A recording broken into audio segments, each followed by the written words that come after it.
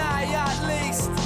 Coachella, he's beating some fella. And are you seeing shot? And it's for sure straight to Silla. Fucked into the back of the Jeep, he falls asleep.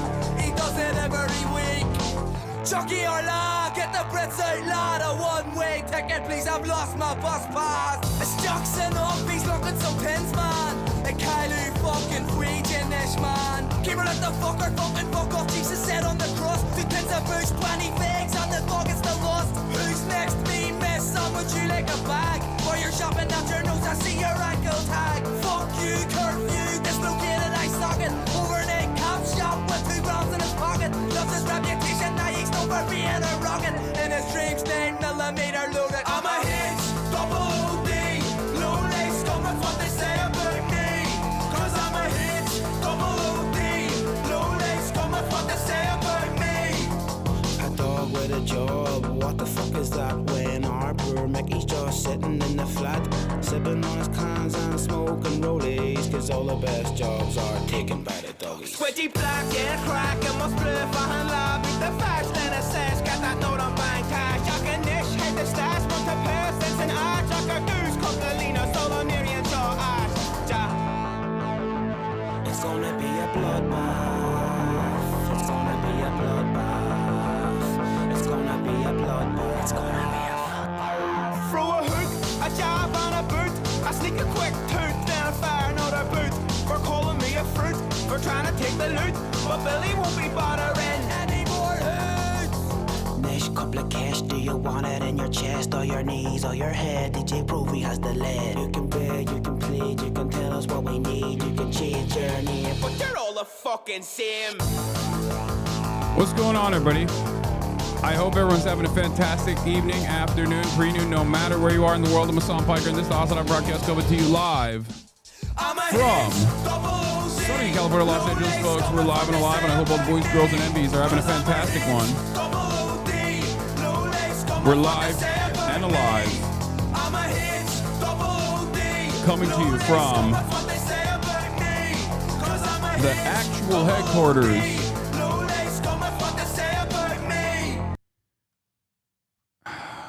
Wow. This is part of the broadcast where I tell you about my personal news, and let me tell you, a lot has taken place in the world of Hasan Hasanabi Piker in between the time period where I press the stop streaming button and press the start streaming button. So help me God, and I will tell you all of it. I will tell you all of it. Hi, Hasanabi. It is with great pleasure that after almost 2 years of an uphill battle, my workers has finalized the finer details of joining a province-wide labor union. It's been a wild fucking ride, and we've had some casualties along the way. But thanks to your inspiration and information, us workers are now in a 100% better position to fight. Thank you, Hasan. Your work is never fruitless. Hell yes, Higsby. Congratulations. Did you meet Lady Gaga? I did not meet Lady Gaga, but let me tell you, ladies and gentlemen,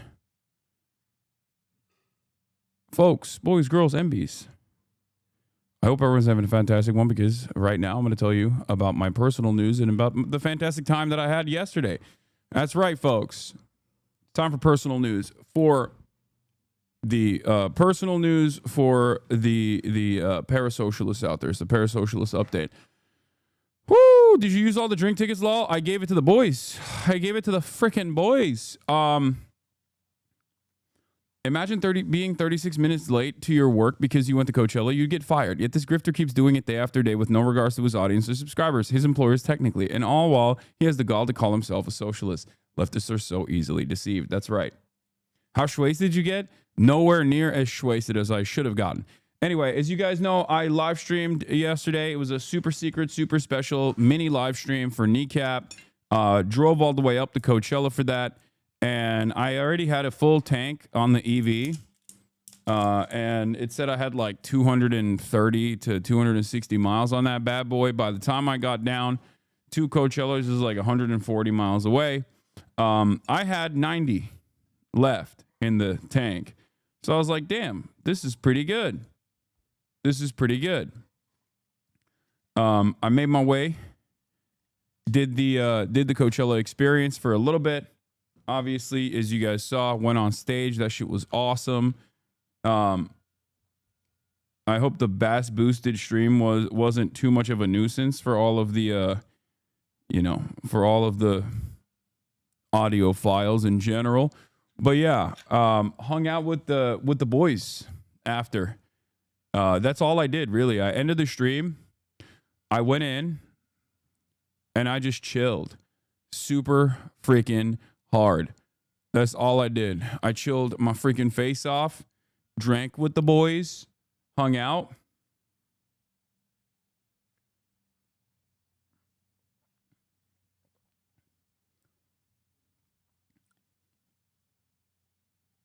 Hung out with the boys. What is this? Wildflex Tanner bragging in the Twitch chat of the guy you bullied midstream? Yeah, okay. Stop with the copy pasta for a second, please.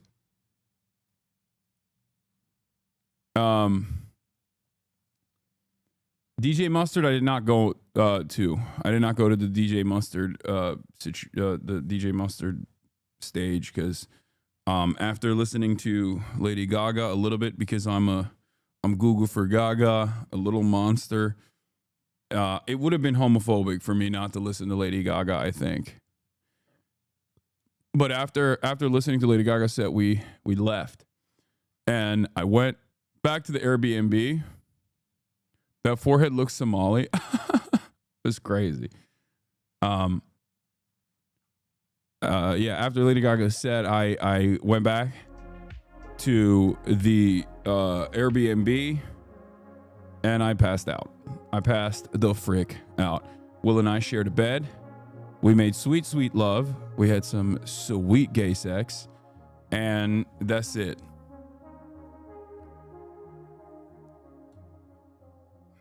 Yeah. Woke up early in the morning at 7 a.m. and ran over to a charging station to charge the whip.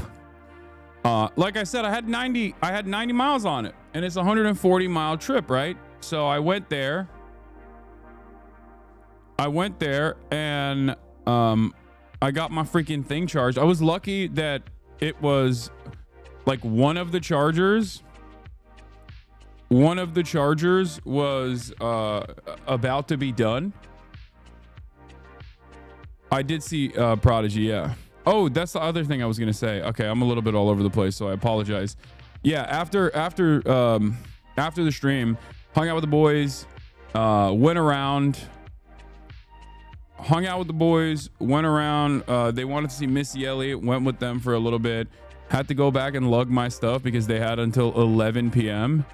They had until 11 p.m. to they had until 11 p.m. to like clear out their stuff from their trailer, and I had put all my stuff in their trailer as well. The boys being Kneecap, yes. And so I just basically lugged all the streaming equipment around, both of the bags, everywhere I went, which definitely I would not recommend. This moment's gonna live rent free for a while. Yeah, this was this aura chat? Was this an aura moment? Like, was I farming aura here? I feel like I was farming aura. Did you do any fun drugs? No, I didn't do any drugs. And I would tell you, like, not even.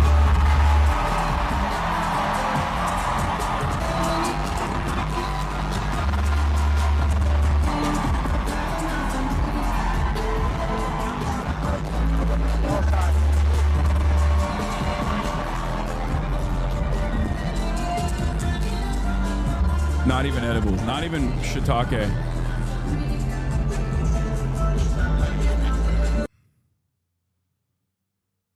I thought you were going to say something that Bernie did. No. You could tell it you were awkward, but it was pretty sick without that context. Okay, shut up. It was, so you look back awkwardly. Okay, let me tell you.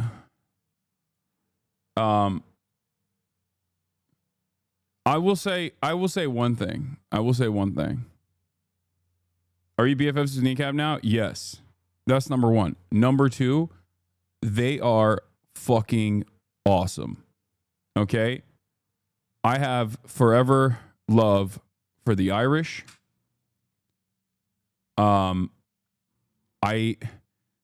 it's not every day where you link up with some new people and they get it. You know what I mean? Because as I always tell you, my expectation is that most people are not going to get it. You know, most people are not going to automatically have anti-capitalist, anti-imperialist perspectives. These boys, on the other hand, they get it. Fantastic. Their whole team is fantastic. Everyone has some experience with radical revolutionary politics. It was amazing. Hasan is a terrorist sympathizer. Hasan, you're such a soy boy. Hasan hates anyone who's not a terrorist. Hasan fans are all terrorists, Chuck Simps. Bunch of low IQ, low life terrorists up in here. Hasan, Dirty Sanchez. Hasan is a terrorist sympathizer. Okay, man. Anyway, but Elgato has a prompter you can attach to a front-facing camera so you can reach out and other things without having to look away from the camera. Yeah, I'm not going to do that. But I'm definitely going. I'm definitely going to Ireland. Gaming streams for everyone. Okay, calm down. Bro's been following since 2019. I know.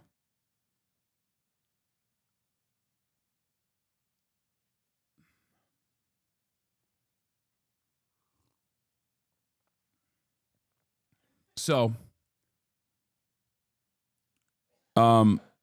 it was amazing. It was actually amazing. They were amazing, and that's all I can say. Honestly, that's all there is to say. Love those guys. They were so much cooler than I thought that they would be. I thought, like, you know, they kind of get it, right? I thought originally they would be like people that kind of get it, you know? No, they get it all the way, if that makes sense. They get it all the way. They're sick.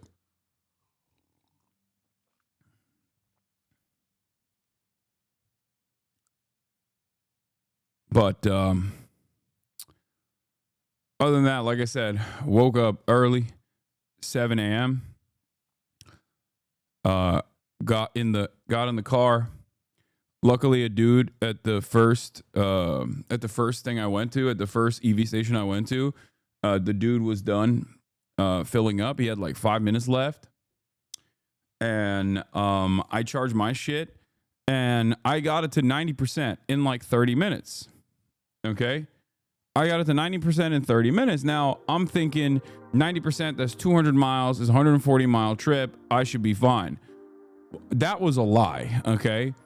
Them shits, them batteries and what they say in those batteries is just fake. What they say in those batteries is totally fake. Okay. The computer lies. Electric cars lie, dude. I mean, it made me so... It definitely worried me a lot. It definitely worried me a lot. Because like I said, I woke up at 7 a.m., charged the car to 90% battery, showing 200 miles on the range for a 140-mile trip. Thought I'd be fine. Barely made it back with 9% battery remaining. First longer distance trip where the EV was scary, not gonna lie. Live soon. Also, Megaphonic said, 9% is plenty. Bro has never road tripped in an EV. Oh my God. Yeah, that's crazy, dude. If I go over 55, my EV will drain quick. Yeah. There was a point where I realized on the highway, because I was flooring it and going over like 100, 110 for an extended period of time, unironically just eats the battery life. Like it just sucks it up. Bro, I literally had like 4 miles left in the battery and I was like 4 miles away. You know what I mean? It was terrifying.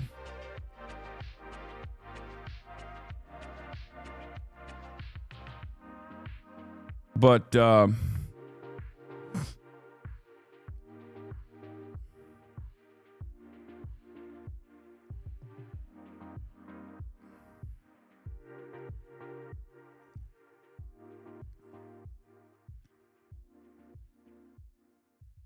Shadows never drove on an American highway. Yeah, and it shows.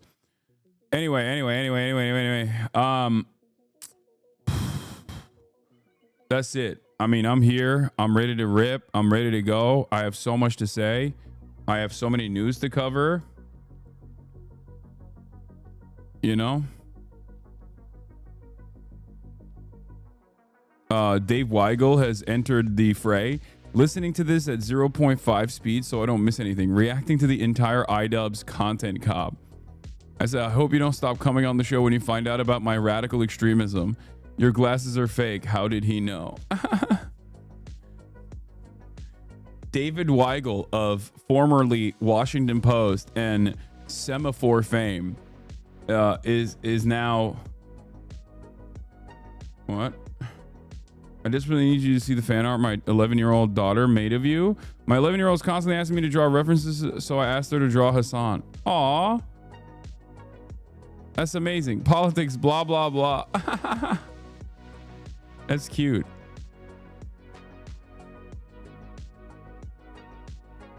That's cute. That's cute. Fave Gaga song live? I don't know. I don't know what my favorite is. You can't pick one. It's crazy. Kneecap, Coachella, recap.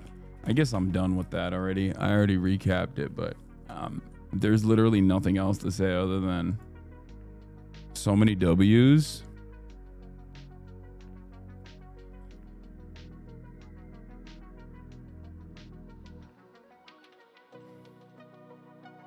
Any Chad Vice plan in the near future? Just re-listen to the last one as top tier. Yeah. Are you still sloshed? Yeah, dude. I drove drunk. What are you, crazy? No, of course I'm not sloshed. Looking extra good yesterday, King. Thank you. Playlist for later. Hell yeah. I just hope that like there was a professional photographer or someone that caught me on stage so I could have like an aura farming photo somewhere. You know what I mean? Because like I didn't realize that it wasn't live streamed at all from the Coachella side. So it's just, you know, or else it's just a shared experience with everyone that was in that tent, and that's it.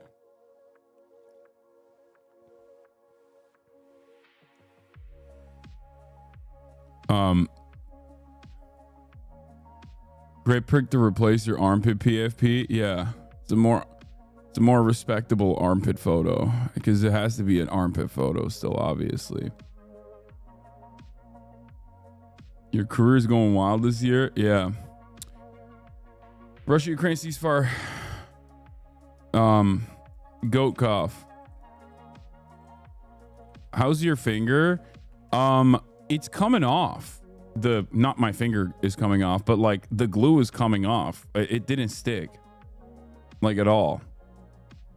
If you want aura, take one of your ass cheeks, kind of full homo, no armpits. What the fuck? Okay, calm down. Okay. Kilmar Garcia. Wrongfully deported. The glue coming off is normal? Oh, really? Still lied about by the state. White House COVID posting.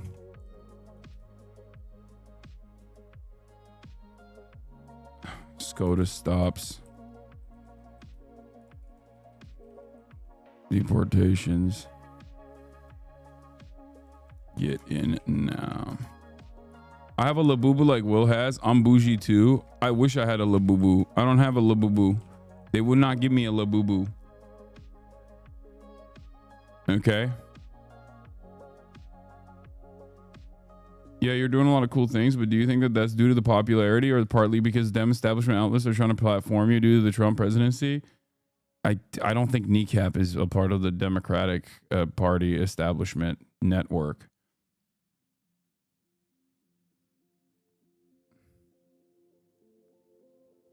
The crowd view of the Palestine shout out. Oh yeah, hold on. Let me blast off real quick and then. Time for a Hong Kong trip for the Lebubu.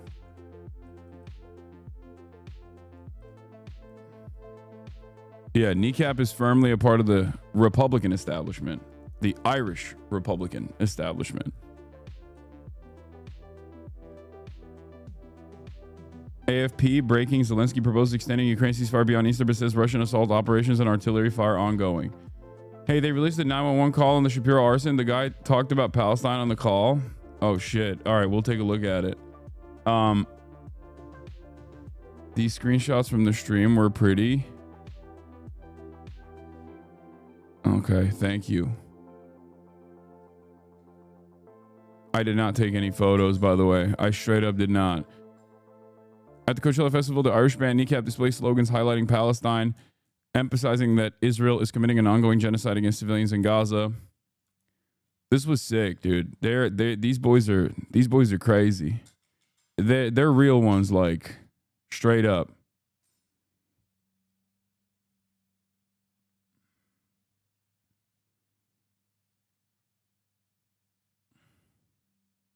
Persecuted at the hands of the Brits, but we were never bombed from the fucking skies with nowhere to go. The Palestinians have nowhere to go. It's their fucking home, and they're bombing them from the skies. If you're not calling it a genocide, what the fuck are you calling it?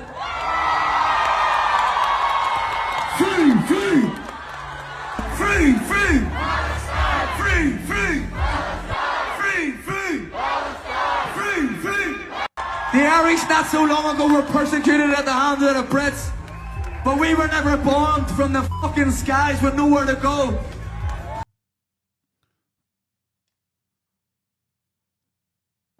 Yeah. Crowd went wild. Libya sent IRA RPGs to fight against British helicopters. They don't forget who supported them. Oh, I know. I know. You had an internet exclusive concert on stream. You gotta flex that forever. Yeah, it was dope. I mean, it was worth it for sure. DJ Prove, actually a teacher before. I asked him. Yeah, he's an Irish teacher. He was a Irish teacher. So that is real. I asked them how much they embellished, and they were like 90% real.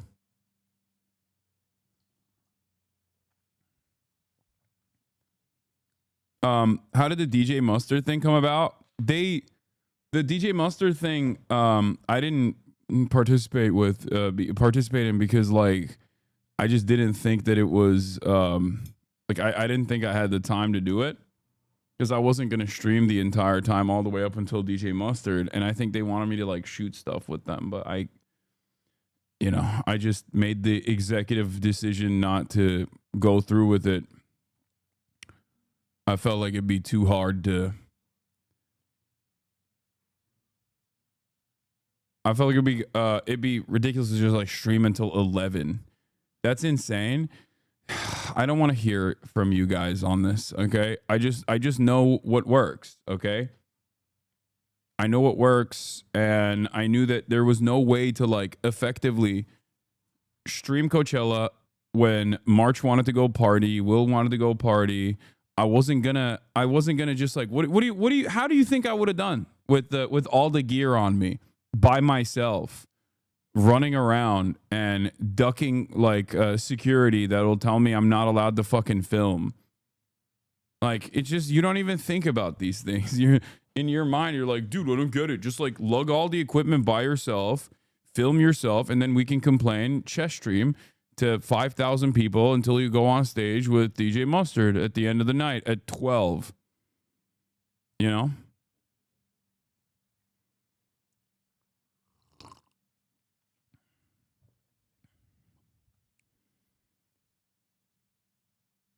Didn't you do that once? Do you feel safe in environments like this where there's so many people? Yeah.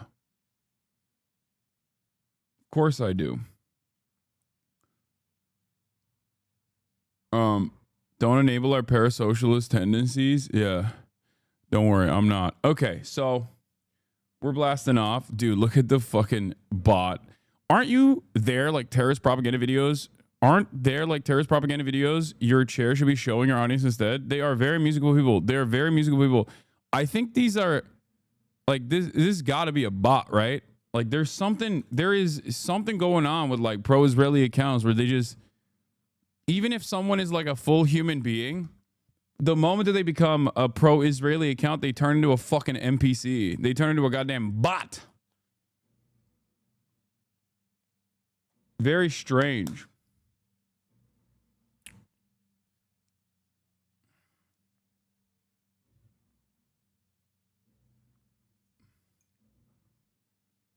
No, she's real. She's a conservative goth I've argued with before. No, I know. Your last video was kind of blowing up. Oh my God. The conservative awakening has begun. Oh my God. This is 500,000 in fucking 21 hours. I didn't even realize.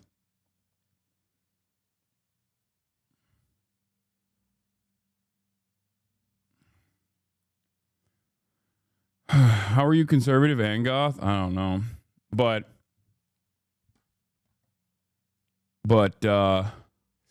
what was I gonna say? Yeah, that's it. That's the. What else did you and Kneecap talk about? What did they think of America? I assume they hate it here. Dude, Kneecap and I almost exclusively talked about politics and foreign policy in general, and you know, anti-imperialism. That's literally all we talked about for 3 hours. It was amazing. Those guys are amazing. They are huge nerds as well.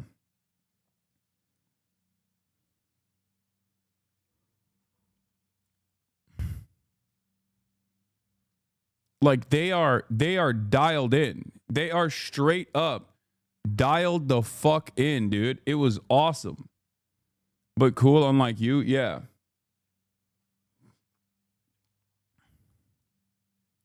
But it was cool because like even before the stream, one of the things that we discussed was they saw me shitting on a chatter that was like, are these guys the EDL? And I was like, that is the worst thing you can say about these guys. Like they are not the EDL. They're the opposite of the EDL or whatever. And they saw that and they loved that. So that's where that's what their like initial interaction was, and then they started watching the stream as well. So they watch the streams. That's a huge percentage of Belfast people, to be fair. That's why I moved here. Yeah, no, it's crazy. It is. They're so sick. They are literally the number one white people like on the planet. Irish people from Ireland, not Irish Americans, okay? Because Irish Americans, we even talked about that as well. Irish Americans sometimes have a tendency to be very conservative. And I think like Irish people from Ireland look at that and they're shocked by how conservative Irish Americans get. But the reality of the matter is like we even talked about that where they're like, yeah, it's because like it's whiteness where within American politics, like once Irish people were accepted as white because they had white skin, even though they like were initially oppressed, it became like they became a part of the in-group. It's just cool. It's cool to watch. It's cool to have a conversation with people that just get it, you know? But yeah, they kept saying, you got to come. And I'm going. Okay. I'm going to the north of Ireland. Not Northern Ireland, but to the north of Ireland. But yeah, they're dope. Asmin hating on you right now. What else is new, man? Oh my God. The sky is blue. Asmin is hating on me. Maybe he should stop hating on me and start loving on me. Okay. Oh no.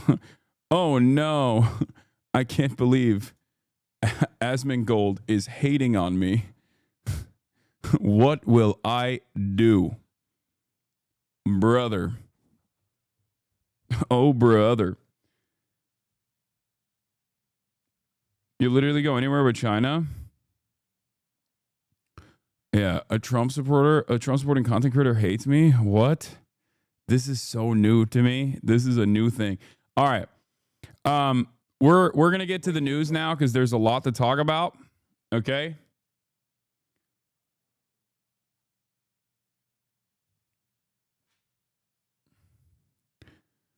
There's a lot to talk about. Obviously, we're going to start off with the Supreme Court of the United States, which once again came out with a decision, this time 7-2, not unanimous, because, you know, that's also concerning in and of itself, demanding the halting of deportations of Venezuelan migrants in Texas. Now, will the Trump administration follow through on this order? What the language looks like within the order. These are things that matter. Now, the reason why I say that is because the previous unanimous decision, the Trump administration used as an opportunity to test the waters of I guess, legalese, saying, well, these guys did not want effectuation, they want facilitation. And if the demand from the Supreme Court is facilitation, we can kind of start the process of facilitation without actually facilitating the return of anyone that is falsely deported. So we'll see. We'll see what happens, but let's take a look for this new decision, and I'll talk about the old decisions as well. Overnight in the immigration battle, the Supreme Court acting on an emergency appeal from the ACLU involving potential new deportation efforts. Our senior White House correspondent, Selena Wang, is live for us in Washington with the latest now. Good morning, Selena. Hey, good morning, Gio. The Trump administration's battle with the courts is rapidly escalating. The Supreme Court is again weighing in on their deportation plans as Senator Chris Van Hollen fights for the release of a man who was mistakenly deported to that notorious prison in El Salvador. Overnight, in a temporary move, the Supreme Court blocking the deportation of Venezuelan migrants held in Texas under the Alien Enemies Act, a centuries-old law that provides little to no due process. The court ruling on an emergency appeal from the ACLU, directing the administration to pause the deportations until further order of this court. The ACLU saying they're relieved and that these men were in imminent danger of spending their lives in a horrific foreign prison without ever having had the chance to go to court. This comes amid the showdown over Kilmar Abrego Garcia, a migrant who was mistakenly deported to the infamous SECOT prison in El Salvador. Senator Chris Van Hollen arriving back in the U.S., recounting their face-to-face meeting. He was traumatized by being at SECOT and fearful of many of the prisoners in other cell blocks.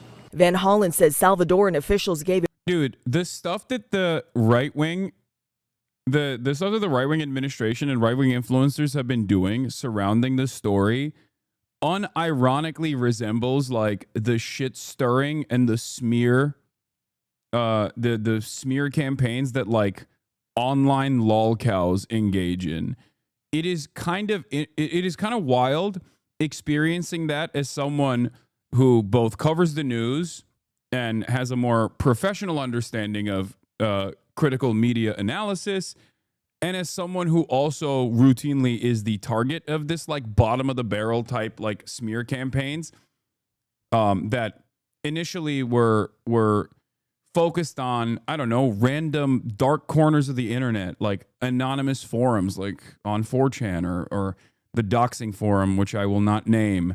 And now because of Twitter, because of the Twitter purchase by Elon Musk and the 4chanification of Twitter, that has totally made the American government behave in the exact same way.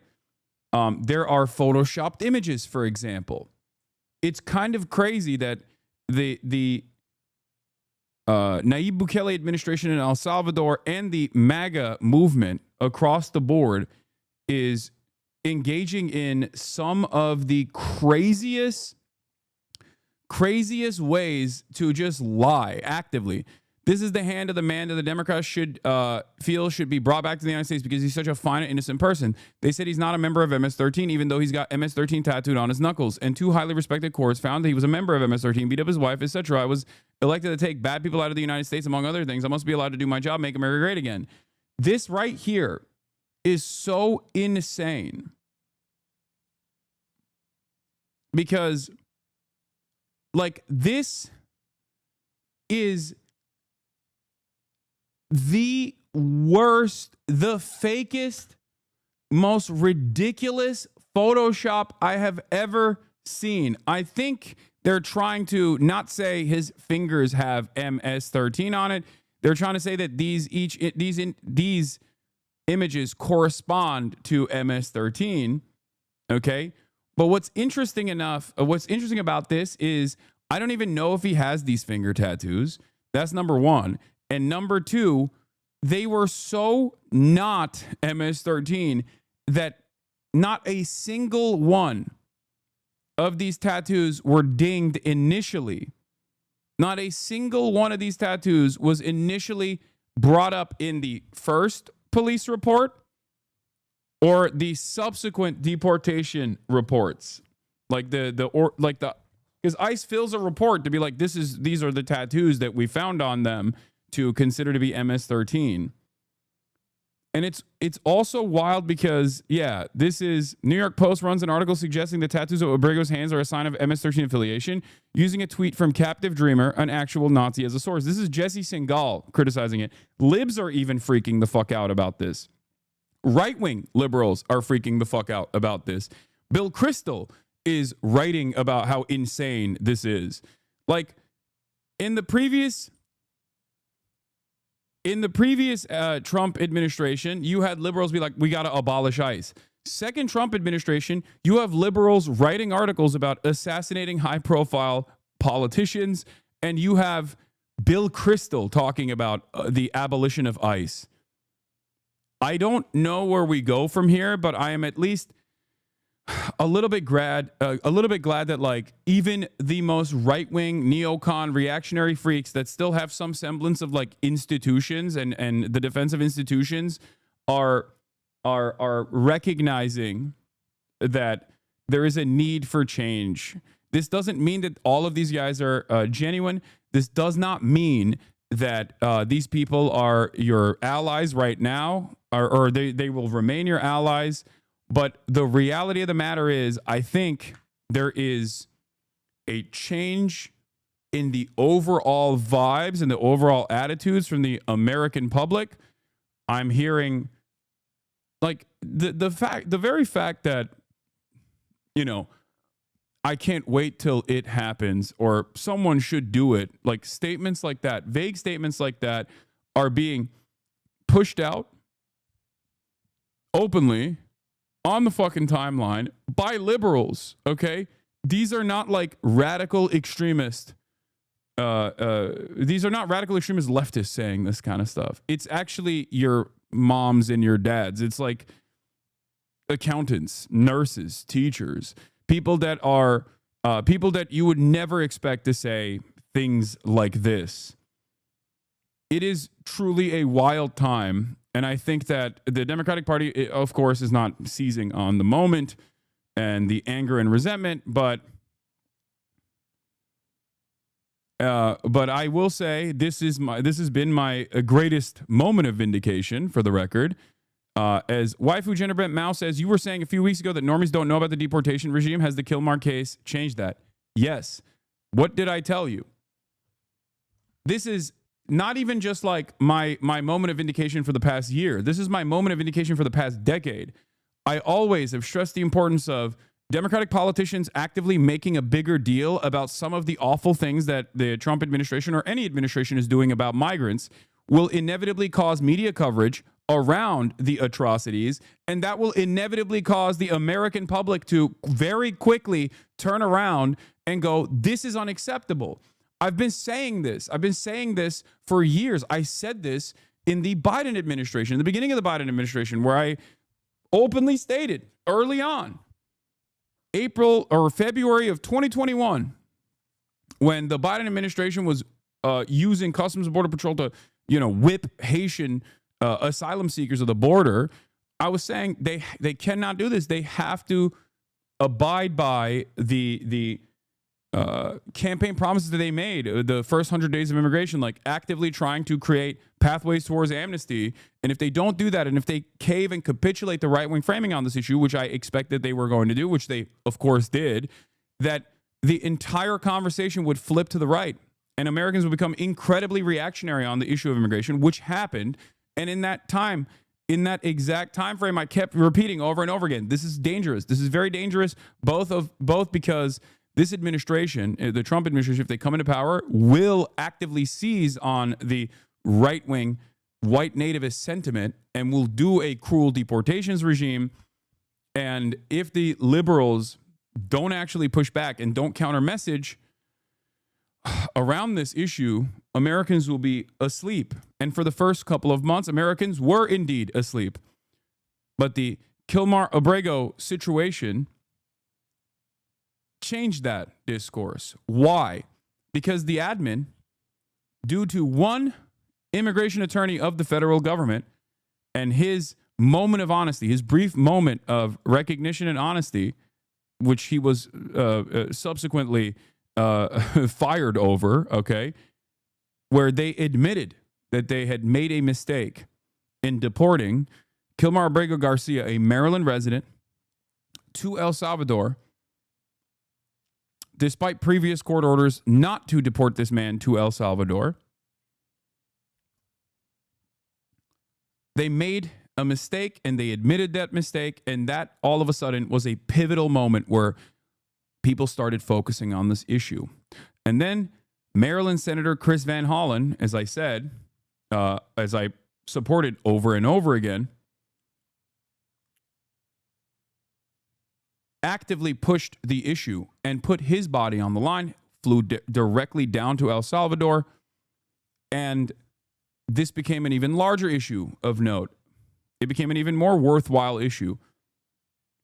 More media coverage around it, more attention being put on the Trump administration's erosion of due process, more focus around deportations and unjustifiable deportations in general.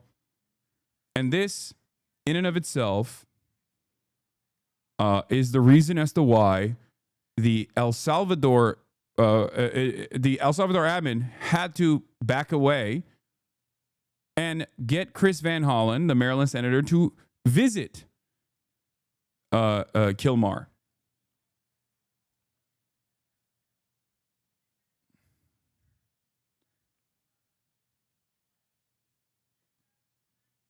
I'm telling you right now, no, they didn't admit they were wrong. One of their lawyers did and was promptly fired for doing so. No, what do you mean? That's what I said.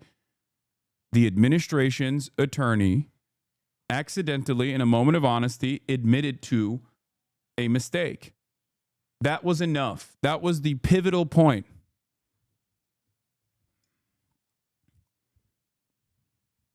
Do you understand? For years and years, I have been screaming from the mountaintops about Democrats doing exactly what Van Hollen should have been doing, okay? Or what Van Hollen has done. Make this an issue that people have to pay attention to. And the first moment that they seized on that opportunity, we are seeing changes occur.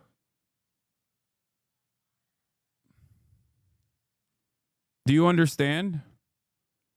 This is why I always stress the importance. This is why I always stress the importance of working with the allies we have that are in positions of power. Because Senator Chris Van Hollen is not, one of my favorite senators at all. He is not close to me ideologically at all. But he did the right thing in the right moment. He actually moved beyond platitudes. Okay? He moved beyond platitudes. And he forced people to pay attention. Because when you're a senator, you have this power. You have a bully pulpit, maybe not as vast and as large and as influential as the presidential one, but you still have a soapbox that you can utilize like this, especially if you personally go out there Now, this doesn't mean that magically the situation will improve overnight. That's not what I'm saying at all. Okay? This is not going to magically change the deportation regime. And as I have said, they are actively, the Trump administration is actively moving to disparage Manuel Kilmar, or Kilmar Garcia, sorry, in more dramatic ways, in more ridiculous ways. But this is a pivotal moment. This is a attitude shift. Trust me when I say this. Okay? Trust me when I say this. It's just beginning. And more people within the margins are going to, more and more people within the margins are going to change their perspective on this issue. They're going to come out and speak out against this. I promise. Especially since, where is it? This very moment right here is a pivotal one because it shows everyone that has been protesting that your anger and your protests do matter, that Democrats taking a principled stance matters. As I've said, they want to make SCOTUS the place where dissidents disappear without due process. We cannot let this happen. This is the first small battle in a much larger fight. Okay? Asman already falling for the tattoos hard. Dude, brother, when will you understand? He is a right-wing fascism mouthpiece, okay? The fact that he doesn't personally care about right-wing bullshit does not change that dynamic. He's not falling for anything. He's just spitting out and regurgitating right-wing propaganda. That's all it is. His goal here, for his personal goals, his personal ambition is clout and relevance. Not money, but just simply relevance. Okay? And he's getting quite a bit of that. He's getting a lot of love and he's getting a lot of relevance right now. But the way to achieve that is by just repeating whatever the right-wing dumbfucks want to hear. Okay?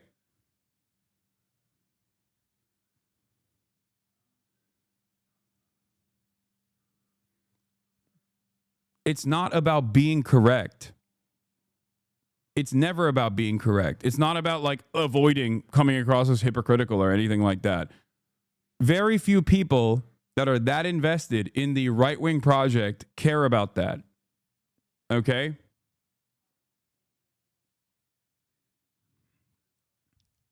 He simply cares about regurgitating right-wing propaganda because that offers him clicks, relevance, and a lot of love from an audience that wants this bottom-of-the-barrel right-wing propaganda,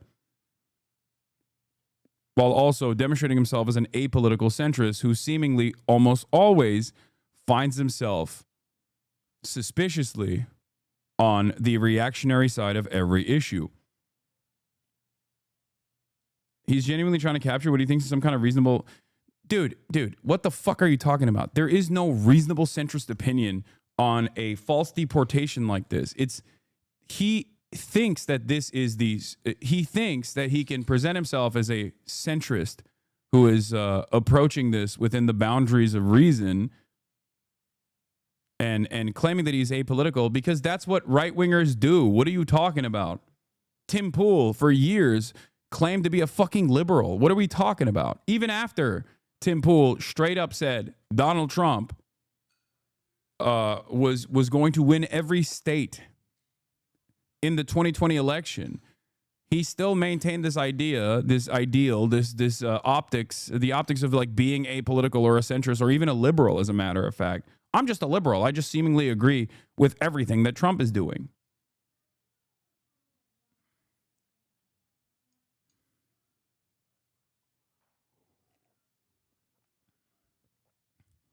Please stop. It's just marketing. Some of you fall for the marketing pretty aggressively, I think. Abrego Garcia, no information about why he was sent to the prison. I asked the vice president exactly that question. You know, why is he here? Is he violating any laws in El Salvador? Does he Do you have any proof that he's committed a crime? No. Why is he here? Because the Trump administration is paying us to keep him here. President Trump lashing out at Van Hollen's trip. I think you're talking about Dave Rubin and not Tim Pool. No, I'm talking about Tim Pool, but Dave Rubin is another example of this. When the I'm a centrist thing, when the I'm a centrist that's simply looking at this from a reasonable position shtick dries up, when that position dries up, they inevitably swing actively to the right. They will openly recognize that they're right wing, to the surprise of nobody. Okay, but it's the same fucking grift. I've been doing this for 10 years. Do you know how many fucking centrists I've seen? Jordan B. Peterson. Jordan Peterson was supposed to be a centrist, a liberal, Canadian, right? What happened? Look at where he's at now. Bill Maher, supposedly the centrist liberal. These guys have always done the same thing, and people keep falling for it over and over again. It's so shocking to me. No, look, he's a fake. I know him. I know them all. They're all fake. And they have no interest in that prisoner. That prisoner's record is unbelievably bad. The Trump administration insists Abrego Garcia is a violent gang member. Yeah, okay. And I'm going to tell you some of the most insane things that these guys have done, both Nayib Bukele and also the Trump administration has done so far to lie about this dude, okay? He's a first-year smart apprentice, okay? Sheet metal and transportation worker apprentice, okay? Like, this dude is a union member. He's a union brother. He has an American citizen wife and an American citizen son with special needs. And the way that they are disparaging him in an effort to justify this deportation is instructive, because they want to be able to get away with swaying the public opinion at a time when there is finally some pushback. They also don't want to show that they will cave and capitulate to any kind of pushback, no matter what. Has the union made a statement on this? Yes, the union has made plenty of statements on this, of course. His union was one of the first organizations that came out with a public statement.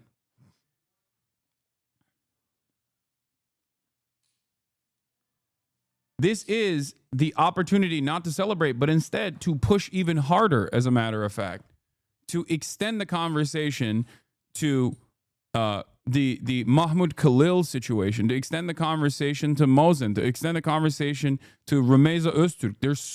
There are so many that are also being detained right now falsely, illegally, for a violation that the government is engaging in, an egregious violation that the government is engaging in, that is a direct violation of the First Amendment, the most important one.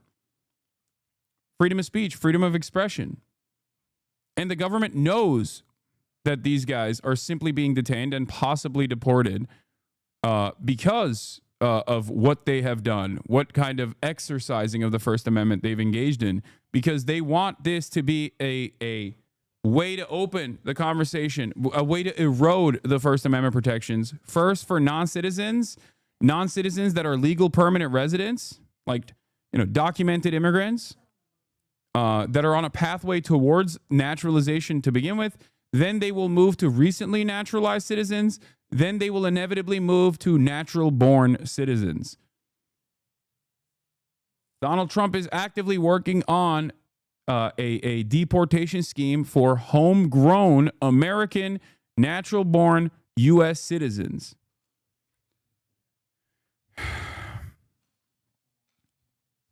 I'm telling you right now, this is where it is headed. I have not been wrong so far, so heed my warnings. Okay? A lot of people are still kind of oblivious to the grand scheme here, the larger goals of this administration.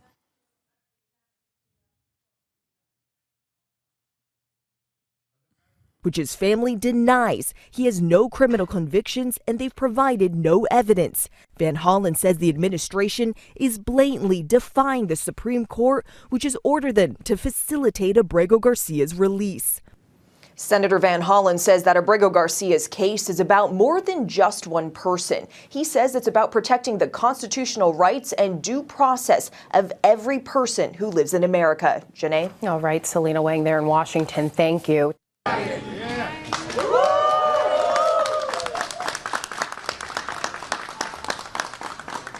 I do need you to understand something here, okay? So Chris Van Hollen did this thing, and it saw some success. And as is the case, I will give you an analog from like petty grievances that online influencers that love drama and the smear campaigns that they engage in to help you develop a better understanding of how devolved the current administration actually is, because they're doing similar 4chan tactics here. Okay? One thing that you always see is whenever someone like myself does something cool or whatever, the usual suspects will come out and immediately start a campaign to fucking smear me. One of those was this one, ironically enough, when the content cop came out with iDubbbz. What did these guys do? They fucking found like a tweet that I don't even remember tweeting about Diddy and deleted, I don't even know when, okay, to claim that I had purchased the redactive software and deleted this like Diddy tweet or something. It was a major self-own in general, and obviously a lot of people dunked on them. It's also additionally funny because the guy who owns the fucking Zionist, who owns the software, this privacy software, has quite literally gotten $1.5 million from P. Diddy. Ethan even shared it too. Yeah, they're fucking insane. Nobody cares about this, okay? Now, the point I'm trying to make here is not what happened here. The point I'm trying to make is that like this kind of low-hanging fruit, like this kind of like ridiculous smear, okay? This kind of fucking ridiculous smear in and of itself is something that you normally wouldn't expect from any sort of serious administration. It reeks of desperation, okay? It reeks of desperation. When you recognize that you're losing the battle, you're just looking for anything you can to disparage the people involved, okay? Even if you're, I mean, you behave like a fucking online degenerate stalker, and that's what the administration is doing with the tattoo thing, or that's what Nayib Bukele did. Okay, with this, hold on. This right here was the Bukele administration's attempt, where they placed these fucking glasses with salt on the brim and a cherry to make it seem like he was sipping margaritas with Senator Van Hollen. Okay? Like, that is such low effort, such bottom of the barrel clown shit. Okay? Like, that was the first attempt. That was the first attempt to be like, see, he's having a great time. And you can see in his fake fucking face, he's not having a great time. Like, look at him. Does this look like the face of a man who's having a fucking great time? I mean, they bring up an old tweet. I don't think they want to go ban on past controversies law. No, don't focus on the shit that Dan Saltman is doing, even though he is like, infinitely closer to P. Diddy than I ever have been. I don't know why he even brought that angle of attack personally. But like, the real point is I'm using that as an analog. I'm saying that these guys are behaving like fucking 4chan trolls. That's the point. The administration is behaving like a rabid sociopathic 4chan troll who never leaves the fucking basement. We are literally devolving as a society. Then they moved on. They moved on from the drinks to his tattoos. Or they turned around and showed a point from this conversation where Chris Van Hollen looks behind, thinking that Kilmar's wife is to his right instead of his left. They literally fucking zoomed in on it. They zoomed in on it to be like, he doesn't even know who Kilmar's wife is. Like, that was insane. Like, the shit that these guys are doing right now, is so fucking deranged. They're trying to belittle Chris Van Hollen for the attempts and his achievement in this regard. And they're reaching for some of the most desperate shit they possibly can. Most of it is irrelevant to the point of contention, of course, but it's a way to basically engage in a war of attrition. It's very effective. No, it's not. It's only effective if you find yourself duped by any number of different things and you don't focus up on the main problem. And the media, luckily, has not caved into this, okay? The media hasn't thus far given into this.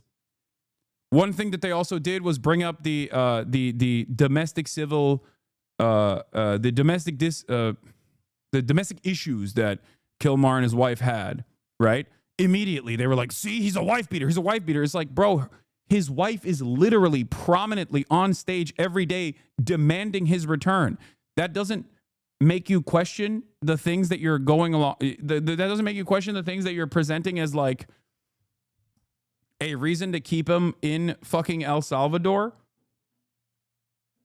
Not only did she file for a temporary restraining order, she never actually fulfilled the restraining order in any way. She never actually fulfilled the restraining order at all. She also had to give quotes to Newsweek about this, where she had to be like, "Listen, wait, I was really worried and you know, I guess quote unquote jumped the gun when I filed for this out of caution because of my previous relationship that was abusive, and we worked through our problems."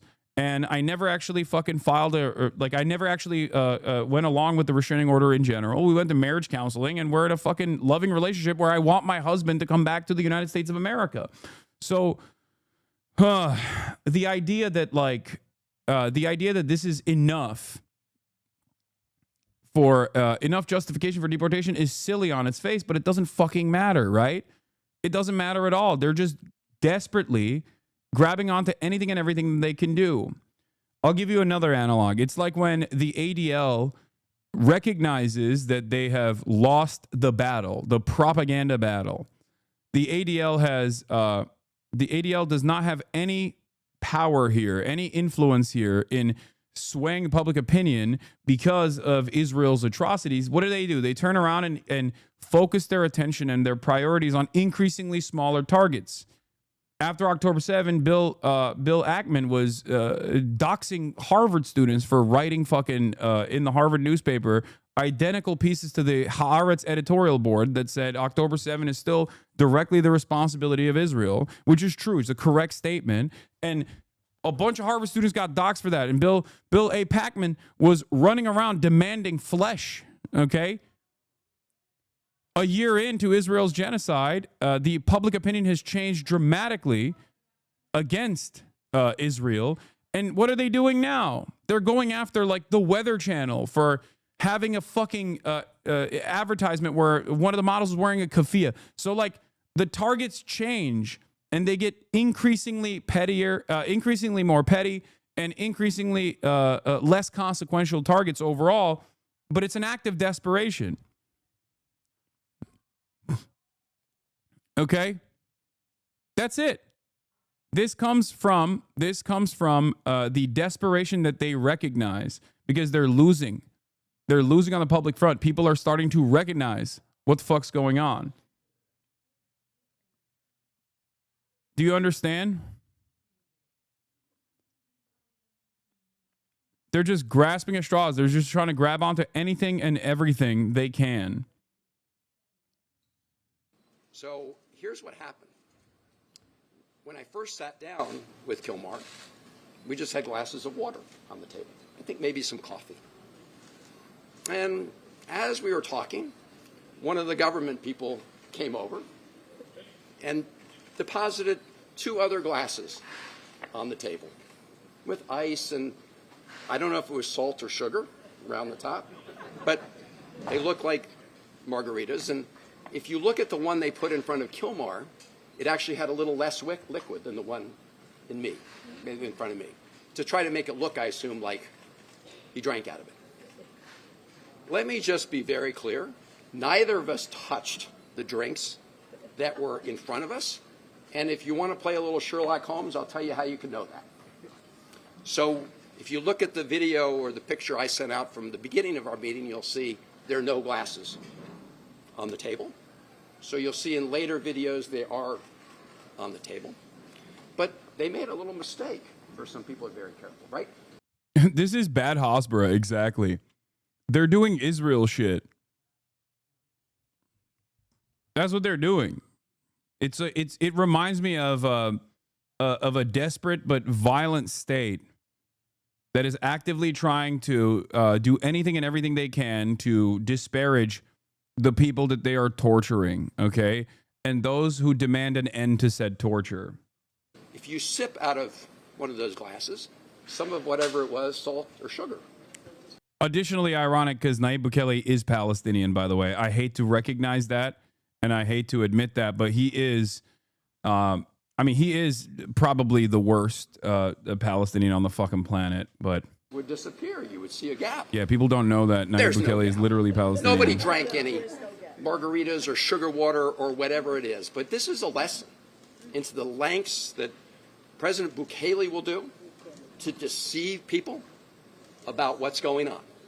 And it's also shows the lengths that the Trump administration and the president will go to, because when he was asked about a reporter about this, he just went along for the ride. So the White House and the president had been lying about this case from the beginning, from the Supreme Court to the...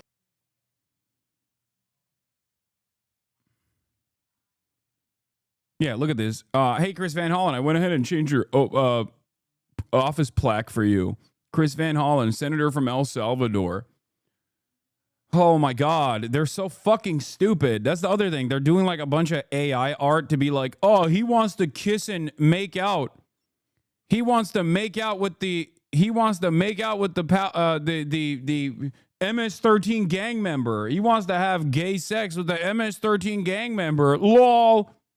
And these are like 65-year-old, 75-year-old adults, okay? No self-respect, no decency whatsoever. Oh, we're epically owning these people. Si se puede, si se puede. El pueblo unido jamás será vencido. El pueblo unido jamás será vencido. It's good to be home. Now we need to end the illegal abduction of Kilmar Arbego Garcia and bring him home too. We're joined by his wife, Jennifer, by his mother, Cecilia, by his brother, Cesar, and thank all of the rest of you who are joining us in solidarity with the Constitution and Kilmar.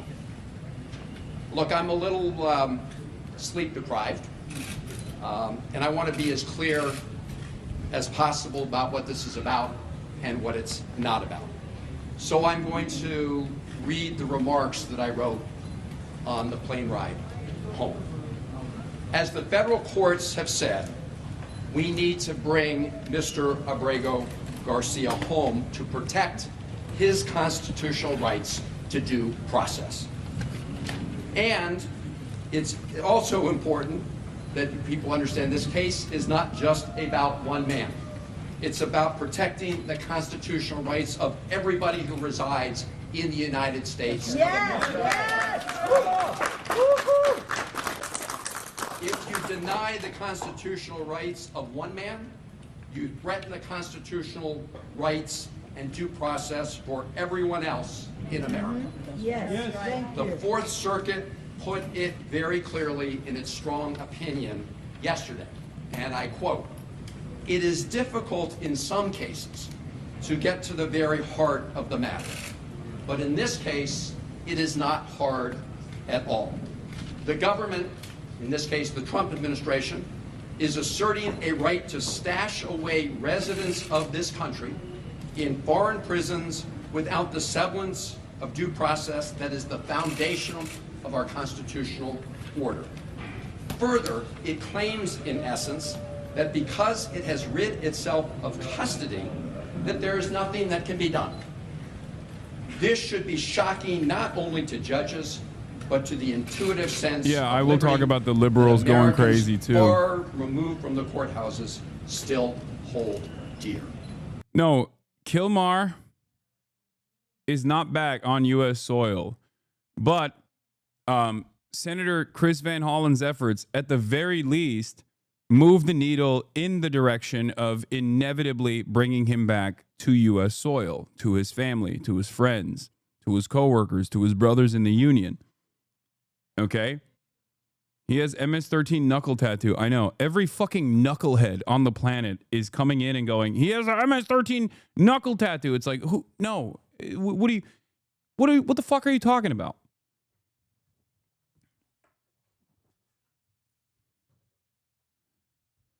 He's outside CCOT now. He's in another prison that's less insane. You want to know something that is hilarious about the knuckle tattoo situation? The fucking ICE agents, if he truly had knuckle tattoos initially that suggested MS-13 gang affiliation, would have put that in the report. That's it. They wouldn't have run around for the past week or so. The defenders of this deportation regime wouldn't have been running around being like, well, he's wearing a Chicago Bulls hat, even though he lived in Maryland. Clearly, he's MS-13. They would have started off with that, don't you think? It was never even on any of the fucking, it was never even presented as evidence. MS-13 is super tatted up. Okay? If you're MS-13, you're tatted up. People don't necessarily hide that they're MS-13 affiliated. Okay? The idea that, like, the Department of Homeland Security failed the precursory analysis of his tattoos for multiple years at this point, only to recognize them after the administration openly admitted that they wrongfully deported this man to El Salvador, after a previous immigration court judge said that he specifically is not MS-13 and is in threat. He is under threat by MS-13. If he were to be deported to El Salvador, he would most likely get killed. The idea that, like, all of those things happen, but magically now he has MS-13 knuckle tattoos is fucking ridiculous. Also, guess what, dude? Due process. This is why due process is a necessity.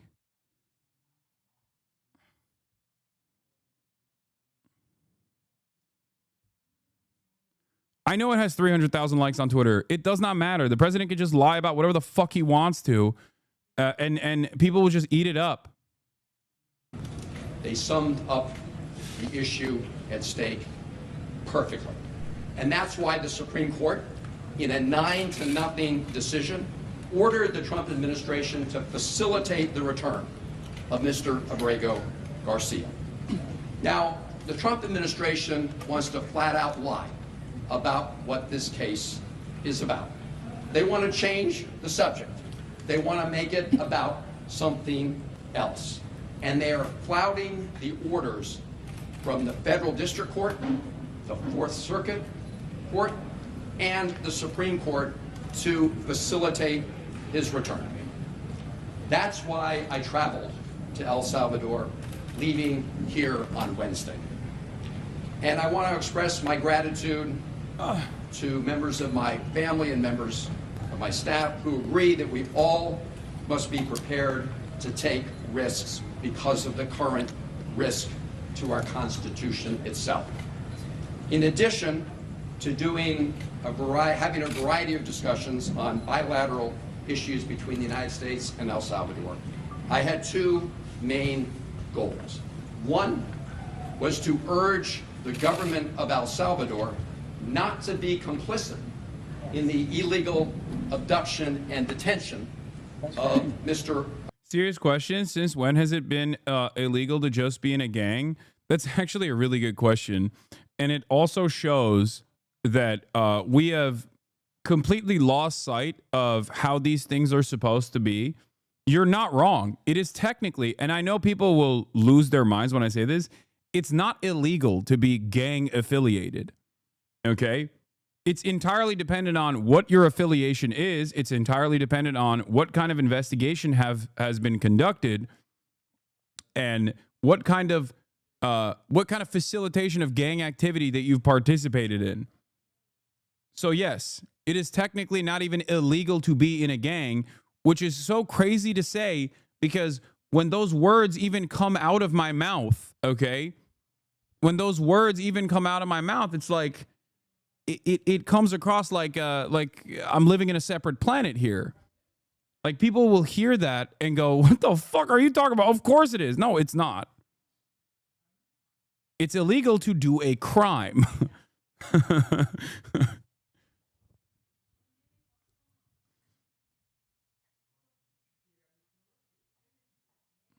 It's kind of a goofy point, to be fair. It's not. It's not even a goofy point. It's actually a very serious point. And the larger consideration here is how far we've moved the needle away from like what due process used to look like, and what the criminal justice system used to look like. Now, this is just for the United States of America, okay? And considering that there is now a vague terrorism designation for the MS-13 gang and Tren de Aragua, it doesn't even fucking matter, obviously, especially because these are deportation proceedings. So there is a lower bar to clear. But the government has even lowered that bar further by claiming everyone is a fucking terrorist without any due process whatsoever. So, we've... If initially the argument was like, well, hold up, you could just say anyone and everyone is a gang member if you think that that's appropriate for any kind of criminal proceeding, you're wrong. To the government can say whoever they want is a terrorist, and there is no investigation in that process. There's no due process whatsoever, and they can just deport you. It is insane. Abrego Garcia, and to release him. I made that request directly to the Vice President of El Salvador. The president was out of country at the time, and I had previously reported on that conversation. My principal mission was to meet with Kilmar Abrego Garcia. I told his wife... Yes, Hell's Angels would be a great example of this, except the Trump administration likes Hell's Angels. They consider them to be a white gang. That's why the Trump movement in general will always be like, Hell's Angels are going to go to battle. They fantasize about the Hell's Angels like protecting America, not realizing that half the fucking Hell's Angels are also Latino. But that's besides the point. And they're not white at all. And they consider Hell's Angels to be an American gang, an honorable gang, a gang that's going to fight against Tren de Aragua. That's the fantasy. Remember when they were hallucinating about, Aldem Gönderdim when they were hallucinating about the fucking the Aurora, Colorado apartment complex situation, claiming that Tren de Aragua had overtaken a apartment complex. They were fantasizing about gelir gelmez yapmaya başlarsan iyi olur. They were fantasizing about how Hell's Angels are moving into Aurora, Colorado to fight the fucking Tren de Aragua gangs.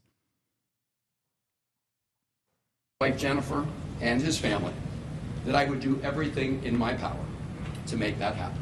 Yeah, look. And last night, fact check, video does not show Hell's Angels riding to Colorado in August 2024. 8:45 p.m. here on the East Coast. I called Hell's Angels on their way to Aurora, Colorado to help clean up the apartments being invaded by illegals from Valenzuela. Valenzuela, baby. Raise hell. Praise Dale.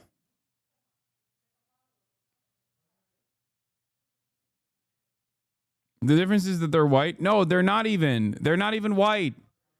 They're not even fucking white. Called Jennifer to tell her that I had met with Kilmar.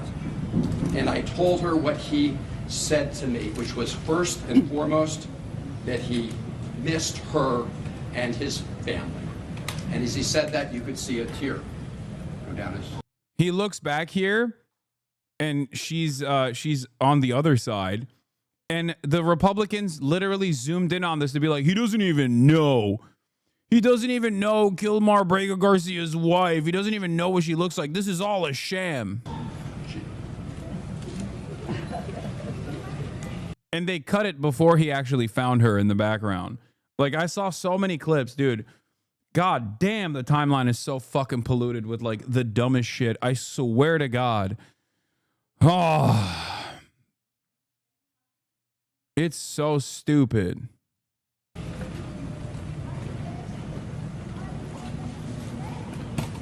Now, getting a meeting with Kilmar was not easy. On Wednesday, I met with the Vice President of El Salvador and asked if I could meet with him. The answer was no. I asked if I returned the following week whether I could meet with him. The answer was no. I asked if I could call him on the phone. The answer was no. I asked if his wife Jennifer could call him on the phone. The answer was no. No to his wife, no to his mother, no to his lawyer. Please let this go. He is a gang member, not a U.S. citizen. Move on to better things like Free Luigi the American. Wait, what? Why did the inner city press say he moved to Santa Ana? Please let this go. He is not a citizen. There are bigger things to fight for. For example, fight for justice for Luigi, not an illegal gang member.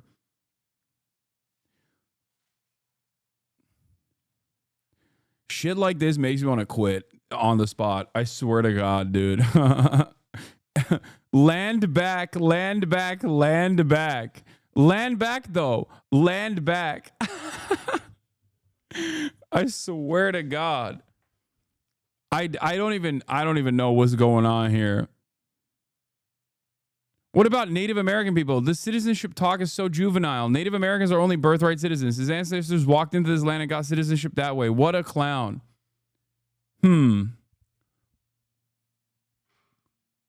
Chatter.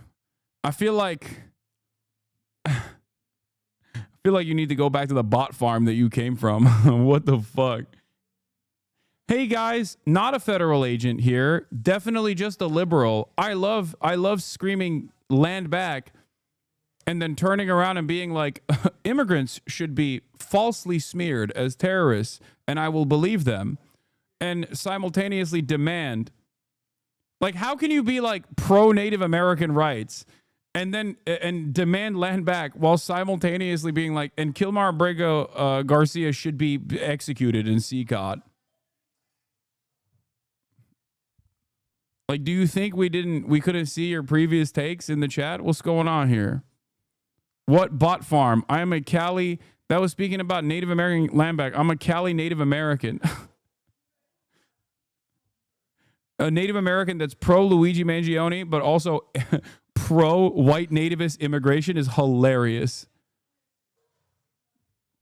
Okay, well then you are perhaps the dumbest person. If you're not, me assuming that you're a federal agent here was actually in your favor. I thought that you had, something going on up here, and it wasn't just like a bunch of quarters, nickels, and dimes just rattling off in there in a tin can. White nativist, Native American is hilarious. It feels like a bit.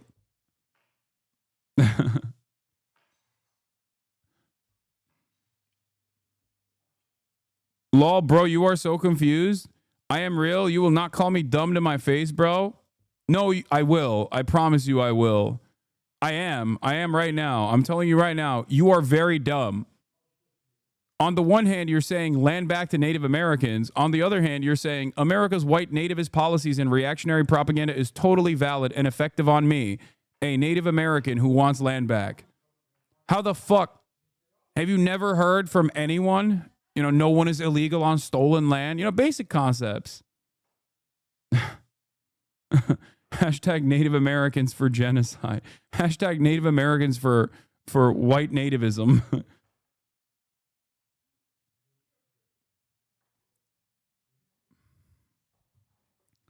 This has to be a bit.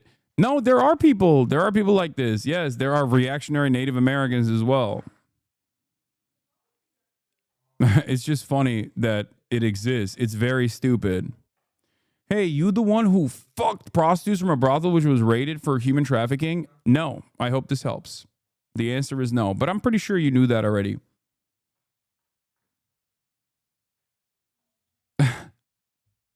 But thank you. Thank you for asking. I assume now that you know the truth, you will go, oh, my bad. Perhaps.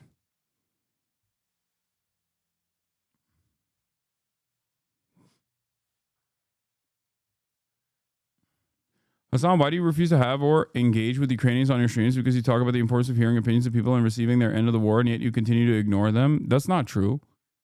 The fuck?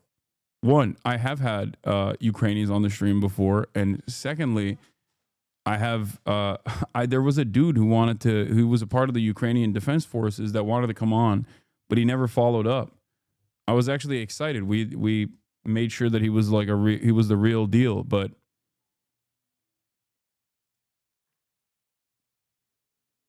yeah, of course I would have I would have Ukrainians on the stream. Why wouldn't I? The fuck?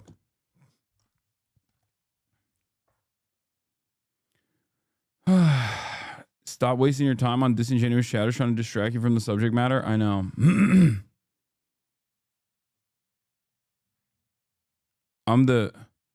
Yeah. I wanted to have the #1 lover of Ukraine on the stream. His name is Ryan Ruth. Free Ryan Ruth, the political prisoner. So the following day, which was yesterday, I decided to give it another try by driving to SCOTUS.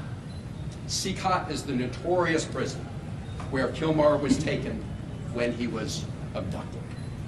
I was accompanied by a lawyer for Kilmar's wife Jennifer and mother Cecilia, Chris Newsom. You can find me on Twitter, dude. I barely discovered you, law. Okay, well, you're still stupid. I'm sorry. If you literally are eating away, if you are personally a Native American with multiple fucking degrees you're failing to comprehend why I'm calling you stupid. I'm saying your position is stupid, okay?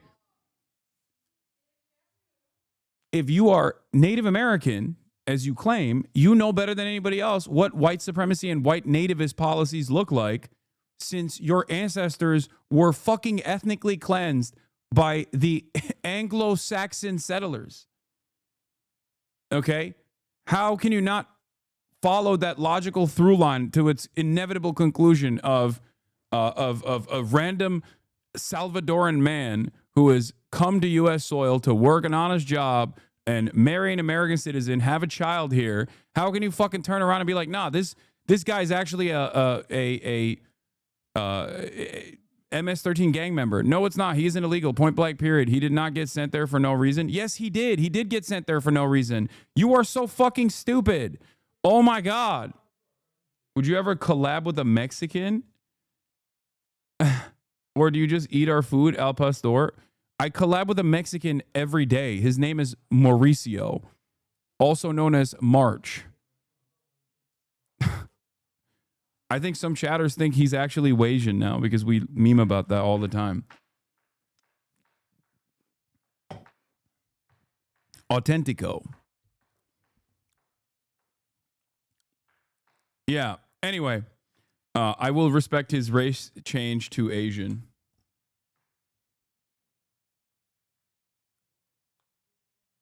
Anyway, stop giving your Twitter out. Oh my God, you're too stupid to understand how the internet works, I think. Listen, chatter.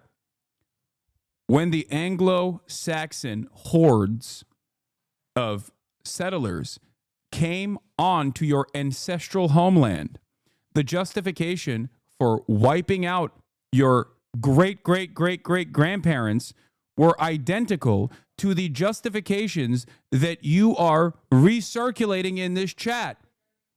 That this person has no right to be here. This person is violent. This person has done violence. He's a gang member. It is a modernized version of the manifest destiny white nativist arguments made. This is the tragic irony that you fail to comprehend. This is why I'm calling you stupid. If you're actually a Native American who is eating the white nativist anti-immigrant propaganda, you're a little dumb. I'm sorry.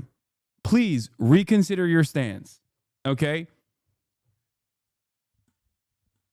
The very same people, the very same groups, and the very same ideology that called your ancestors savages that must be purged from this land that will belong to the Anglo-Saxon Protestants are the very same fucking groups now saying the exact same thing. It's the same ideology.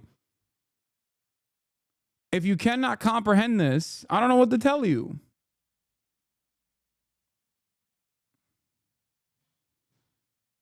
This is the point, okay?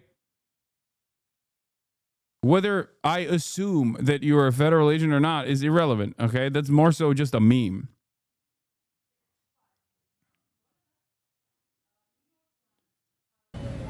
About 3 kilometers outside of SCOTUS, we were pulled over by soldiers. And it is not just Kilmar Abrego Garcia that is falsely deported. The reason why we are talking about Kilmar Abrego Garcia is because out of the 90% of all people that have been deported to CCOT thus far that have no criminal record whatsoever, he was the only one that the federal government accidentally admitted a mistaken deportation on. He literally said, or the federal government's immigration attorney accidentally revealed in a moment of honesty that they had fucked up. That's it. That is why this is a story. The reason why this is a story, despite the fact that it is simply the tip of the iceberg, okay? The reason why this is a story, in spite of the fact that it's only the tip of the iceberg, is because of that reason. Because it's such an obvious error, and it's so cruel and so uniquely unjustifiable that even Democrats are basically fucking running on with this and actively campaigning against it. No, lol, teach me. I don't know the internet like that. My bad. I'm a regular person, and I do not think you can comprehend that gang life in Mexico and El Salvador is really bad. I'm against human trafficking, etc. How did he get here? I did not see this was an accident. Where is that? I mean, I've been covering it nonstop. Maybe if you stop chirping in the chat and just listen to what I was saying, you would understand that this person not only was mistakenly sent to El Salvador, the federal government openly admitted that that was a mistake that they sent to El Salvador, which is precisely the reason why this is actually an active conversation that's taking place right now with Senator Chris Van Hollen going all the way down to El Salvador to try to at least get proof of life, which he successfully did. Stop believing the lies that the government tells you. Oh my God. Every single person that's like, I'm the biggest skeptic, I think all politicians lie to you, eat up the fucking anti-immigrant propaganda, hook, line, and sinker. It is shocking, okay? It is shocking how little healthy skepticism they demonstrate against certain narratives that correspond to the ideology that's baked into their minds. White supremacy, white nativism, despite being a Native American, apparently. You could see the rest of the traffic was allowed to go by. We were pulled over by soldiers and told that we were not allowed to proceed any farther. When I asked why, I was told that they had orders not to allow us to go any further. Yeah, add insult to injury. Him being originally from El Salvador means that he also has indigenous roots. This is part of the reason why the government is like actively fucking using him part of the reason why the government nabbed him from the streets, okay? His indigenous roots come in the form of his brown skin, which ironically is part of the reason why the ICE Gestapo agents fucking nabbed him off the street, okay? Not because he was a threat to anybody, but simply for that reason. So being a native yourself, you should probably understand that better than anybody else. Holy fuck. When I asked them if they knew anything about the condition of Mr. Abrego Garcia, they said no. And so much later in the afternoon, I was actually getting ready to catch a plane out of San Salvador back here later yesterday evening. And all of a sudden, I got word that I would be allowed to meet with Kilmar Abrego Garcia. And they I don't have much knowledge about Bukele, but he seems to be quite popular within El Salvador. Why do we have a problem with him? Genuinely curious. I'm not very knowledgeable about the issue. He is very popular in El Salvador, at least for now. Okay? But you know who's very popular despite being a belligerent right-wing monster? Donald Trump. His popularity has only seemingly started to wane as of the last month or so, even though he's done like horrible things, and that's barely put a dent in his popularity, his approval ratings, as opposed to his first term. That's it.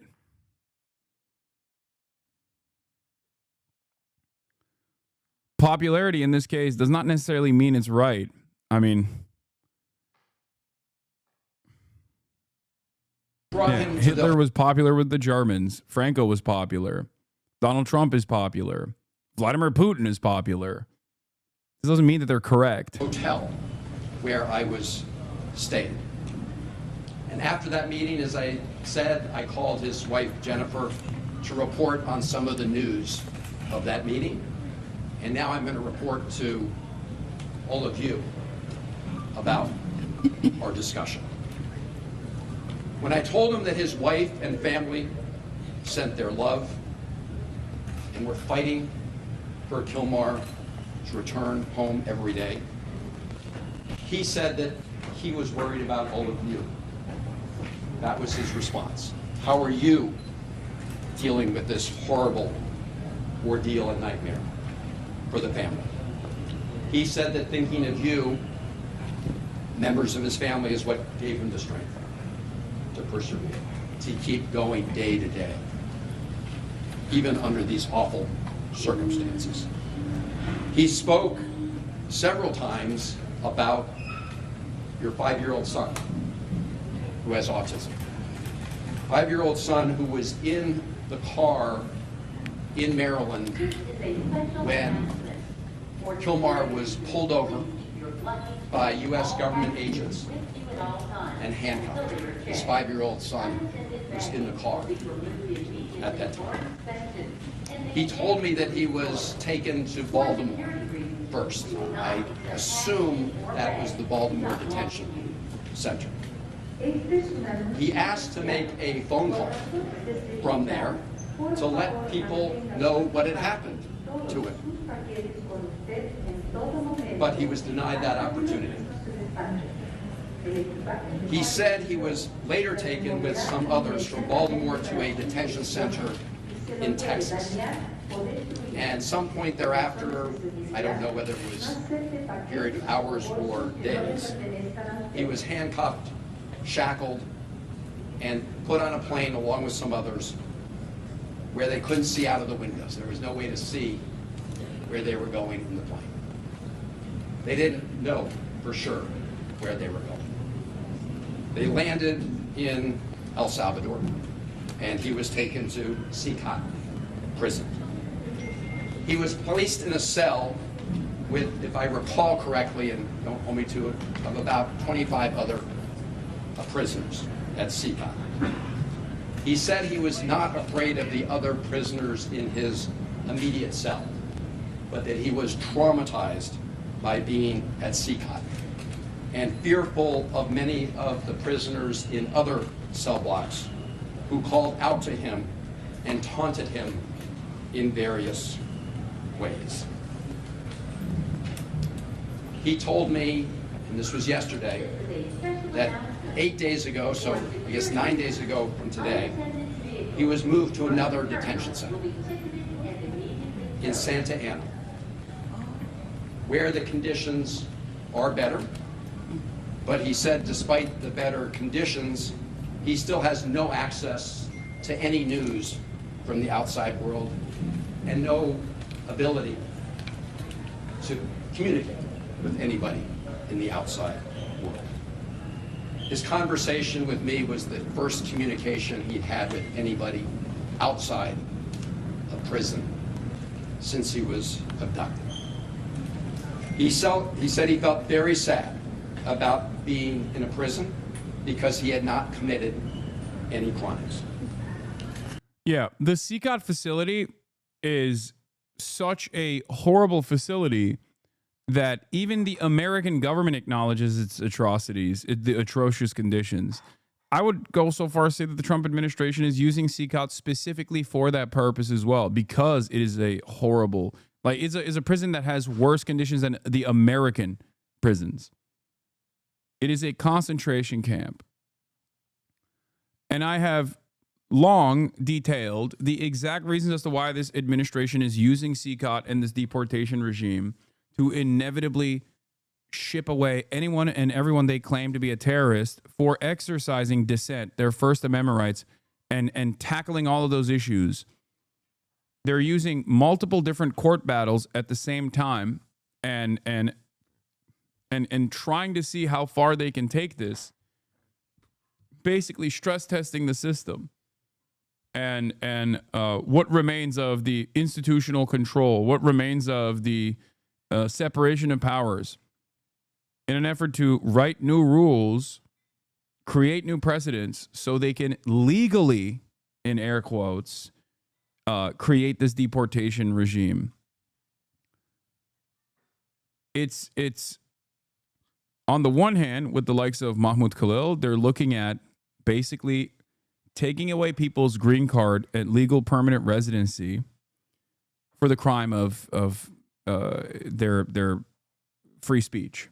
They want to criminalize free speech to the best of their ability for non-citizens first, documented legal permanent residents first, and then they will inevitably move to recently naturalized citizens. Then they'll inevitably move to naturalized citizens across the board. Then they'll inevitably move to natural-born U.S. citizens. These are things that the Trump administration has actively talked about. Okay?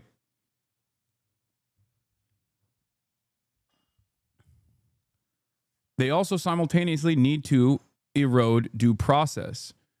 And if the courts respond to that, they need to violate court orders. They want to destroy the persuasive power that the highest court in the United States of America has, completely eviscerating the separation of powers so that no one can stand in their way. Part of that also means you have to eliminate dissent and any sort of legal battles that you might see. And a way to do that is to go to all of the largest law firms in the country and actively target them to make sure that they play ball, so that any law firm that has federal, that works in the federal court system cannot go into federal property. That's a thing that the Trump administration did. And I don't want to say quietly did that. They openly did it, right? With an executive order. But the problem was, Bud, you literally read like a Fed courting a 15-year-old boy on a 4chan board? What are you talking about? I don't know who you're referencing in the chat. I will watch it later, but dude, it was real. Why are reports saying he's a gang member? I'm not a Fed or a racist. What the fuck? Why do people think I'm a Fed? That's crazy. It's because you're saying such unimaginably stupid things while also maintaining your native background that people see that juxtaposition and assume that you must be cynically saying these sorts of things because you're being paid by the federal government to actively agitate in the chat, like COINTELPRO style. Okay, that's why. It's because they're trying to ascribe some semblance of intellect to your brain, because what you're saying is so stupid and is so nonsensical with someone of your background, if you're being honest, that people are like, oh, this must be someone who is actively trying to sow dissent. Initially, it was a joke, and I don't think you're a federal agent at all. I think you were just kind of silly. But the reason why people think you're a Fed is because you're so goddamn clueless that people are like, this must be someone who hasn't had their brain erased and smoothened out by Fox News, but instead is like, there's a sign of life in there, you know? This is not like a vegetable. There's a sign of life in there, so there must be a secondary reason as to why they're behaving this way, you know? That's why people are calling you a Fed. Baba, geldi. Anyway, I'm done responding to this person. In chat, you should also stop responding to this person, please. They should just kick back and listen to my words. All right? When I asked him what was the one thing he would ask for in addition to his freedom, He said he wanted to talk to his wife, Jennifer. I told him I would work very hard to make that happen.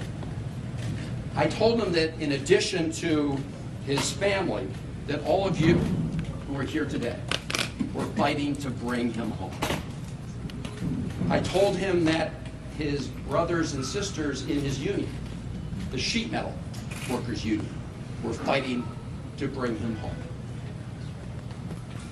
That brought a smile to his face. I told him that millions of Americans understand that what is happening to him is a threat to their own constitutional rights. I told him about the decisions of the federal courts, the district court, the Fourth Circuit Court, the Supreme Court.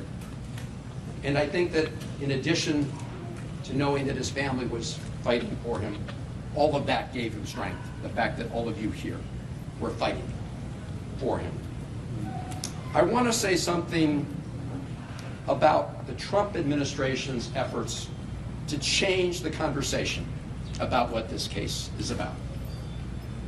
This case is about upholding constitutional rights for Abrego Garcia and for every American. The President Trump and the Trump administration wants to say that those who are fighting to stand up for our Constitution don't want to fight gang violence. That is an outright lie. That is a big, big lie. I, for one, have been fighting against transnational gang violence, especially MS-13, for over 20 years. Probably for longer than Donald Trump ever uttered those words, MS-13. Over 20 years ago. Yeah. Okay, look, I'm going to move on from these statements, but like, if you want to understand how incompetent this goddamn government is, here's an American doctor that received an email from immigration officials telling her to leave the country immediately, and she's not the only one. If you recall, a couple days ago, an immigration attorney stated on the timeline that her wife had gotten this exact notice of termination of parole on the same date, April 11th. Initially, I was like, I don't know if there is validity to this, or I don't know if what happened here, right? Because it seemed so ridiculous that the federal government would actively do an email mass blast out to random people who are American citizens on accident of a notice of termination of parole. Except that is real. That is what happened. The government is basically doing like scam phishing emails at this point. Time for you to leave the United States. That's the first sentence Lisa Anderson saw in an email she got from the Department of Homeland Security Friday. The language seems pretty threatening to whoever it might actually apply to. She thought it was spam at first, but the email was very real after Anderson had it vetted. What created confusion is that Anderson, who's a physician and lives in Cromwell, was born in Pennsylvania and is a U.S. citizen. I really have no idea how my email ended up on that list unless someone else was using that as a false email. She now carries her passport on the advice of attorneys and is looking for representation from an actual immigration attorney worried about legal repercussions, something she never thought she would ever need. I don't have anything to do with immigration, and I never thought that I would be needed the services of an immigration attorney either, and that's where I find myself. This comes just days after two Boston immigration attorneys got the same email. Yeah, this is what I was talking about, the Boston from email. DHS, despite being U.S. citizens themselves. A senior DHS official telling our sister station, NBC Boston, that Customs and Border Protection has been sending these emails to people who do not have lawful status in the U.S., saying, quote, if a non-personal email, such as an American citizen contact, was provided by the alien, notices may have been sent to unintended recipients. CBP is monitoring communications and will address any issues on a case-by-case basis. Anderson is warning anyone who may have gotten the emails to take them seriously and get legal help. It does make me concerned that there's a lot more people out there like me who probably also thought this was spam, who probably don't realize that they might have a problem. Yeah. They're sending mass blast emails because we are run by the most incompetent charlatans of all time They're sending mass blast emails to American citizens saying like you're going to get deported. Okay? They're fucking doing the shittiest slop job of Photoshop here, which I guess you could say is simply to suggest that these tattoos are MS-13 tattoos, but it doesn't even matter because the audience is so goddamn stupid that they now believe that he has tattoos that say MS1 and 3 on his fucking knuckles. And the initial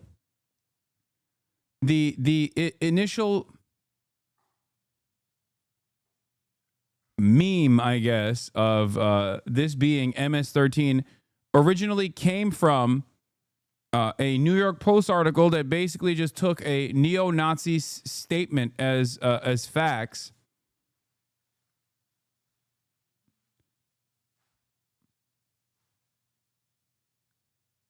From this original photo, obviously this is a fucking stupid version of this, but like they saw this, okay?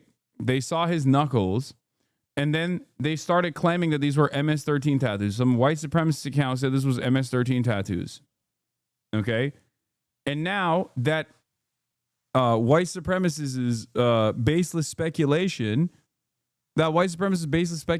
is now in the hands of the bully pulpit and being used as a justification. That's how insane this situation is. Our ABC News exclusive. Joining us now is Jennifer Vasquez-Sura, wife of Kilmar Abrego Garcia, the Maryland man who was wrongfully deported to El Salvador and is at the center of a legal battle playing out in the courts. And Jennifer, we want to thank you for joining us this morning on GMA. Yeah, they said the marijuana leaf is an M, the smiley face is the S, the cross is a 1, and the skull is a 3. That's what they're saying.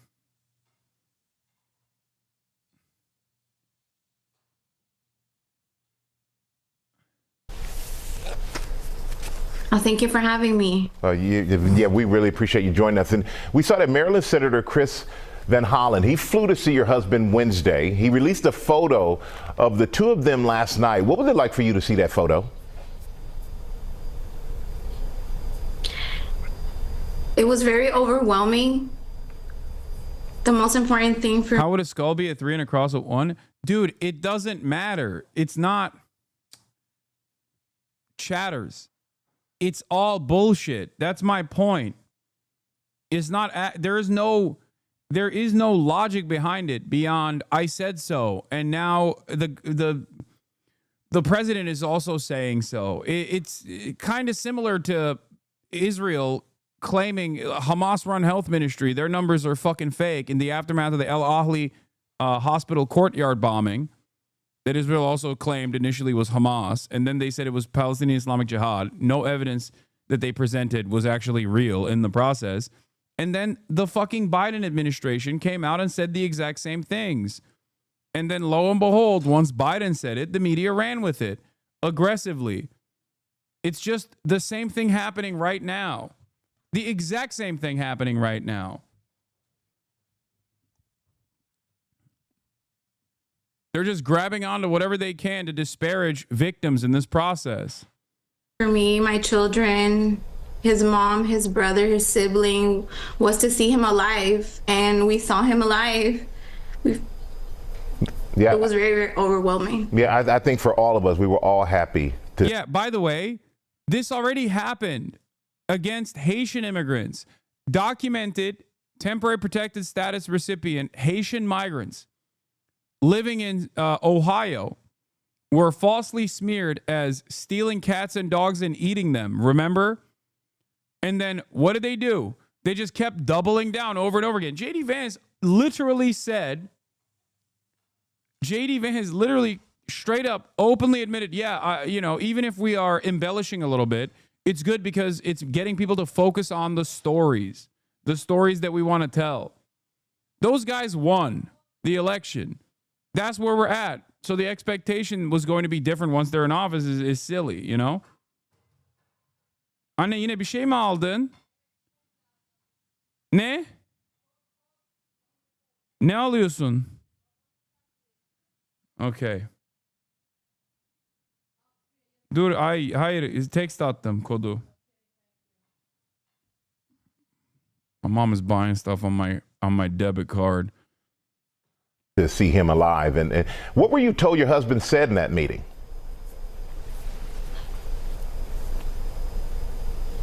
Can you repeat your question? I'm sorry. What were you told your husband said in that meeting?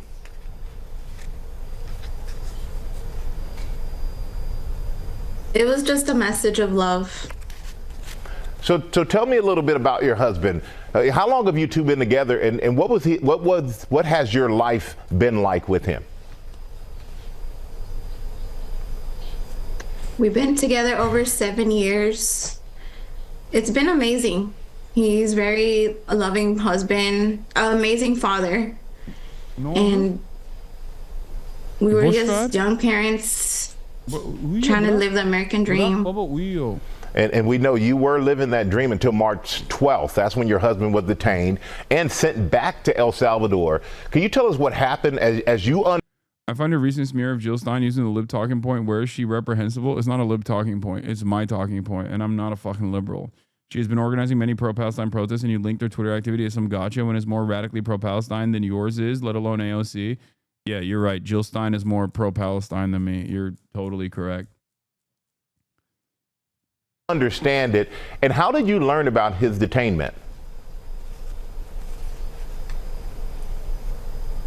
It's just crazy because I was on April 5th.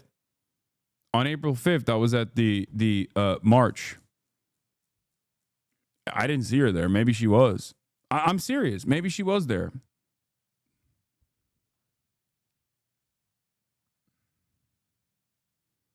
Maybe she was busy setting up the next protest or something.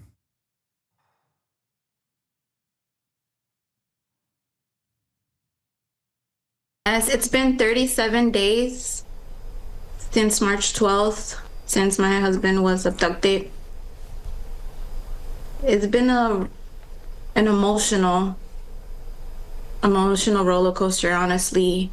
But just knowing right now that he's alive, you know, that day he was with our 5-year-old child, and we've continued, our faith has grown, and I keep him in my prayers to bring him back home. And how did you learn that he was detained? He made a phone call to me, and what we thought was a regular traffic stop was not a regular traffic stop. And we know that the administration, they're resisting a court order to bring your husband back to the U.S. They say your husband's a member of the MS-13 gang. Is he a member of the MS-13 gang or any other gang? No, he's not. And I know this is a sensitive question, but I have to ask it. You did take out a temporary order of protection against your husband in 2021. Were you in fear of your husband?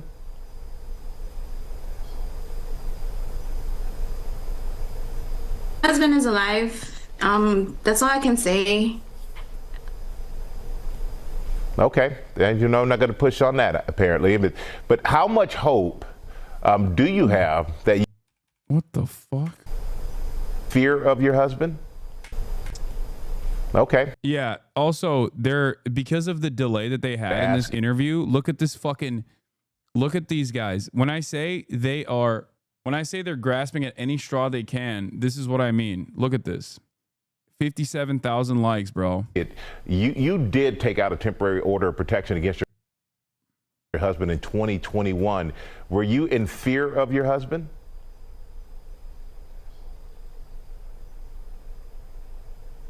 My husband is alive. That's all I can say. Okay, and you know, I'm not going to push on that apparently. There's massive delay, and she's barely fucking picking up what he's putting down the entire time from the start of the interview. But if you cut it for the in a beautifully cut 24-second clip, if you clip it out of context, without ever considering why she would literally fucking demand the return, like the question in and of itself is you might think the question in and of itself is stupid, right? Sean the Black, thank you for the raid. Hope you had a good stream. You might think the question in and of itself is stupid. It's not. The reason why he's asking that question is because he wants her to respond to it to counter the narrative that's out there. Okay? That's the reason why he's asking that question. Because everyone is claiming that this is, this guy's a wife beater or whatever.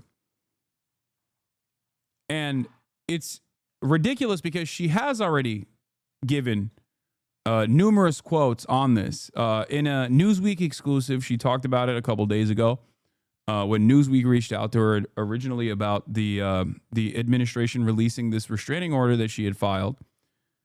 And so her having this back and forth here and not really understanding what he's saying because of, I assume, audio issues and the fucking delay, as you can see in all of her answers, was enough for the End Wokeness account to fucking blast this and to make it seem like this woman, who is, for the past couple of weeks, actively and prominently demanding the return of her husband, actually is secretly excited that her husband was deported because he is a wife beater, a domestic abuser. This does not make any fucking sense.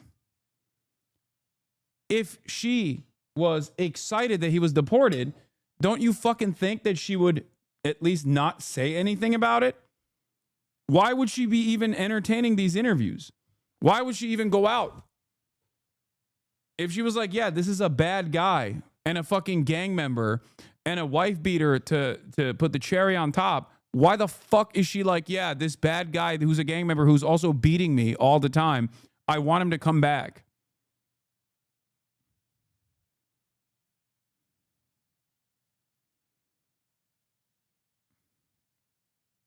And I'm not going to push on that, apparently. But how much hope do you have that you're going to be reunited with your husband? And what keeps you and your family going? A lot of hope. And like, she misunderstood the question. I think he was like, are you in fear of your husband's conditions? Because it doesn't make sense how she responded to it. And this fight still continues for Kilmar, for all the other Kilmars out there whose voice haven't been heard yet. I won't stop fighting until he returns home, until I know that he's safe. And if you could get your husband a message, what would you like to tell him right now? I would tell him that I love him, and I'm gonna still keep praying for him until he returns, and I will continue fighting the community. And she can't say she wasn't afraid because that would make her perjuring herself from back when she applied the protective order. No, she already has said that. And no, she wouldn't be perjuring herself at all. Here, I'll give you the Newsweek quote. Does anyone have it, chatter? Does any chatter have the Newsweek quote that she gave? No, that's not how it works. Conditions change, chatters. You're wrong. And ABC News itself, I guess, added context to her answers here. But here, this is it. This is what I was talking about. Exclusive. Abrego Garcia's wife responds after a restraining order revealed. In an exclusive statement in Newsweek, Vasquez Sura responded to the DHS release of court filings. Okay. The documents included her 2021 request for a protective order in which she accused her husband of punching and scratching her, ripping her shirt, and leaving her bruised. Temporary order barred Abrego Garcia from contacting her and directed him not to harass or abuse her, according to the filings. This was in 2021. So why is she in 2025 demanding the return of this supposedly abusive person? Well, here's what the reasoning was. After surviving domestic abuse violence in a previous relationship, I acted out of caution following a disagreement with Kilmar by seeking a civil protective order in case things escalated. Things did not escalate, and I decided not to follow through with the civil court process. We were able to work through the situation privately as a family, including by going to counseling. Our marriage only grew stronger in the years that followed. No one is perfect, and no marriage is perfect, but that is not a justification for ICE's action of abducting him and deporting him to a country where he was supposed to be protected from removal. Kilmar has always been a loving partner and a father, and I will continue to stand by him and demand justice for him, the statement adds.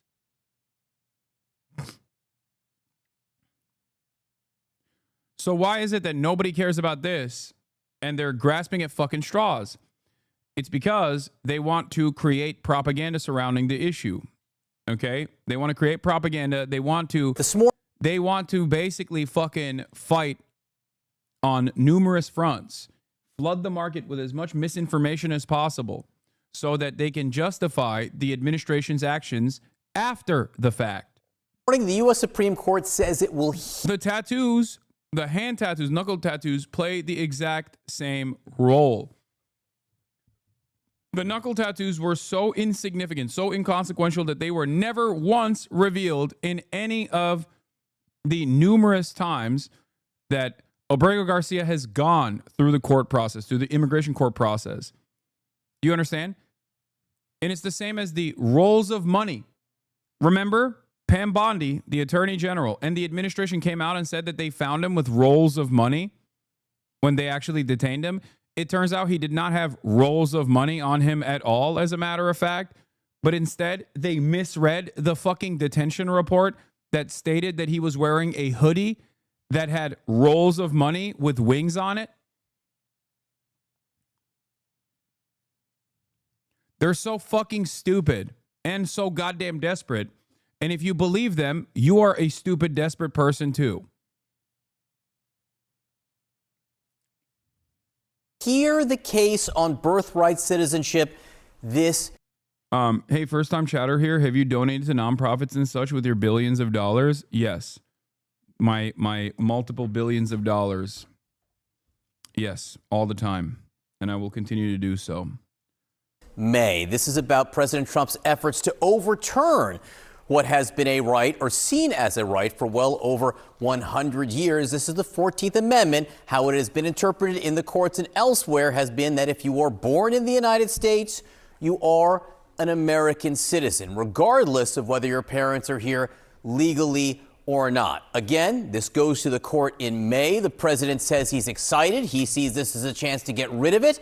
CNN's chief data analyst, Harry Enton, is here. So, this effort to end birthright citizenship. Yes. How do Americans feel about it? Yeah, okay. So a lot of scholars, legal scholars, will say this is a fringy idea. And I think the American public agrees it is a fringy idea. Take a look here, ending birthright citizenship. And keep in mind, this polling specifically asked about for children born to immigrants illegally here. Look at this. Just 41% support, 56% oppose. You rarely get 56% of the country to agree on anything, but on this one, they do agree that ending birthright citizenship, even for children who are here to parents who are born or who are here illegally, they oppose that idea. And keep in mind, I've looked at every single poll on the subject, different question wording. In every single one, the majority oppose. Oftentimes, the opposition number is actually higher than this 56. If anything, this is the low level, at least at this point in time. Okay, again, to be clear, this is a majority against the president's position on this. Correct. How has this changed over time? Okay, so I want you to take a look right here, right? This is this 41% who support that idea currently. Only about 4 in 10 Americans. Take a look here. This was a stat that I think surprised Mr. Berman. He was surprised by this one. Look, he's shaking his head off on the side.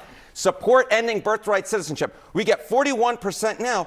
Look where it was in 2010 during the Tea Party craze, right? 47%. How about in the early 90s? It was a majority who supported it. The number has been going down, down, down on this particular subject, which I think is quite surprising to a lot of folks because there's obviously the anti-immigration fervor in this country seems higher. But on this particular question, support ending birthright citizenship, in fact, we're near record lows on this number, at least over the last 30 years. And to be clear, support for deportation is rising. Correct. So this is running in the exact opposite direction of what you might think. Support for ending birthright citizenship is actually going down. It's exactly right. And when this was one of those things Yeah. Once again, check back in a couple months on where the support for deportations is. If the Democrats actually put up a strong front here and continue hitting this issue over and over again, okay, you will see a dramatic shift in attitude. People need to recognize the cruelty of the deportation regime. for them to change their minds on the deportation regime. But they will not recognize a cruelty until Democrats put up a strong front in the way that they did with Abrego Garcia's situation. He is just the tip of the iceberg, however. Okay? This is why I always maintain the importance of counter messaging and maintain the importance of the Democratic Party, the tools that we have at our disposal. Do you understand?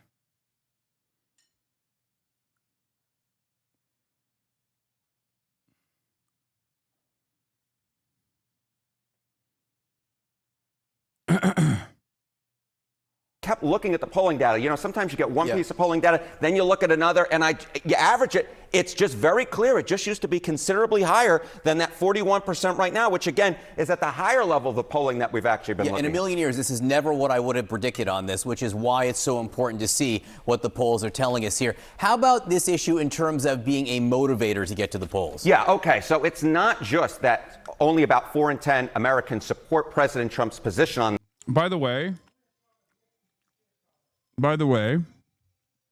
another thing that is important to consider here is the obvious reality for anyone that has paid attention to any number of Supreme Court decisions, including the one on Roe v. Wade.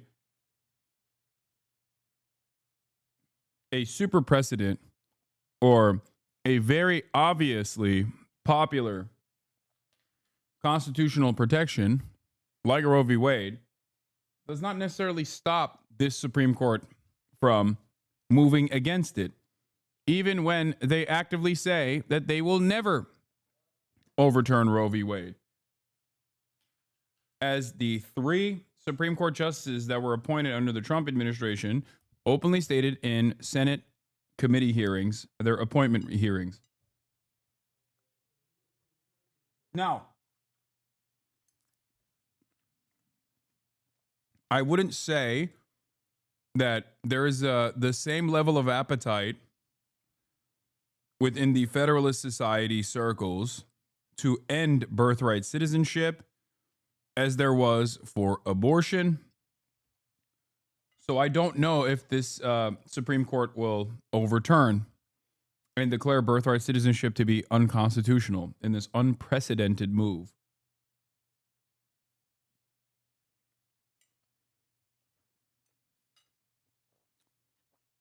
This. You might also say, okay, but what if it motivates Republicans to go out and vote? Again, this to me was so surprising. Makes you very motivated to vote. Ending birthright citizenship. Just 31% of Republicans. This issue actually motivates Democrats more. 51% say it makes them very motivated to vote. This is just from top to bottom a political loser for Donald Trump and Republicans. They may like his stance on immigration overall, but on this particular question of ending birthright citizenship, even the children. Bro, this is meaningless. Roe v. Wade literally proved that this is meaningless. I'm sorry. Especially when paired up with the Democratic Party's incompetence on other key issues and their refusal to read the room and address some of the glaringly obvious needs that people have. Like in the aftermath of the Roe v. Wade decision that directly was in the hands of Donald Trump, that was deeply unpopular. People went out, they voted for ballot measures that protected the constitutionality or protected abortions in their state constitutions, and then gladly voted for the guy who even made it so they had to go out and vote in these ballot measures. That's it. So all of this about all of the unpopularity of decisions like this are only as important as what the Supreme Court's motivations are.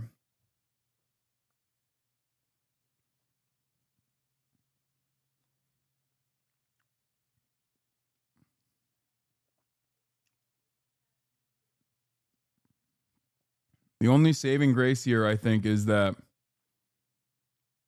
I just don't think that there's enough motivation from, there's enough like institutional backing and motivation to undermine the Constitution in this severe of a fashion.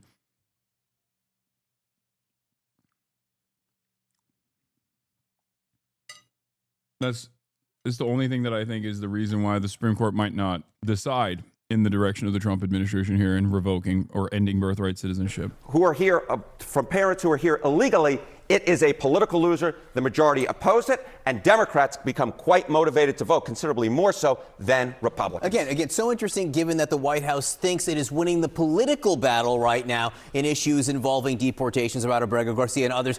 This I know is a separate issue, but again, this is a political battle they're not winning. This is exactly right. This is a political battle they're not winning.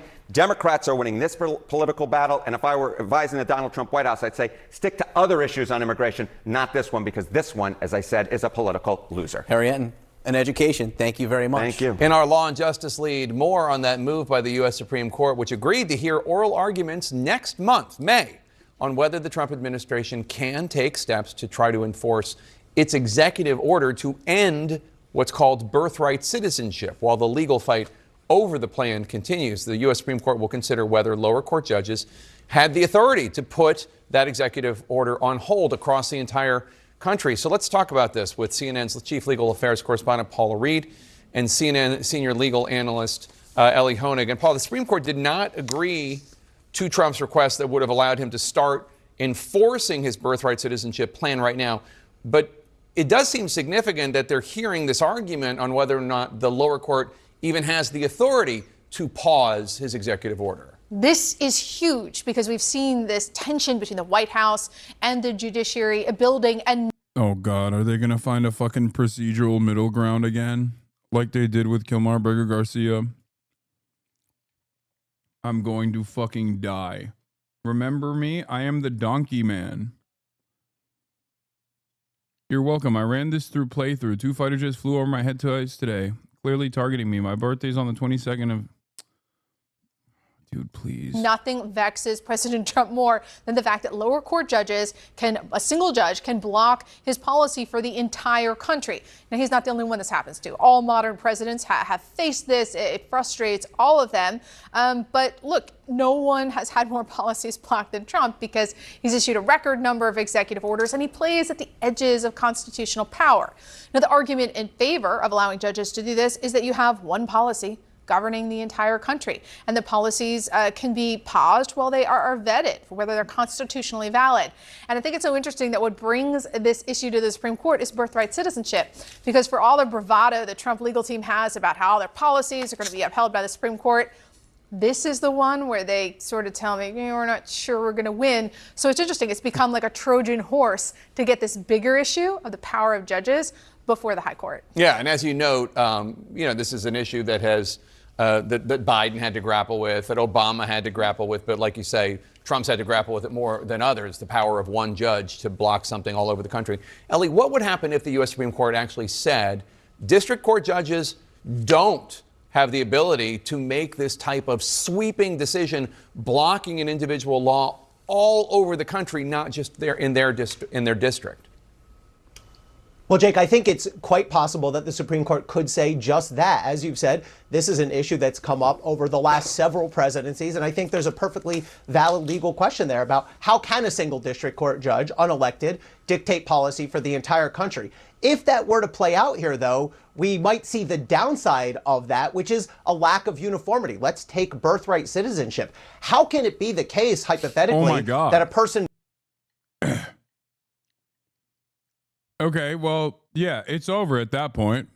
I mean, just throw away the courts in its entirety. Born in the Western District of Pennsylvania, perhaps is not a citizen, but a person born under the same circumstances in the District of New Jersey would be a citizen. And I think the ultimate solution there has to fall to Congress, where they'd have to look at laws that would expedite these types of cases, get them up to the Supreme Court as quickly as possible. And it's worth noting, the House actually just passed a resolution along these lines just a couple weeks ago. It was a straight party line. Republicans were for it, Democrats were against it. But as a rule, whichever party is in the White House hates these injunctions, whichever party is on the other side tends to favor them. The justices just agreeing to hear arguments over President Trump's plan to end birthright citizenship. CNN's chief Supreme Court analyst Joan Biskupic is joining us now with the details. So they're going to hear this. I guess the question then will be, when will we learn what they feel about that after the hearing?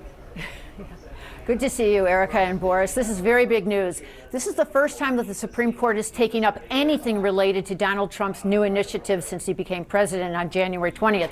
And on January 20th, one of his executive orders was the one lifting birthright citizenship for certain temporary residents, people who are here unlawfully, all countering what is in the 14th Amendment that says that anyone born or naturalized here in the U.S. essentially is a citizen. Now, I should tell you that immediately after revoking birthright citizenship is not only unconstitutional, but also terrifying, which means that no American is safe from being made into a non-citizen.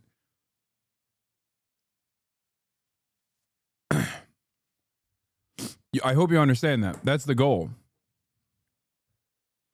And at first they'll say it's not retroactive, but it absolutely will be retroactive.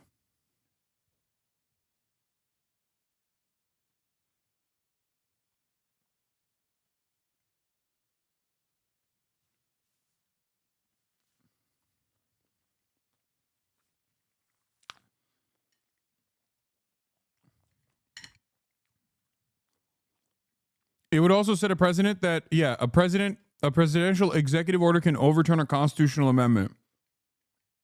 Or rather, that a lower court does not have to strike down, has the power to strike down a presidential executive order, no matter how unconstitutional it is.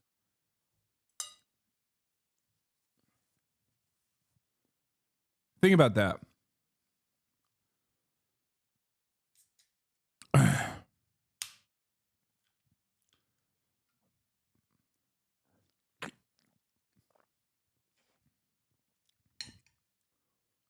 After Donald Trump signed that, immigration rights groups, civil libertarians, and states sued to try to block his new order. And they won in lower courts. Judges immediately blocked Donald Trump's attempt to enforce this limit on birthright citizenship. One judge even calling it blatantly unconstitutional. And as the Trump administration has come to the Supreme Court, it's not saying rule immediately on the constitutionality of what Donald Trump has done. Rather, it's saying rule on whether these judges can outright block it. So it's come up here on what the Trump administration has said is a, quote, modest request. But at the core of all this is this whole question of birthright citizenship. But the justices might instead just go narrowly on the procedural question of whether judges can so immediately block it nationwide. If they rule for the Trump administration, it would allow him to start putting into place this new plan. But if they block the Trump administration, then everything will stay the same. That the 14th Amendment, which says that anyone born or naturalized here essentially becomes a citizen, that will stay in place. As you can see. Do you guys understand? This is terrifying because I think the Trump administration knows the Supreme Court very well. And given the language that they used surrounding the unanimous decision of returning the SCOTUS, the kidnapped SCOTUS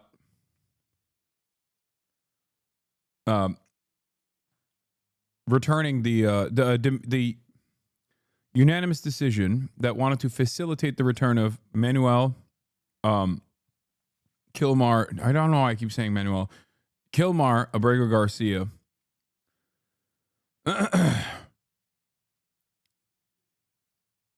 Given how they used a narrow scope, or at least like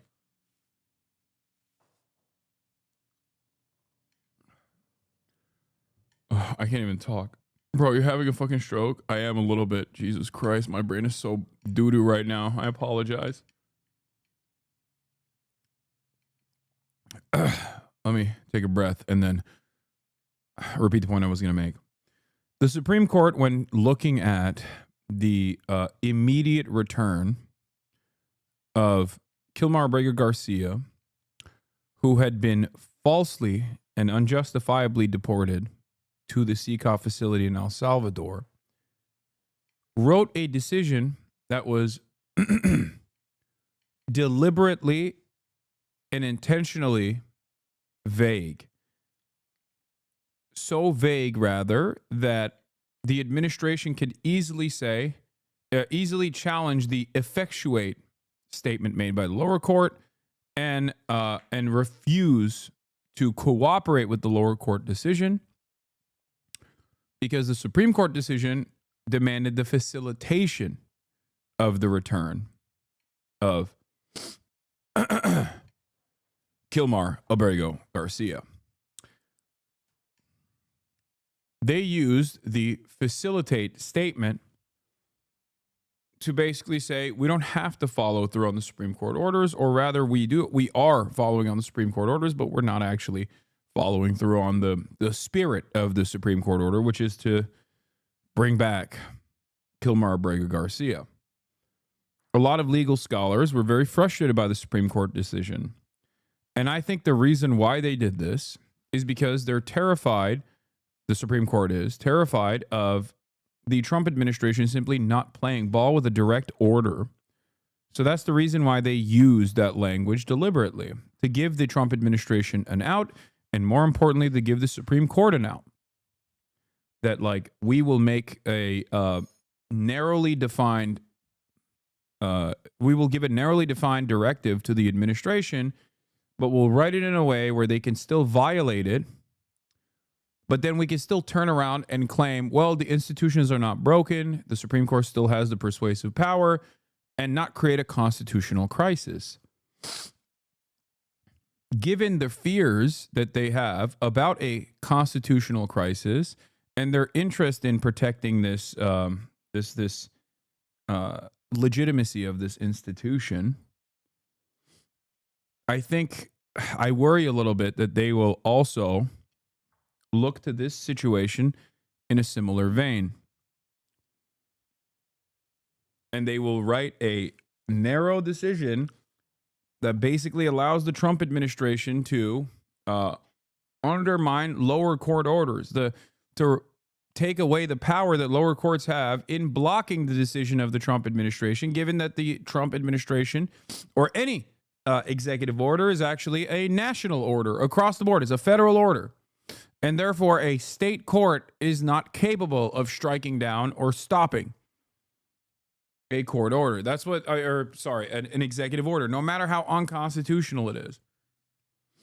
Again, it plays a major role in the unitary executive theory because it just simply consolidates more power in the hands of the executive. This is not about states' rights at all. This is the exact opposite. This is about consolidating power in the hands of the federal government. See, the central interest here goes to, one of American equality and identity, but we've kind of got a little bit of a chance for the justices possibly to take an off-ramp.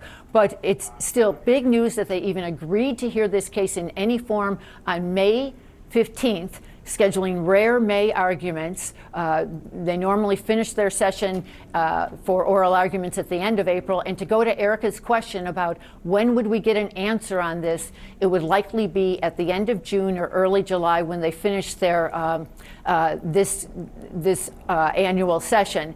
But as I say, the initial question that they will be hearing from the Trump administration is just the power of these lower court judges to block his effort to enforce this, rather than the pure constitutionality of whether Donald Trump can roll back more than a century of understanding about the protections of the 14th Amendment and birthright citizenship here in America. 911, what's the address of the emergency? Well, I don't really have an emergency. I would like to apologize. Governor Josh Shapiro needs to know that Cody Balmer will not take part in his plans for what he wants to do to the Palestinian people. He needs to leave my family alone. He needs to get his eyes off of my daughters.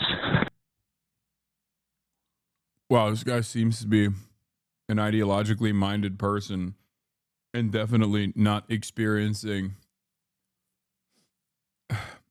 a bout of paranoia born out of them taking not taking their medication.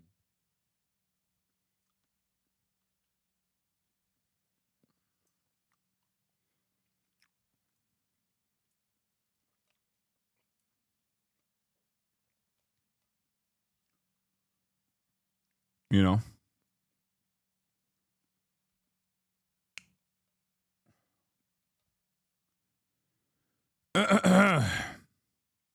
This is the 911 call of the arson suspect that is basically confessing in this 911 call that he firebombed Pennsylvania Governor Josh Shapiro's residence, the governor's mansion in Pennsylvania. When this initially happened, when this initially took place,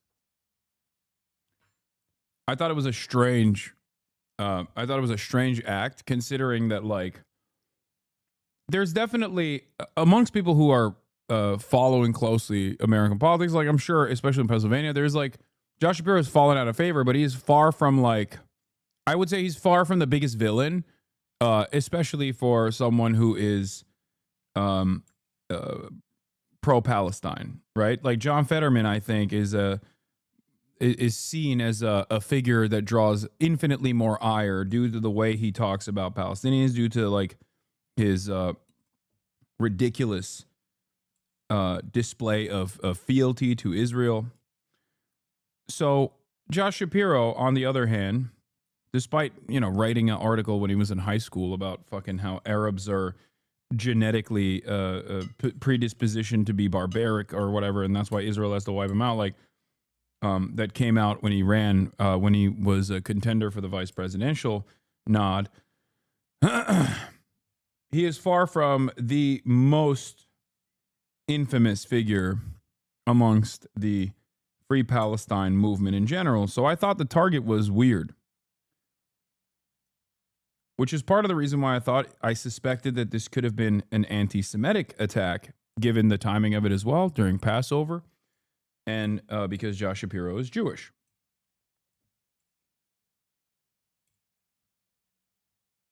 Now we find out that he's just, I mean, this corresponds to the things that his, was it his mother or his wife, I think, or his ex-wife, that had revealed to the authorities. I think it might have been his mom. I agree, but Shapiro did bomb that signing that went viral. No. Dude. Put yourself in the mind of a fucking normie. The reason why I'm mentioning this is because, especially paired up with all the other stuff that has come out, including this 911 call, the reasoning for why Josh Shapiro became the target of his ire is, or the reasoning for why he took action like this, is because he was off his medication. I mean, I don't want to reveal too much, but let me tell you something. I'm quite familiar with people who talk like this. As a matter of fact, many Twitch streamers would probably tell you that they're familiar with people who talk like this. Unironically, I banned someone earlier who was talking just like this.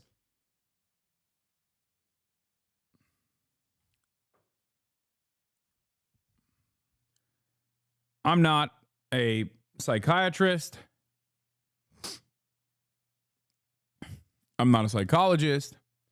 But given my own personal experience with people that believe that they know that they're being gang stalked, or think that they know the person, a person that is, that they've seen on television only, it comes across as like a schizophrenic person experiencing hallucinations, like paranoid delusions.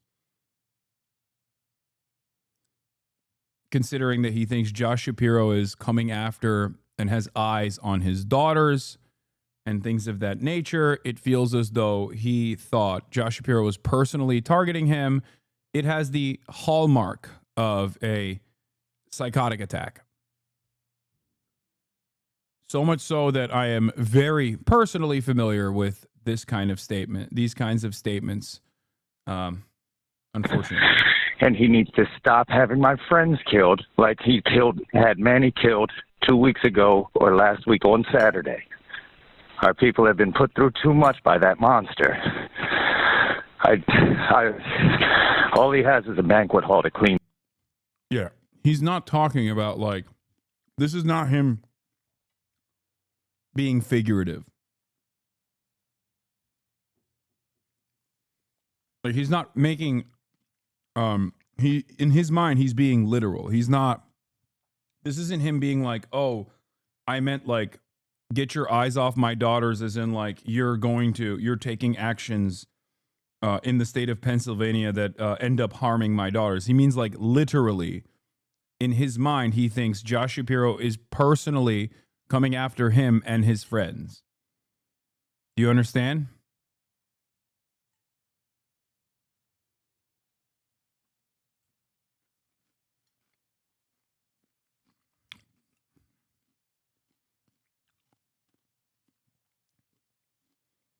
Enough. I'm tired of offering extensions of peace. I only want to be able to provide for my children. I should not be taken to these extremes. It's not fair. I wish no harm onto anyone. But that man, he is doing serious harm to probably yourself included. And I do wish you the best, sir. You all know where to find me. I'm not hiding, and I will confess to everything that I had done. Now to the chilling 911 call authorities say was made shortly after the attack on the Pennsylvania governor's residence.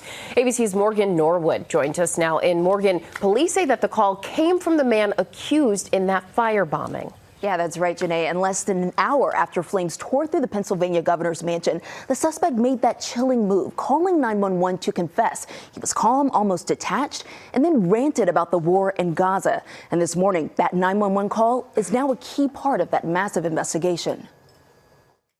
You all know where to find me. I'm not hiding, and I will confess to everything that I had done.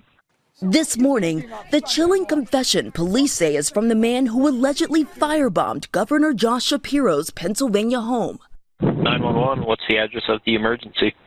Well, I don't really have an emergency. I would like to apologize. In less than an hour after the attack, authorities say 38-year-old Cody Balmer calmly called 911, heard in this newly obtained audio, My favorite is this community specifically and their tendency to hear someone very clearly experiencing a mental health episode and to try and fucking find logic in it. Like, this happens all the time. A gray name will come in here and be like, you've kidnapped me 55 times, Hasan Piker. The people will know your crimes. Everyone will know how you kidnapped me and how you stalk me every day. And there will be like 8 other chatters that'll be like, what? I can't believe you've done that to that other person. How could you do such a thing? And they're not joking when they say that. They're being sincere.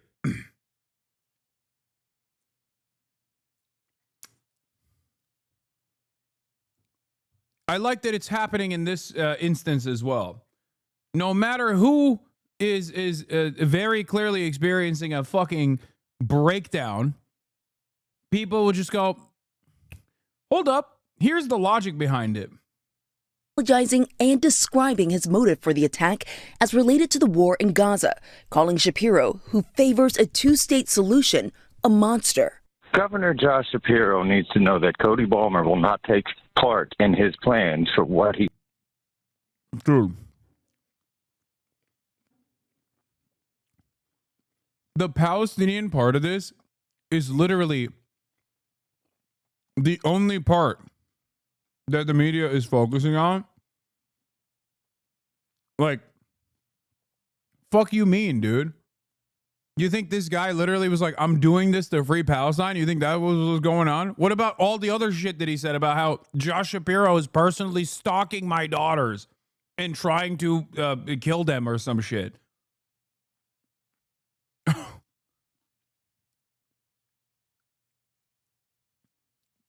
You think he had mental clarity during the Free Palestine part of this conversation and then just completely collapsed on the rest of it? Or do you think legitimately Josh Shapiro also is not only, in his mind, genuinely, his mind is clear. He's not experiencing a fucking episode. And he thinks Josh Shapiro sincerely is like anti-Palestine, and that's why he's taking action, just like just like Josh Shapiro may or may not have kidnapped his daughters. Like, what do you think he wants to do to the Palestinian people? All he has is a banquet hall to clean up. The brazen attack happened just hours after the Shapiro family hosted more than 24 people for the first night of Passover, when police say the suspect hopped a fence at the governor's mansion, broke windows, and threw Molotov cocktails made from beer bottles and gasoline. No one was injured in the attack. In an exclusive interview, ABC's George Stephanopoulos asking the governor whether this was a hate crime. I recognize when you're in these positions of power, there are people out there that want to do you harm. But I try not to be captive to the fear, and I try not to worry or think about why people want to do that harm. And this morning, that suspect is facing arson, attempted murder, and terrorism charges. He is yet to enter a plea, but we know he's due back in court next week. All right, Morgan Norwood, thank you. Tensions deepening between two Texas families, torn apart by a deadly high school track meet stabbing, now playing out in public view. Jeff Metcalf, the father. Oh my God, I fucking hate this story so much.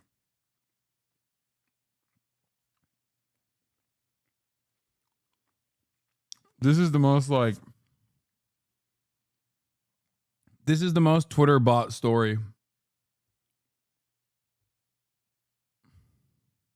Willing.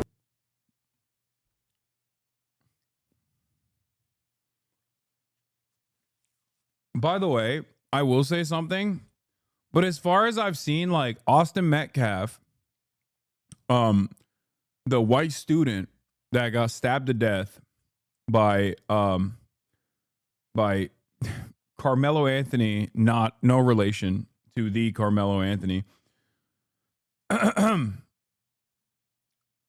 His father seems like, as far as I've seen, his father seems like a nice guy.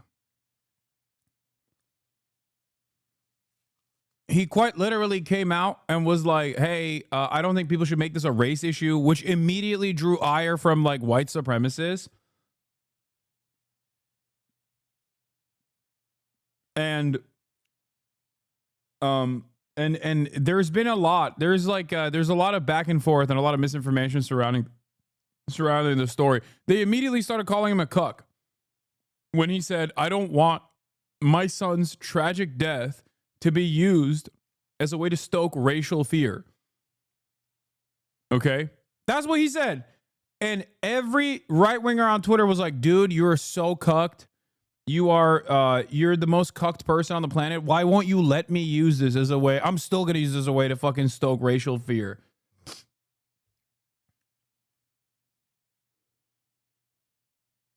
Yeah. And apparently he showed up unannounced at the Anthony family press conference, so they kicked him out, which I thought was odd.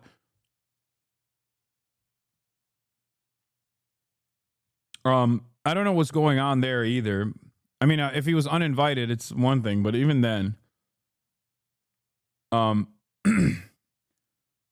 so far what I've seen has not made me feel, maybe I'm wrong, but so far what I've seen is a grieving father who is ironically a lot more open-minded about the situation than the way people are desperately trying to present it as. Now, there's also obviously the court process here on whether or not Carmelo Anthony was initially attacked and used. At first, they said it was a fucking knife, but apparently it wasn't even a knife. It was like for your track cleats, from what I understand.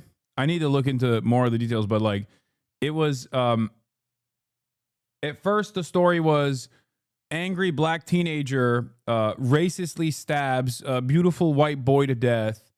How could this have happened? Then more information comes out, and there is at least like eyewitnesses that see that like initially it was Austin Metcalf that actually went up to this kid, up to Carmelo Anthony, and was being a nuisance. And we don't know the details of how much of a nuisance he was being, but like the incident ended with Austin Metcalf getting stabbed by Carmelo Anthony, and then Carmelo Anthony going to the authorities, going to the cops, and being like, I was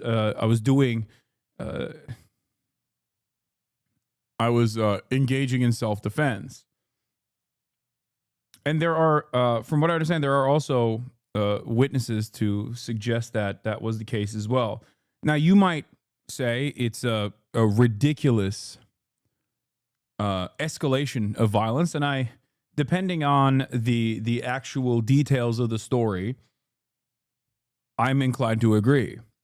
At the end of the day, I'm not an advocate for stand your ground laws in general, and it's not something that this is not my conclusion only when it's a black person exercising stand your ground. I say this about white people standing their ground as well, and I say this about violence in general. Having said that, the father has come across as not a horrible monster. Very different than, for example, that other lady that the administration has been parading around in the aftermath of the Abrego Garcia situation, whose daughter was raped and killed by an undocumented migrant. They've been parading her ass around to fucking talk about how, no, Abrego Garcia should be kept in prison in CCOD. Also, remember when I called her a fucking monster? Yeah, I was right. I know how to clock them, baby.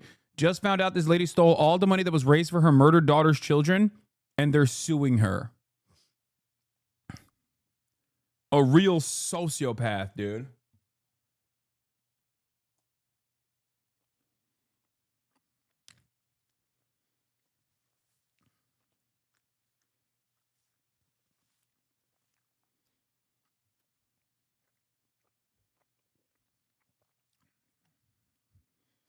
Anyone saying this self-defense is low functioning? No, you don't know that. Yeah, here's the article. Anyway, we'll talk about this in a second. Don't worry. Going back to this story, however, it absolutely could be seen as self-defense in a court of law. That's number one. And number two, even if it's escalation, and it certainly is, okay? Unless there's a detail that we don't know, like he had a gun, right? And then he stabbed him before he could, when he was brandishing his weapon. Like, it's an escalation in most other circumstances, right? It's a direct escalation, going from physical confrontation to using any kind of object to, like, stab and kill a person.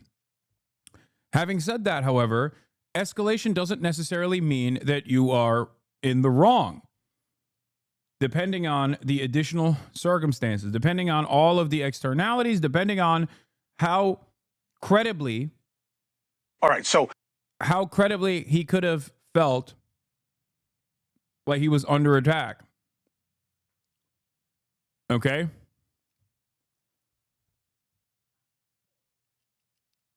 Straight up.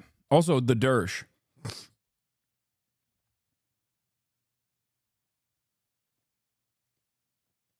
Anthony was being held on $1 million bond, which was crazy. Today, they reduced it to $250,000, which is, still sizable, but he wound up getting out. All right, so Mark, first of all, the idea of race, I mean, you lived it with Zimmerman in a big way. There's so many people who believe that that's why Zimmerman wound up beating that case. But what do you see here? What are your questions? What will matter? Oh, no, it's definitely a consideration. It always is, whether it's a sort of obvious what we're doing or the implicit one, because we all carry these implicit biases with us that perceive or impact how we perceive an event. Now, what's really it's going to come down to, and I disagree with the guy who said this is not a self-defense case yesterday, I think he said it. This is definitely a self-defense case because it always is one until you look at the facts of the case and compare the two. You have to compare who was the initial aggressor. Was it an aggressive act for him to go up and say, get away from the tent? Did he do more than that? My understanding was maybe he touched him and put hands on him. Granted, that makes the decedent in this case maybe the initial aggressor. But you really still then have to look at whether or not Carmelo Anthony responded with appropriate force. Yeah. He used a deadly weapon. That's it. That's the major point of contention here. This is already given what the defense is going to go with. This is already a self-defense case. And if we're going to cover whether or not it is whether or not this still causes Carmelo Anthony to get a manslaughter charge or a murder charge or something like that, all of that is entirely dependent on whether or not this was a reasonable use of force given the circumstances, like given what Austin Metcalf did. How is this self-defense? No, dude. That's the defense, okay? That is what the defense attorney is saying. So, yes, it is a self-defense case. You don't have to agree with it. It doesn't matter. Hello. Why is this so difficult for you to comprehend? The fucking lawyer just said as much, okay?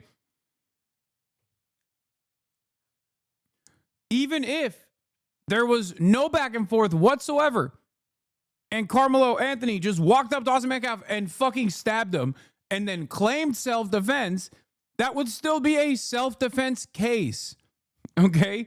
Calling something a self-defense case does not mean that self-defense actually took place. In this instance, at least according to the initial reporting from eyewitness testimony, there is at least enough evidence to suggest that it is self-defense. However, self-defense does not always mean you can get away with murdering someone, especially when you're black and the victim is white. But beyond that, it depends entirely on what this lawyer was talking about, which is whether or not this was an appropriate use of force or it was an inappropriate use of force. If they consider this to be an inappropriate use of force, an escalation, because it doesn't meet the standard that he genuinely was in fear of his life, in fear for his life, okay, then he will most likely get hit with a charge. I think another major point of contention is someone referred to as cooling off period, because if I recall correctly, Anthony went to his backpack to get his knife after Metcalf put hands on him. This differs from a traditional self-defense case where the person who killed the other had the weapon on their person and initial aggression occurred. Yeah, but I think there are definitely instances where you can, like, one, we don't know what happened afterwards. Like, I'm totally making this up right now. In a hypothetical situation, there's an initial confrontation. He goes to his bag and he gets this, I don't even know if it's a knife, but it's a object that you can clearly stab someone to death with. Whatever, the sharp object. Okay. And then he comes back and he sees him again, and the interaction basically restarts. In that process, there is still self-defense, an argument you can make for self-defense. It was a cleat sharpener for sports cleats. Yeah, that's what I thought it was.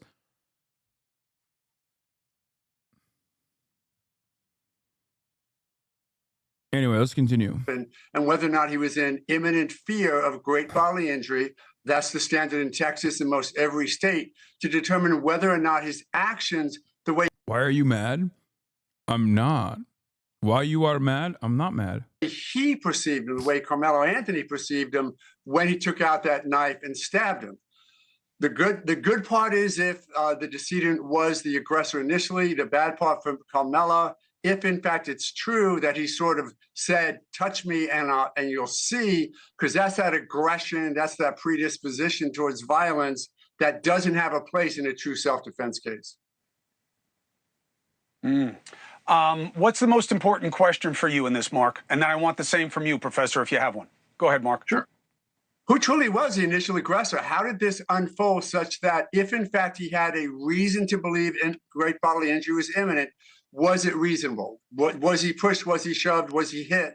Because don't forget, it's of the moment, but you are allowed to respond to great deadly force with your own great deadly force, or at least your perception of great deadly force. So it's really going to be fact-based. I do think that race, it's going to be played out on social media. It also is going to be played out in a courtroom if you ever get there, because yeah, that's what I'm saying. Like, if he goes back to his backpack, comes back to protect himself, the Metcalf has started shit again, then you have a self-defense case. However, the use of force must be proportional to the aggressor's use of force.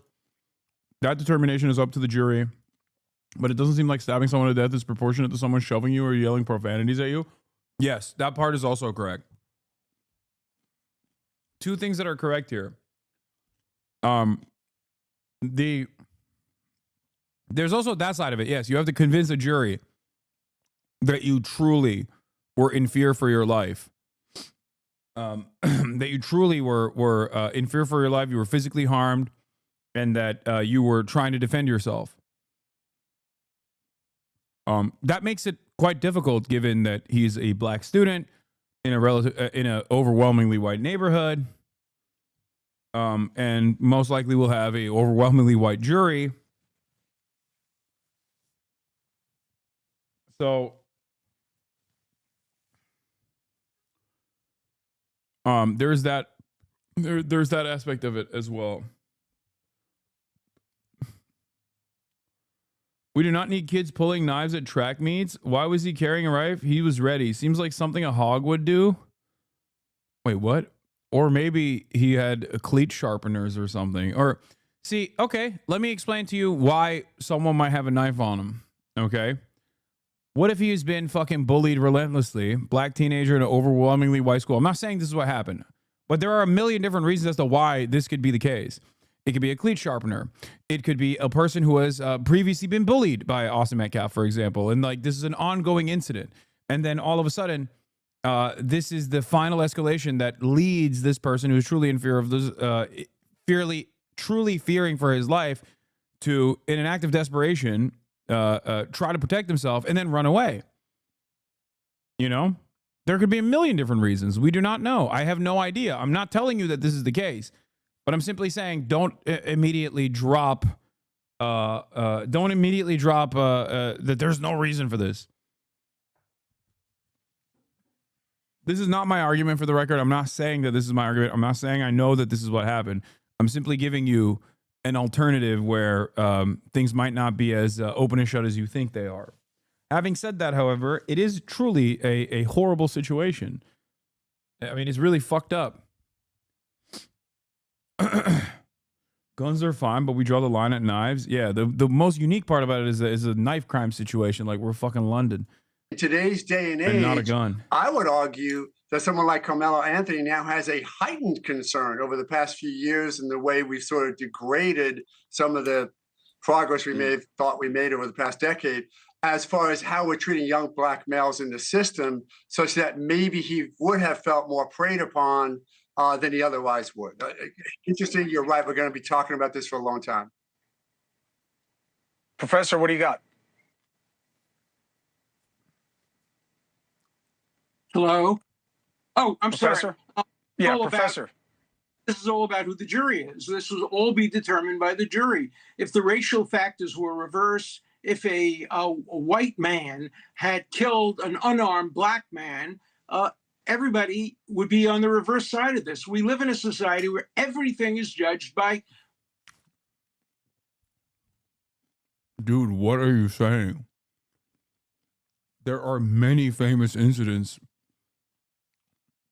where the exact opposite has taken place. They literally brought it up. George Zimmerman, they brought it up in the introduction to the story. What are you talking about? The first half of my decade-long professional media career is me almost weekly covering yet another instance of a white guy doing stand your ground to a black person. Okay? Straight up. The idea that this is not The idea that this is not a common thing that takes place is so fucking insane. It's also hilarious that Alan Dershowitz is saying this because he's surrounded by, well, I guess the only liberal, quote unquote, that he was surrounded by was Jeffrey Epstein, and he's dead now. So he has no excuse. He's only surrounded by right-wing reactionaries, and they definitely know plenty of instances where a white guy's killed a black dude and they celebrated it, okay? I mean, it just happened with Daniel Penny.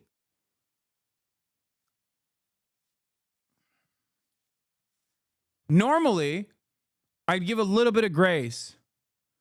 I'd give a little bit of grace to the Dersh, Professor Emeritus at Harvard University. Mr. Constitutionally speaking, we should lower the age of consent.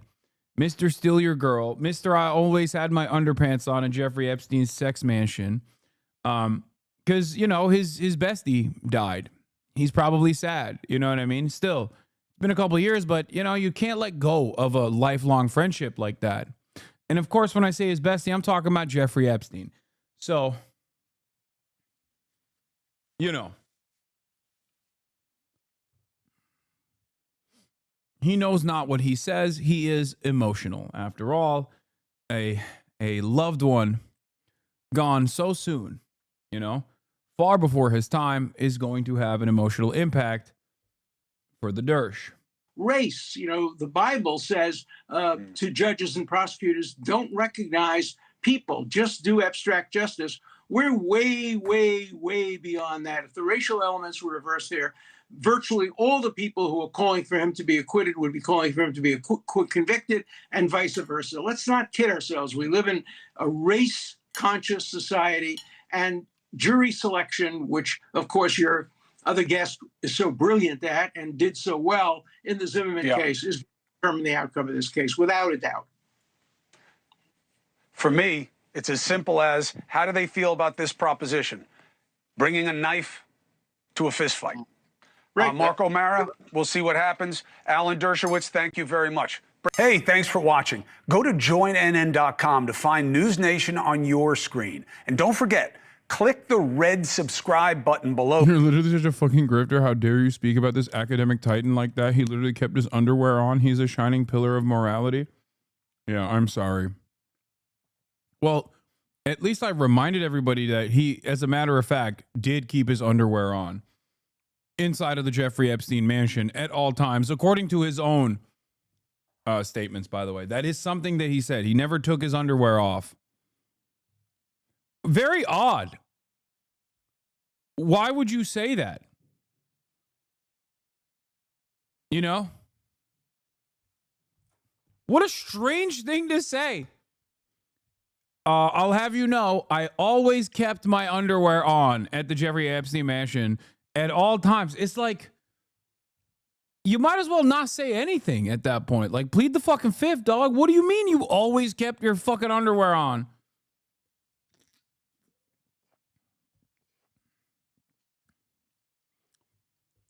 It sounds so incriminating, you know? Nobody hears that and goes, oh, you kept your underwear on at all times?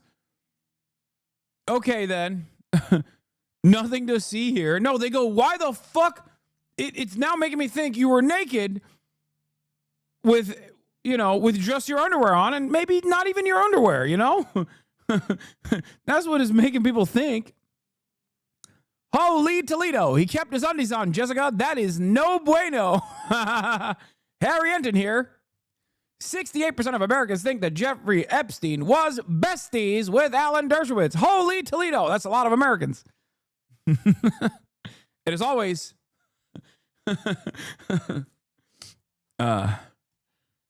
Anyway, let's continue. 17-year-old Austin Metcalf, who was killed earlier this month, crashing a news conference on Thursday, held with the family of his alleged killer, 17-year-old Carmelo Anthony. Metcalf, wearing dark sunglasses, escorted away by police. He has not commented since his appearance, but spoke to NBC's Dallas-Fort Worth station KXAS earlier this month. You know what? I already forgive this person. Yeah, see, this is why I'm saying, like, there's something crazy going on here. It's a little weird. No, I just he's like too nice. I don't know what the fuck is. I'm too cynical for this shit, man. I'm sorry. I'm sorry. I'm thinking about it like like what anyone else would do in this situation, and immediately offering grace while you're still fucking mourning the death of your son. Immediately offering grace to the person who killed him is crazy. Okay? I ain't never seen shit like that. That is wild. I mean, this dude seems like this dude's woke as fuck. Or there's something else going on there and I just truly don't understand it. He might be legit a good Christian. Look at his call with the leader of Justice for Austin. They call him weak. No, I know.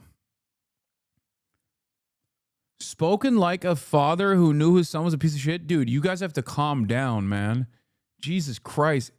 He's a dad, brother. What are you talking about? It's his son. Even if he is a piece of shit, or sorry, was a piece of shit, he's not going to fucking feel that way. What are you talking about? No, this is something different. He's from God's country, bro, not LA. People are pissed that Anthony's parents are fundraising, is what I heard last. Racist people, that is. Not sure what other options are out there. I know. They are... I'm going to get into it in a second. I'm going to get into all the other extra misinfo that's surrounding this case as well. But all I'm saying is he is shockingly nice. Like unexpectedly gracious. Truly. He has every right to be fucking upset. Every right to be mad. Okay? Regardless of the details. Like I'm saying, even if it's a valid self-defense situation, the dad has still every right to be upset. Do you know what I mean? And the very fact that he's not, I mean, he is upset, but he's not like shitting on the perpetrator in this case is crazy. Already? Already. God takes care of things. After Metcalf was let out on Thursday, Anthony's parents addressed the cameras. To the family who experienced the loss, my heart truly goes out to you. Kayla Hayes, Anthony's mother, offering her sympathies, but also detailing the public backlash against her own family in her first comments since the stabbing. We have endured death threats. My 13-year-old daughter is afraid to sleep in her own bedroom because she's fearful of what may happen to her.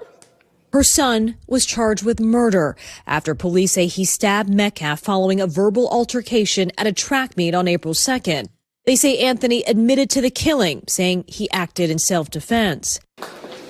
Dominique Alexander, president of the Next Generation Action Network and a spokesman for the Anthony family, spoke to Top Story earlier this week about those claims. I think that Black America as a general right is saying, how is it absurd that a black child is claiming self-defense? But we all... I saw this. Hold up. I know. I'm telling you, man, Austin Metcalf's fucking dad is a wild one. So much so that every right-winger that doesn't give a fuck about the death at all and simply wants to use it as a point to do like racial tension, racial animosity, like white nationalists are mad at the fucking dad. They keep calling him a pussy. Literally every single person I've seen on the timeline has been shitting on the dad. Perhaps the greatest indication that these people don't care about any of the victims, but instead care only about stoking racial tension. They're mad at the fucking dad, bro. They're like, why won't you let us do racial agitprop? How dare you? How dare you show humility, and how dare you show grace for a person that has committed a wrong towards you? Such a horrible thing that has happened to you. You're saying the perpetrator itself, I do not. I forgive him. always see repetitively white children being able to say self-defense and there's no problem. On Monday, a judge lowering Anthony's bond from $1 million to $250,000, releasing him on strict conditions of house arrest, ankle monitoring, and weekly check-ins with the bailiff. A grand jury still has to decide whether to move forward with an indictment. I don't know why we are being targeted and discriminated against before a fair trial. Our son deserves the same rights under the law that everyone is afforded to. And Kathy Park joins us now. Kathy, not long after the Anthony family press conference, police were called out to the Metcalf family home. Do we know what happened there? You said the same thing to chatters about hypotheticals like your mother dying from gunmen? No, I often say that there is a good reason why it is not up to the fucking victim to adjudicate and instead a third party, because if that was the case, everyone would be insanely vindictive. It is yet again another, like, the fact that I'm shocked about his reaction is completely logically consistent with my assessment over what role the criminal justice system is supposed to play in this process. That's why I say it needs to be an independent third party that is adjudicating and a jury of your peers that are supposed to go through it. It's like some of the best parts about our justice system. Because the expectation that everyone's going to be like the dad is crazy. No one is like the dad. Okay? Yeah, Ellison, so Frisco police say they responded to what was initially reported as a gunshot call to an address linked to Austin Metcalf's family, but officials are now saying it was a case of swatting. You might have heard of it. It's a fake threat intended to get a large law enforcement response. So right now, it is still unclear who made this call, but swatting really is a serious crime, and anyone who is behind it could be facing criminal charges. Ellison? Kathy Park, thank you. Thanks for watching. Stay updated about breaking news. Anyway, let's watch this altercation here. To stand by me in a press conference or in This is Jake Lang, I guess. Yeah, this is Jake Lang, who is the leader of the Justice for Austin Metcalf movement. Not the dad, mind you.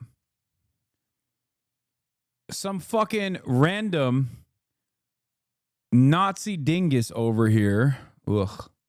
I need to fix that camera. I still haven't.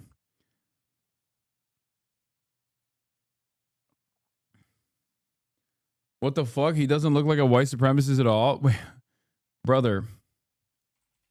Let's pull up Jake Lang.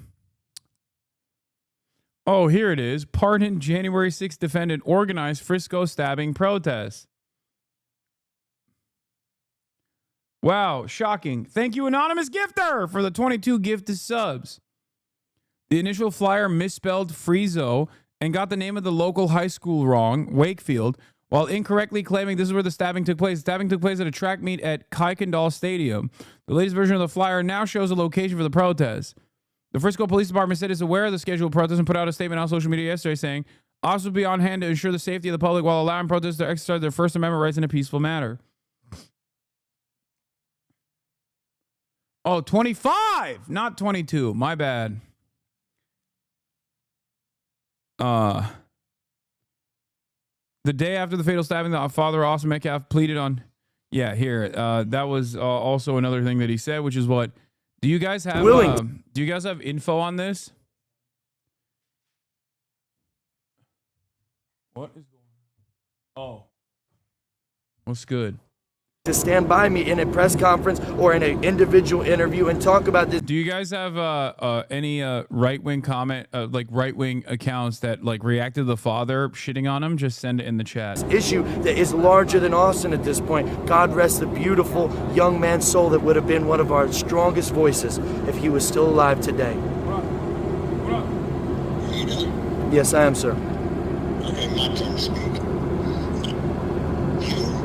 Part of the fucking problem, my friend. You're trying to create more race divide than bridging the gap. I do not condone anything you do That's called white guilt. No, let it talk.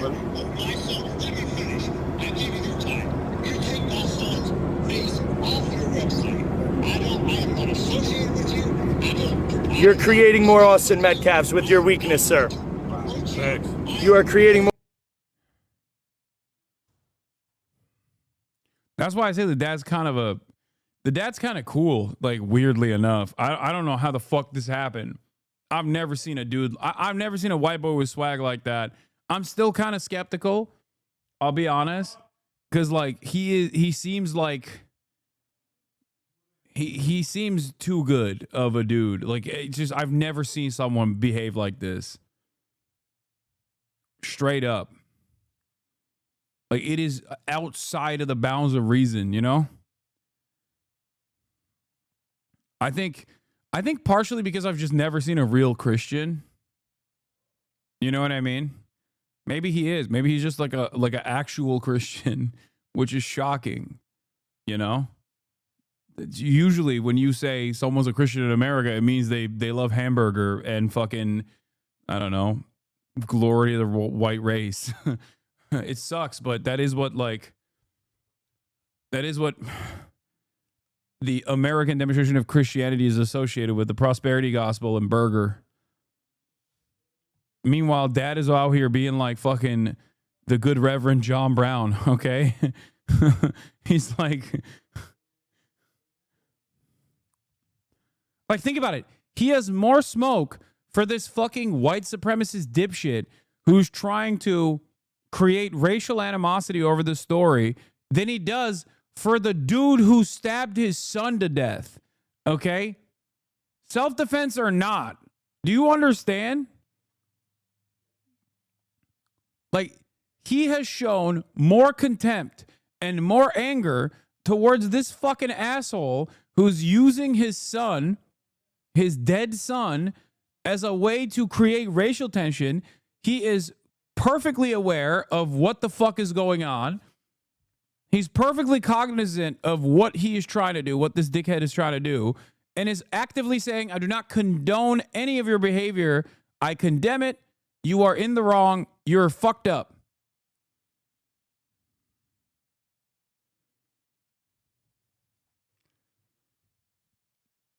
He might know his son is a dig and believe the self-defense story. Dude, shut up. Shut up. You're...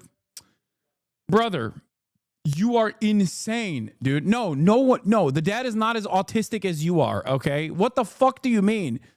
The dad has a strong sense of justice and probably analyzed the situation. Like, no father would think their fucking son, unless they're like a serial rapist, murderer, pedophile or some shit. No father is gonna fucking think their teenage boy is such a dickhead that they deserve to be stabbed to death. Shut the fuck up.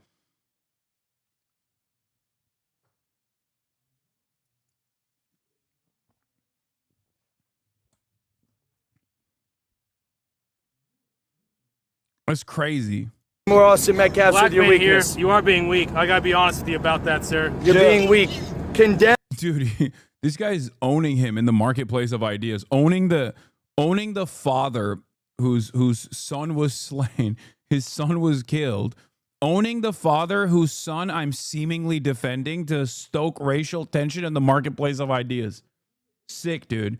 You're really showcasing what your priorities are here. And I mean that sincerely. He is.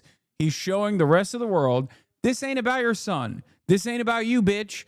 This is about doing a favor to the white race so we can fucking do a race riot once and for all.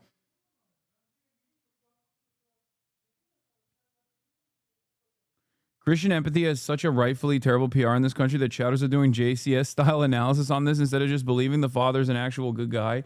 Yeah, I haven't encountered stuff like this since the good pastor John Brown, okay? The good reverend. So it's just, I didn't know that white dudes has swag like that. White dudes in America. White Christian dudes in America. I don't understand why you're being so cynical about this and don't believe the father's being genuine. Is your brain really rotten? Yes. No, I mean, I'm saying that it's most likely that he's a good guy. I'm just saying how shocked I am. It's not not necessarily an indictment on the father itself, but more so just an indictment on the way society is. Does that make sense? Like, I'm not even fucking talking about, like, this is not an indictment on the father. I'm saying, like, I have no reason to doubt him other than how rare it is, okay? Like, so rare and so moral, so morally righteous that it shocks me. Not even because of how rare it is in society nowadays, but also on top of that, I'm saying, even if he wasn't saying, like, don't make this a race issue or whatever, like, that's understandable. He doesn't want to tarnish his son's reputation. He doesn't want his son to be remembered as, like, stoking race riots. That's perfectly fair as well. But the fact that he has the wherewithal to cut through the emotional turmoil that he's experiencing in the aftermath of one of his sons dying so quickly and come out and make a statement like that is rare in general. It's just rare in every society, not just in our reactionary right-wing white supremacist society. It's just a rare thing to do.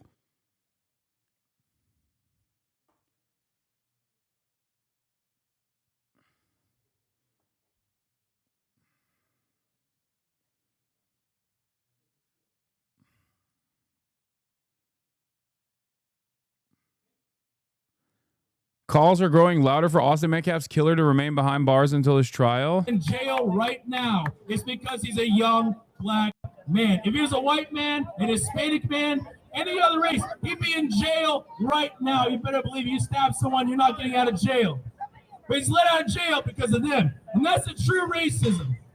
The racism of low expectations. It's okay that black people are killing so many white people. It's okay because, you know, it's normal. It's not normal, actually, to kill people. It's not normal, actually. Blessed News Network. Damn. We don't talk about. Aiden Ross goes after Carmelo Anthony is freed on bail for killing Austin Metcalf. Oh, my God. I told Austin Metcalf's dad to stop capitulating. Quit trying to say it's not about race. It is everything to do with race. Bro, this type of shit is so crazy. Like, I expect this from, you know, Aiden Ross, but it's wild when you got a black right-wing commentator just coming out and be like, no, it's about race. It is about our race. It is about my race in particular. I should be imprisoned.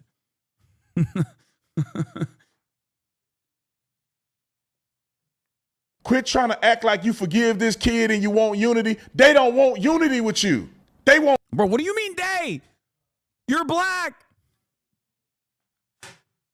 Fuck you mean they, bro? Do you not own a mirror? What do you mean they? You are they, bro. Hello? Right-wingers are so funny, dude. Right-wingers are so funny. They just, like, forget basic facts about themselves sometimes. You know what I mean?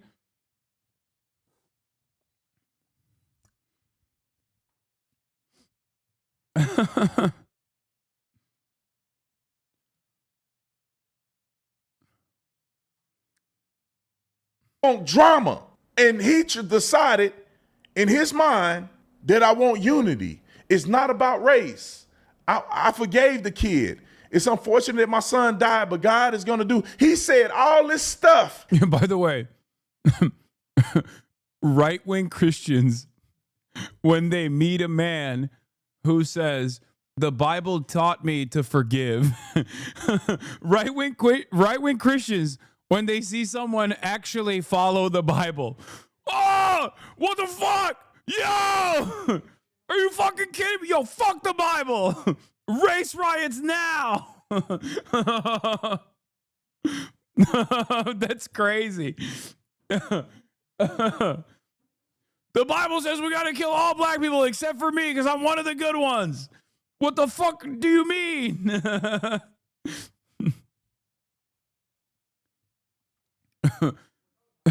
Turn the other cheek, more like turn it around so you can wind up for a harder punch. Cock it real back. Cock it back real hard.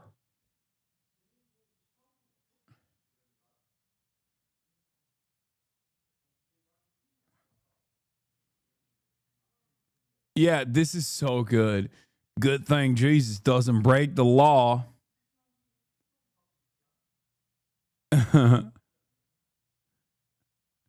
Good thing Jesus doesn't break the law famously.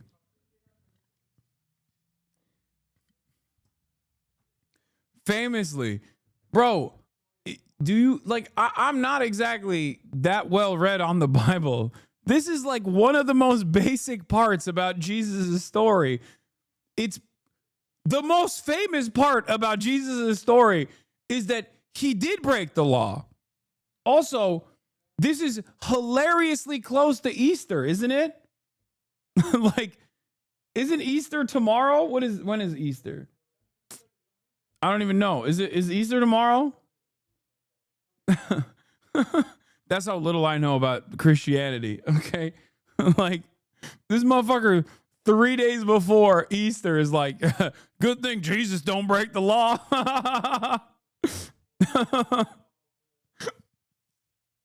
So what happens on Sunday? You're going to be shocked.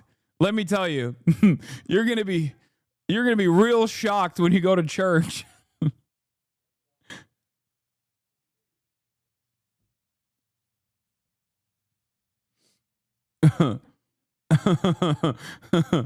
Oh man, guys, these guys are fucking hilarious, dude. Yeah, I've been seeing the memes about this. Yeah, he should have just obeyed the law. Break the law, go to jail. Not exactly rocket science. The Bible says follow the law, by the way. I love this image. Blue lives matter.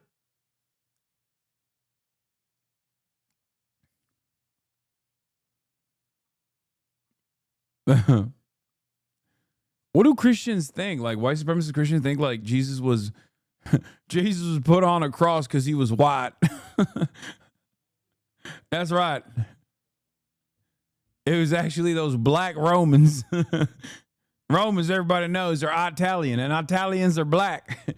Jesus, on the other hand, was white, and they put him on a cross because he was white. Them dang Romans.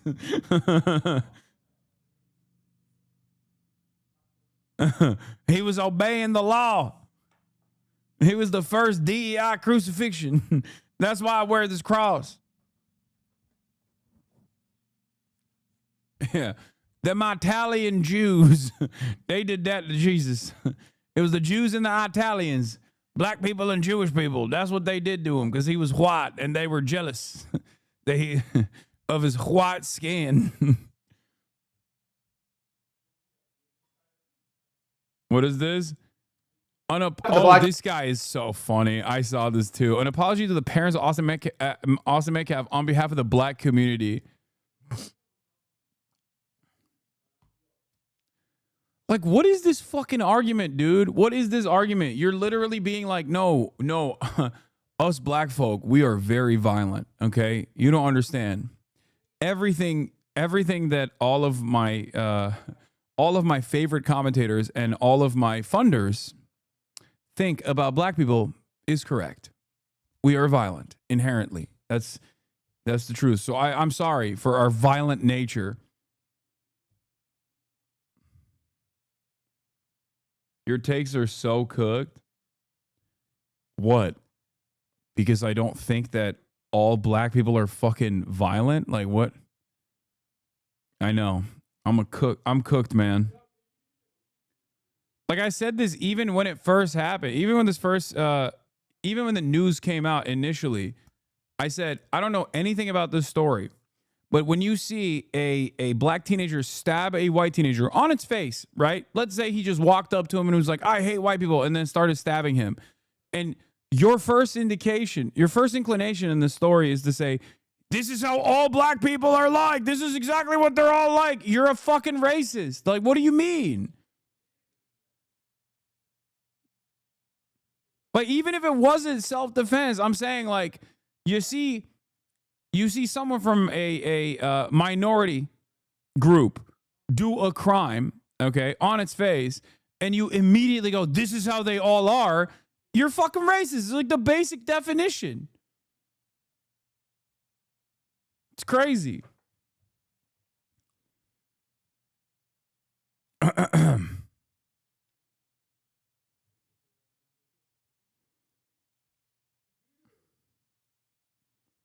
Yeah, blaming an entire group of people for the actions of one person is ridiculous. And before people say, oh, Hasan, you entertain the notion that all white people are like, I'm white, dumbass. And also, it's not the fucking same, because white people are not a fucking marginalized identity or a marginalized minority. So even if we fucking crack jokes about straight people or about white people or about men or whatever the fuck, it's still not the same as making similar statements and generalizations that accompany systematic harm, both historically and in contemporary society, towards black people, women, queer people, okay? The reason why it's not the same is because there is no systemic harm associated with it. So you're not relitigating or rather furthering the existing systematic harms that are everywhere in contemporary society. You are not white, dude. My parents are both white. My dad would never set off to smoke together cooking my bland ass cuisine.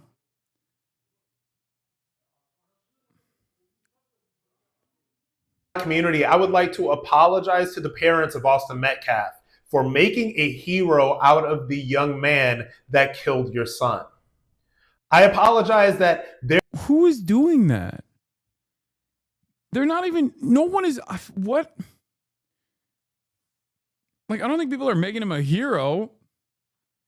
I think people are either A, saying role reversal time, stand your ground works for black people too, or it's supposed to work for black people in a truly race blind criminal justice system.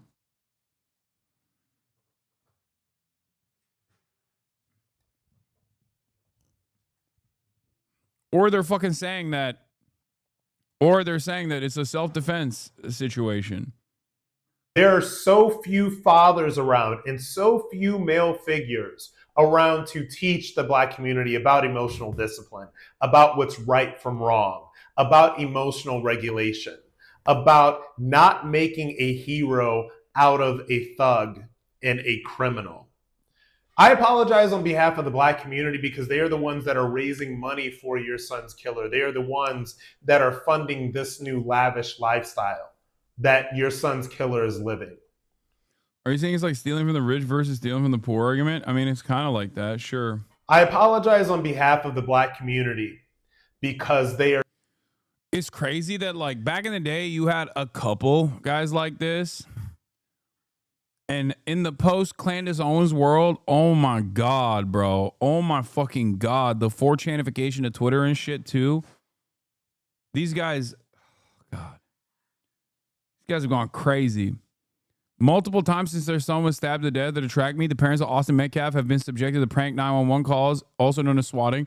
Armed officers, often SWAT, are called to respond to a made-up claim of a violent assault at their address. The family tells me they're worried someone will get injured or killed, pleading for it to stop. Frisco police say they will charge whoever is behind it with a felony.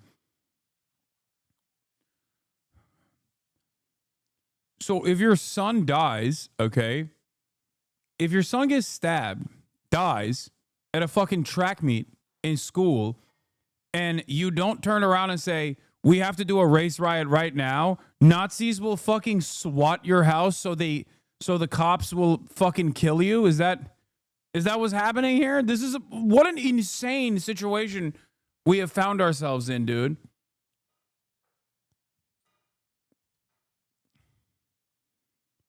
Absolutely psychotic set of circumstances here. Holy Toledo, I say. Incredible. Incredible stuff, man.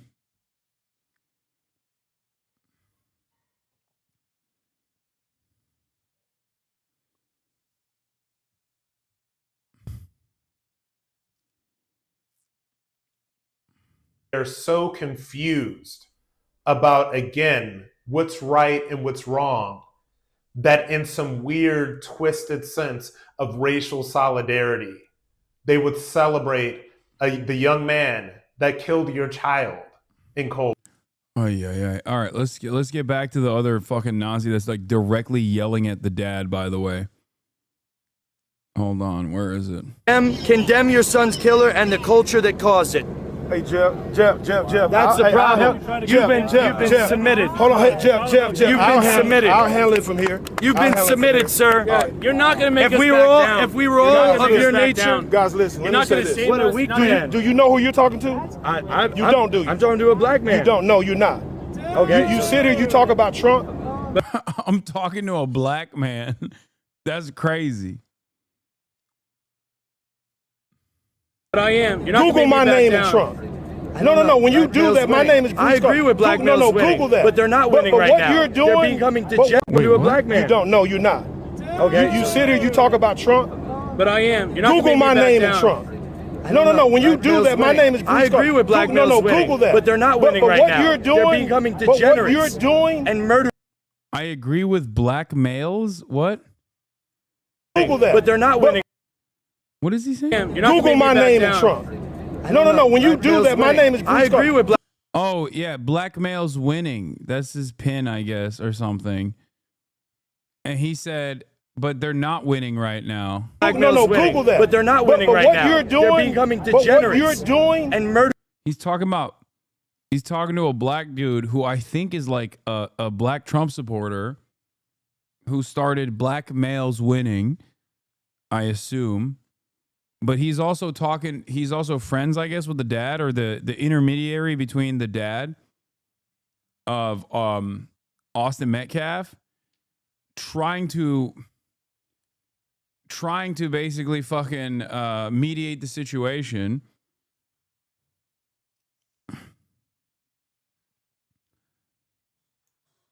And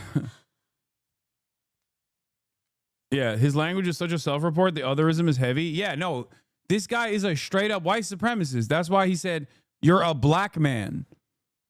when he said, who do you see in front of you? Like, who do you think I am? He went, you're a black man. Because that's the only thing he sees. It doesn't matter if this dude is a Trump supporter. It doesn't matter if he has like an advocacy group for Trump that is that revolves around like black men supporting Donald Trump or whatever.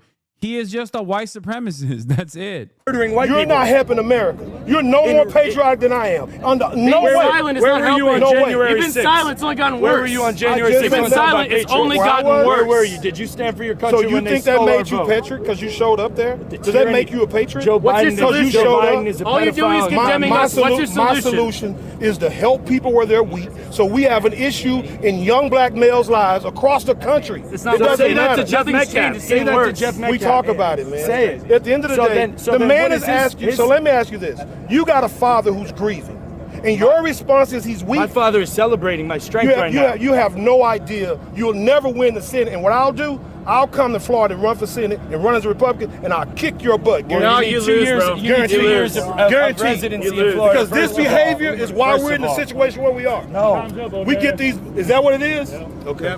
Well, at the end of the day, he's asked you what to do and what not to do. Listen, you have a right to do it or not do it. You can say not talk about Austin Metcalf, but we're going to continue this movement. I love somebody you enough love to be the thought of strong using Austin for T-shirts, for propaganda, and to get out here and talk about you want to shut down a white man right now. I'll shut you down. You're not shutting me down. You want to shut down a white man? Dude, oh my God. This is like varying degrees of insanity. You got a right-wing reactionary black dude who is like MAGA, but not so right-wing that he's turned into this guy, where this guy is just like, you know, he's in Uncle Ruckus territory at this point, where he just straight up wrapping his arm around this fucking white supremacist and just like he's body blocking. He's using himself as a human shield. And then you have this guy who is obviously at the peak, the apex predator of fucking white nationalism. Jesus Christ.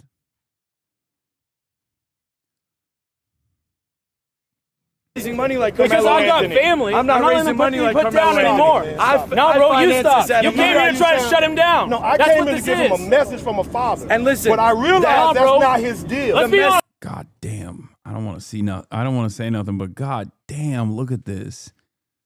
Look at this. This man has not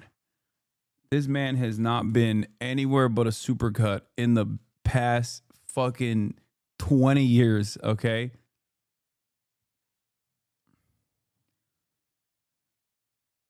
Your haircut does say a lot about your politics from this guy to this guy, okay? Both of them.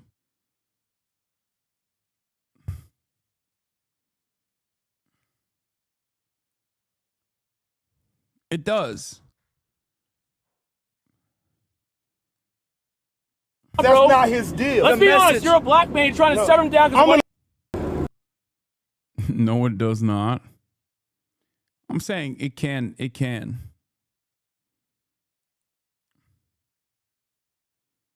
That's what happens when you refuse to go to a barber with even a little bit of melanin.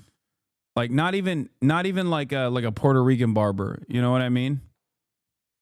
Ethan KKK Klein, is that you? Wait, what do you mean?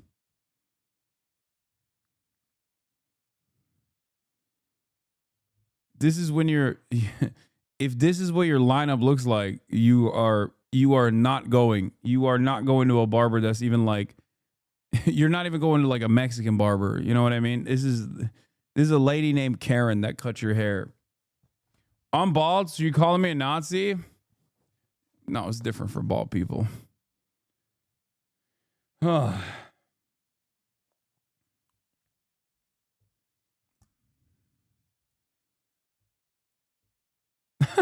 got the good at smash haircut. Okay.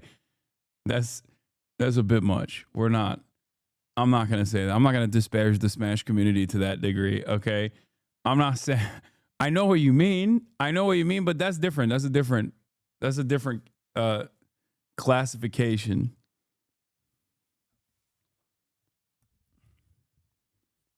We're not here to attack Smash players, at least for the time being, okay?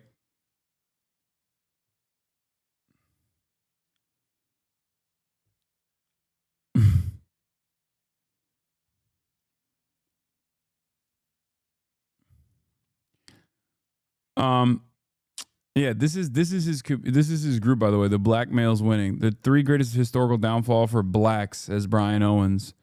Slavery produced generations of slave mentality, taught blacks to hate each other based on skin color or titles. Yeah, that's the worst part about slavery, is that it created a slave mentality amongst black people. Political slavery became prevalent in the 1960s under Lyndon B. Johnson when his strategy was like the guy that the white nationalist is yelling at wrote these words. You understand? This is the black dude in the cowboy hat. This is his group. Team black males winning. The crack cocaine epidemic destroyed black families with addiction, incarceration, death, and no trust for the addicted, leading to widespread homelessness. Yeah. But this right here also shows the unique perspective that he holds, where it's like it was these two takes are white supremacist takes, but then the last one is like very much an anti-Reagan take. That's the reason why he's not as racist as the other dude.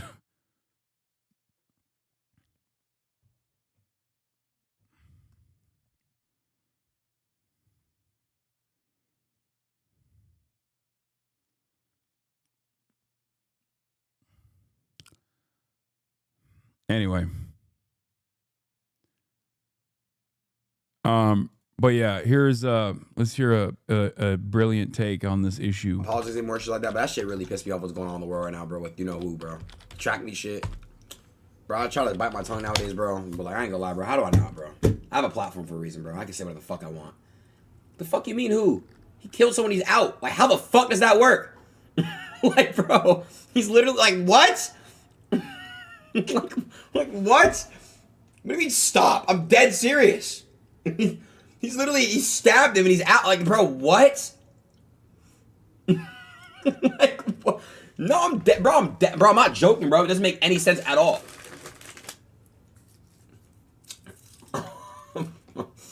Y'all saying shut the fuck up? I'm that serious.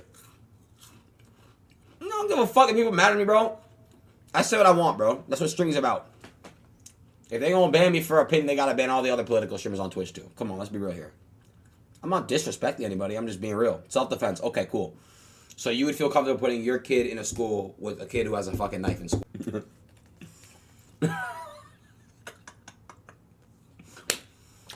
Bro, y'all are.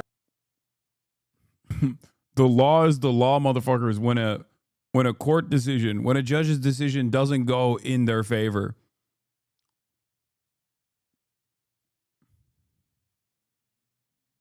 Oh my God. Come on, bro. Like, this is a random pause, dude. Look at this chat. Holy fuck.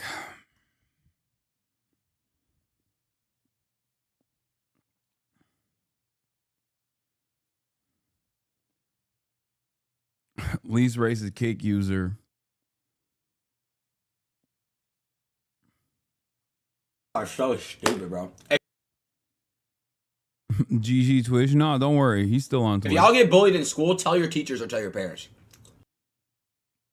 More of this. That's cool. That's insane. Don't fucking try to. He was in BAU. I don't know what that is. Let's kill somebody, bro. Please don't kill anybody. Death is very bad. It's crazy I have to even speak on it.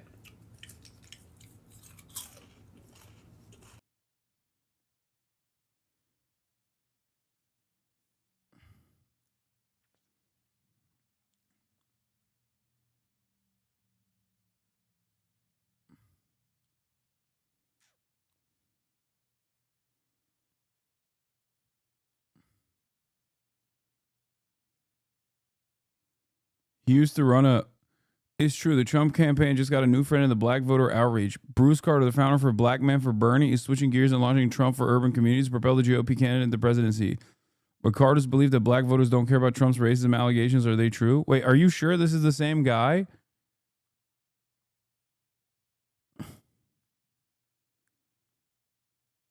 This is urban communities. This is a different group.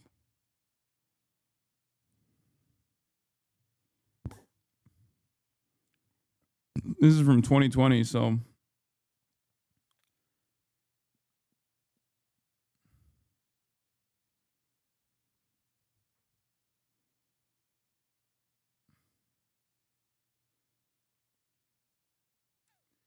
They're cherry-picking GoFundMe quotes to get mad at. The comments on Carmelo Anthony's fundraiser are truly horrifying. They make it very clear that these people don't care whether he has a valid self-defense claim or not. They see Metcalf's murder as an act of racial vengeance. And I hope we help. This anonymous giver that gave $10, dude. Hasanabi Asmongold's talking smack about you right now. Oh no. A Trump supporter is talking shit about me. What will I do? I should die, I guess. How will I go on? Oh no. Oh no. What will I do? Bro, if every Trump supporter that talks shit about me, if you guys inform me anytime someone is a fucking Trump supporter, talk shit about me, that's all we would have to do. Okay? That's all we would do. We would just only talk about whoever's, you know, Charlie Kirk's talking shit about you.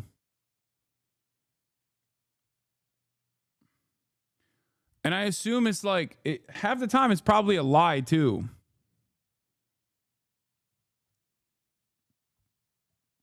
Half the time it's like just some dude who is saying, Asmongold's talking shit about you just for me to like say something in return so we can clip it and then post it in the Asmongold subreddit and be like, Hasan is talking shit about Asmongold.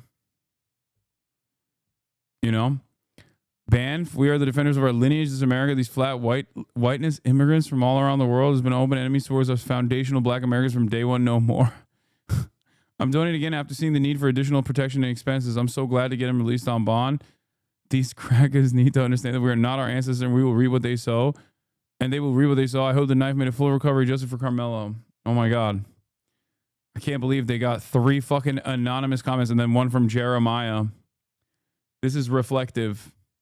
Hey, remember when George Zimmerman was signing Skittle bags, dude? The fuck are we talking about? Remember? Remember when he would go around signing bags of Skittles?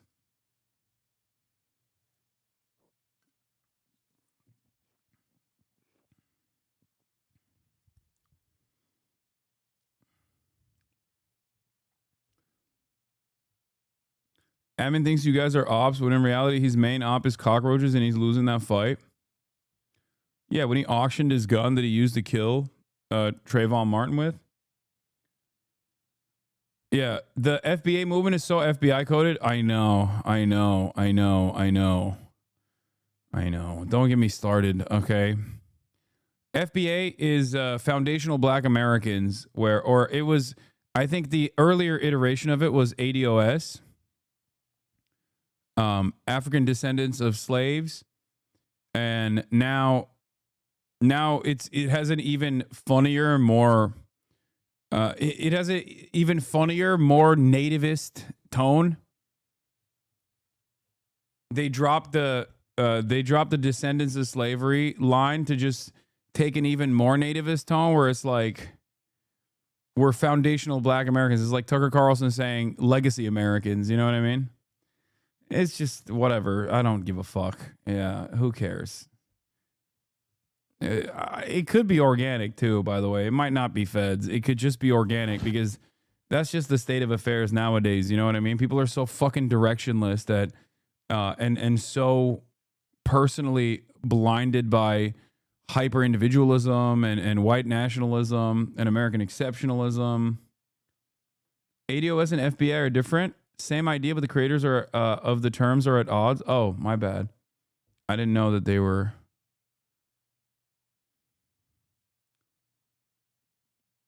Yeah, it's most likely organic. It's like when Zoomers were talking about how MLK wanted to fuck white women a couple of years ago on TikTok.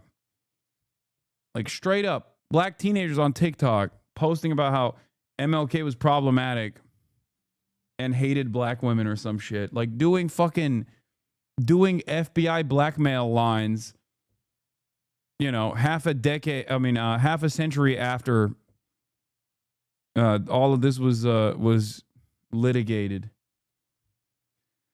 Oh.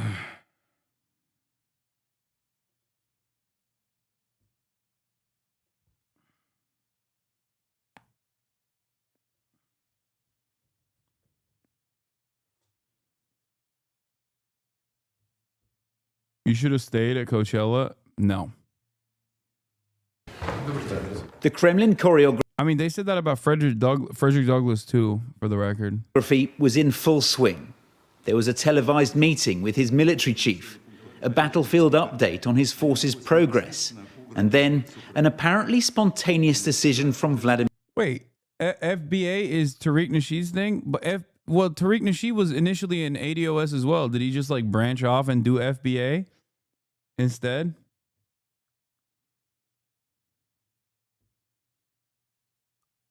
Because I'm pretty sure Tariq Nasheed was initially with ADOS as well. I guess they must have had some infighting. Because I remember Tariq Nasheed talking about ADOS quite a bit. That's how I found out about ADOS. Kind of surprised you went to Coachella, to be honest. Why?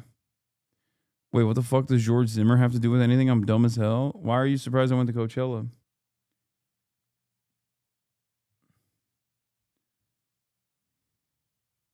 Frederick Douglass should have stayed at Coachella? Yeah, he should have.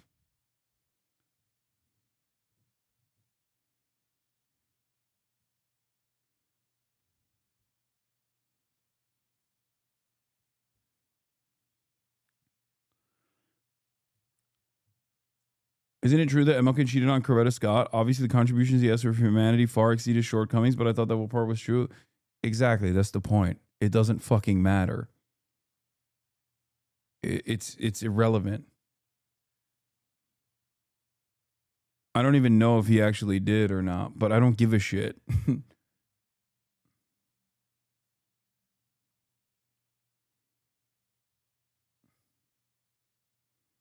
Vladimir Putin to cease fire over Easter. I order that all military actions be stopped for this period.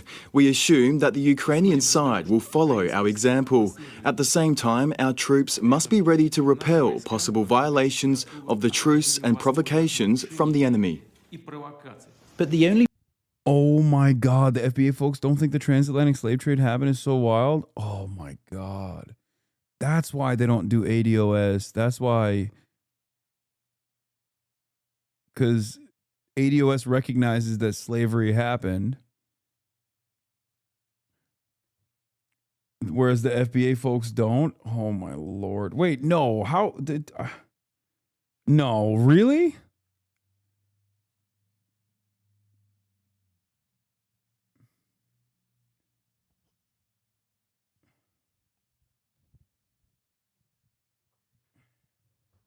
FBA do acknowledge slavery. Chatter is lying.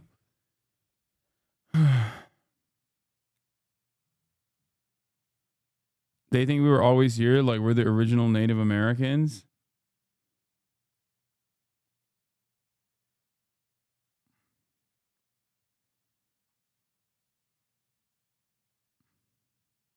Some people in the chat are saying FBA.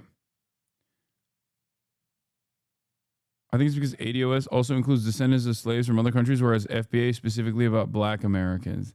They don't believe that. They think black people called Moors were here, but they don't deny slavery. Oh. Some do, some don't. There is no consensus on it. Some believe in the slave trade, some don't.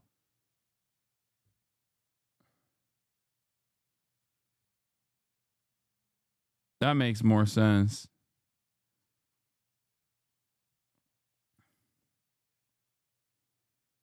Can we start talking about weird white people groups again? I'm sorry.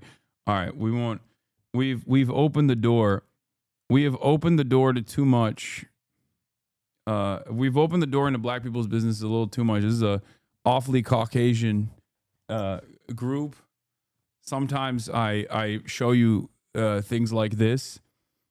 But, you know, we got to close that door, okay? The FBA side, foundational black Americans are the proud descendants of the black men and women who endured and survived one of the greatest atrocities in human history, American slavery. Okay, so they do recognize it. Maybe it's a bit like we were here already, but then also slavery happened as well.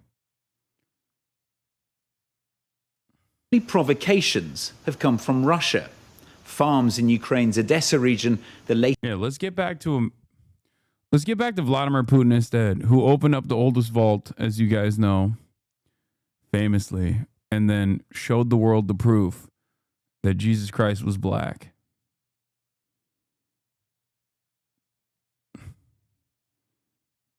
That's real, that he did do that. Latest victims of Moscow's 3-year war. So why announce a ceasefire now?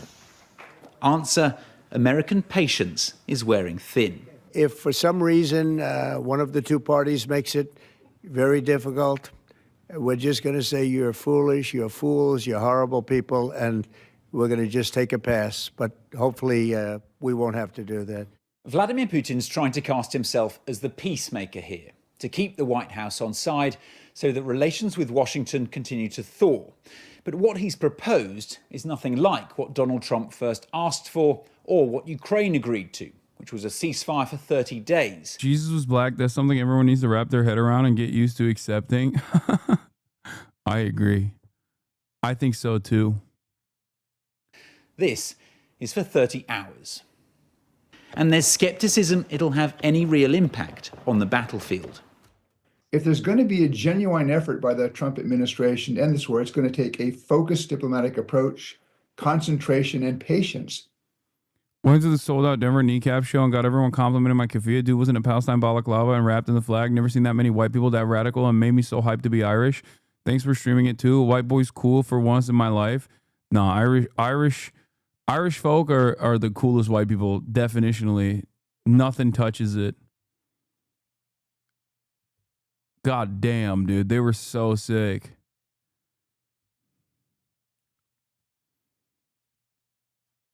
They were so dope.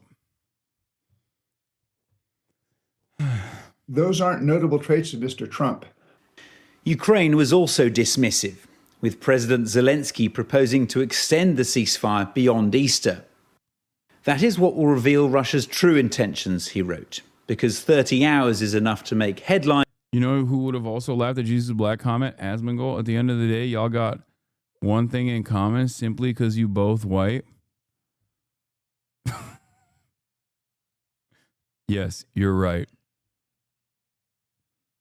I was being Caucasian. No, I just know the truth. Jesus Christ was Chinese. That's right. I simply can't hide it any longer. Yeah, he was Asian. Actually, I'm willing to entertain that he was Blasian.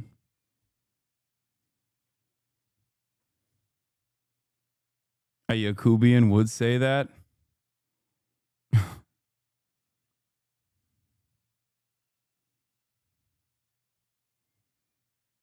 Instead of the ignorant Caucasian laugh, drop knowledge, Mr. Asmon clone.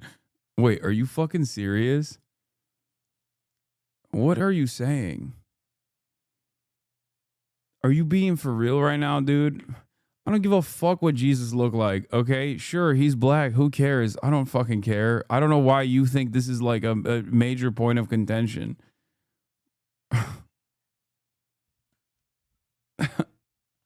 Yes, I am just like Asmongold.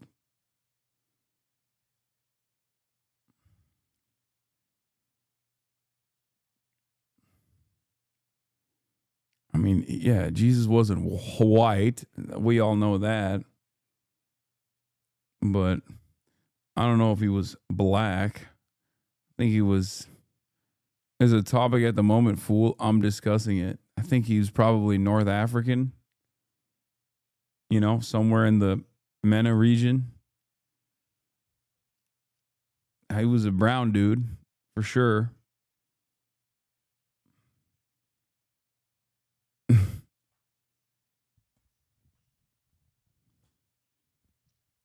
But then again, I genuinely don't fucking care. That's why I laughed. I was like, sure, okay, he was black. Much better than an ignorant Caucasian laugh. Okay, shut up, bitch. Go fuck. But not for genuine confidence-building measures. 30 days could give peace a chance. Some things have changed here this Easter after a mass prisoner swap. 246 captives released by each side. That feels a lot more meaningful than Moscow's latest maneuver.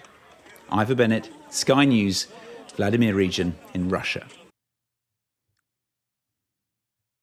This morning, Iran and the United States are sitting down for a new round of talks on Iran's nuclear program. ABC's Marcus Moore is joining us now from Rome, where those meetings are taking place. Marcus, good morning. Whit, good morning. These talks are a continuation of the negotiations that took place last week in Oman. Officials indicated that those talks went well, and today's meeting here in Rome. Omani officials serving as mediators in the indirect talks led by U.S. Special Envoy Steve Witkoff and Iran's Foreign Minister Abbas Araghchi. Vice President Vance is also here in Italy, but not taking part in the meeting. As you know, the Trump administration is working to... Yeah, it's because he's not taking part of the meeting because he's too busy becoming the tariff czar now, which is awesome.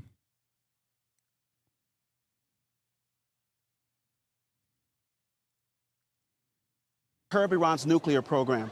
The UN says the country has accelerated its uranium enrichment closer to a level that would allow Iran to develop a nuclear weapon. And the U.S. and Israel say That cannot be allowed to happen. President Trump has threatened military action if a deal isn't reached by the end of a 2-month deadline, he said back in March. So this meeting will be important. And I think one issue to watch for under any new deal is whether Iran is permitted to continue its nuclear program or called to dismantle it altogether, which would likely be a non-starter on Iran's part. And amidst all of this, you have Israel waiting in the wings and ready to attack Iran's nuclear sites as it sees an imminent threat. So a lot is at stake, Whit, and there's every sense that time is ticking for these sides to reach a deal to avert another breakout of violence in the Middle East. Yes, definitely something to watch closely there. And Marcus, as you noted, Vice President Vance is also there in Rome. What more are you learning about his plans? Yeah, the Vice President arrived here yesterday. He attended an Easter Good Friday service with his family. He's met with cardinals and other clergy. He also toured the Apostolic Palace. The Vice President is expected to leave for India tomorrow. And meanwhile, Holy Week masses are set to continue, and we'll watch for what appearances Pope Francis makes after his long hospital stay from pneumonia just weeks ago. The faithful have gathered here in large numbers, hoping to receive a blessing from the Pope on Easter Sunday. Yes, we see those large crowds there at the Vatican. Marcus Moore for us, thank you so much. We appreciate it. The Joe Rogan Experience. Tim Dillon's new idea, war tourism.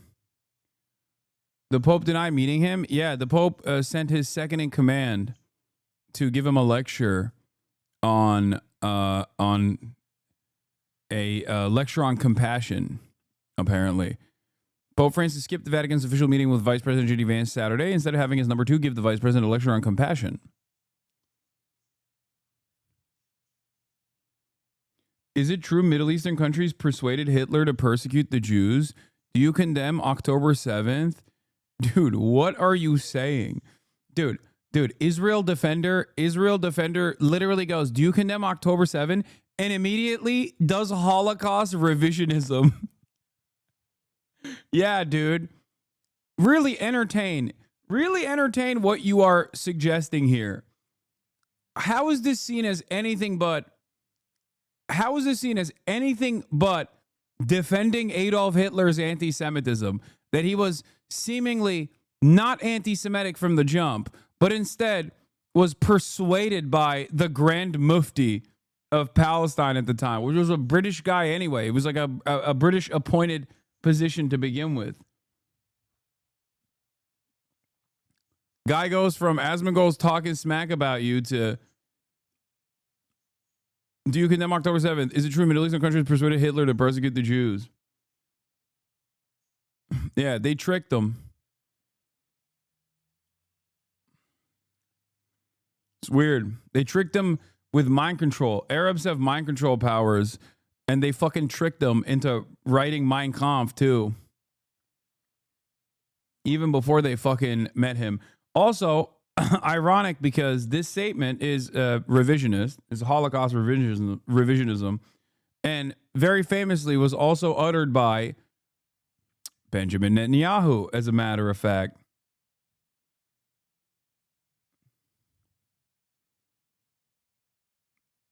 Benjamin Netanyahu fucking said this too.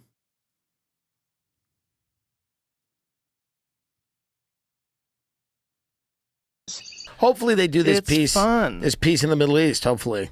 One thing I will say about Tim Dillon is that, funny guy aside, I do think it's kind of crazy that he just like all the statements he's made about like pedophile elites and whatever, they all go by the wayside when it comes down to like interviewing people like Steve Bannon or I think he literally had like Kevin Spacey do his intro for his Netflix comedy special.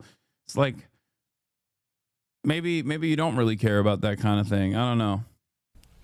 They keep talking about all this, you know, these deals they're all making. Hopefully that the Hamas and the Israel, whatever it is, they get, you know, because. Well, that's hey, one thing that Trump said. If I get in there, 24 hours, the war's over. That's a tough one. 24 is tough. That's obviously. But hopefully they figure it out because it is, it's unfortunate. Yeah, it's fucking crazy. The human toll is unreal. Unreal. And, you know, it's crazy. Some lady just died. She was the protagonist in some documentary, and she just got blown up. There is an argument to be made that level of devastation and death is worse than you talking to someone on your podcast? Allegedly. There is an argument to be made. It's probably not a good one. The amount but of there damage is an you can argument. do with just talking. There is an argument to be made that, starvation and stuff like that and people dying is worse than a podcast. But wait a minute. I wouldn't Wait make a minute it. before you say that. Have you been there? Right, that's a good point. You haven't been? By the way, how is he in all these wars? Can I just go to wars? By the way, how are you allowed to just go to wars? Is that the way you should at least can you just have the go to courtesy of going there. Can I just go to wars, or do I have to come back and say what people want me to say about the wars? Can I go to the wars and have my own opinions, or do I have to have the opinions? Not if you want to go back. That's right. It's very interesting, this war tourism. How do I get on this war tourism? Yeah. I'd like to go to the Ukraine. I want to go. I want to go. I want to go to all this war tourism. Do you have any awards that they can melt down and make bullets out of? Joe, think about this. Do I seem like a guy that has a lot of awards? Didn't you get one of those YouTube plaques when you hit 100,000? I don't even know where they send it. I don't know where. He's talking about Sean Penn, I think. Right? Isn't that what he did? Sean Penn gave Zelensky his Oscar or something. Dude, liberals were going wild in the Douglas Murray. No, but Sean Penn did that too, no?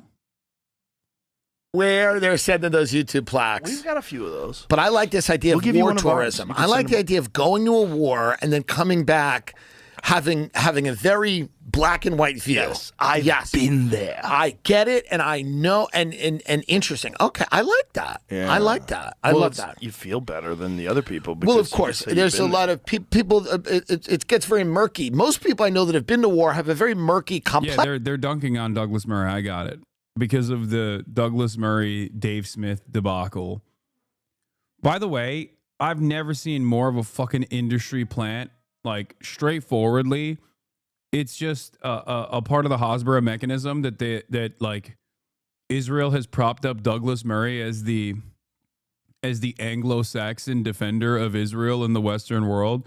It is so fucking obvious. I'm sorry. I don't give a fuck what you say. You can call me whatever the fuck you want and be like, oh, this is anti-Semitic. Like, get the fuck out of here. Why is Donald Trump promoting Douglas Murray's book, dude? Like, really? Really? Douglas Murray writes a book. It's everywhere. All of a sudden, he's on Joe Rogan defending Israel, and virtually every single pro-Israeli account in unison is pushing Douglas Murray. Get the fuck out of here, dude. Get the absolute fuck out of here. This is literally, Israel was like, finally, a guy that is not going to make people anti-Semitic by just simply looking at them. Okay. We like not even anti-Zionist at that point, like anti-Semitic. You know what I mean? Straight up. Like, finally, it's not, because they were like, for the longest time, we had fucking Rabbi Shmuley, Michael Rappaport, Amy Schumer, and fucking Alan Dershowitz. Finally, we got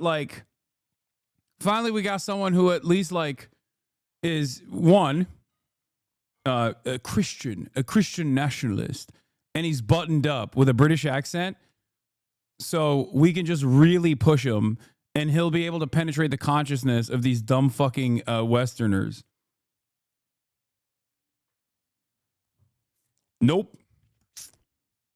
Nope, not even a little bit. It is not working, okay? Likes few of things.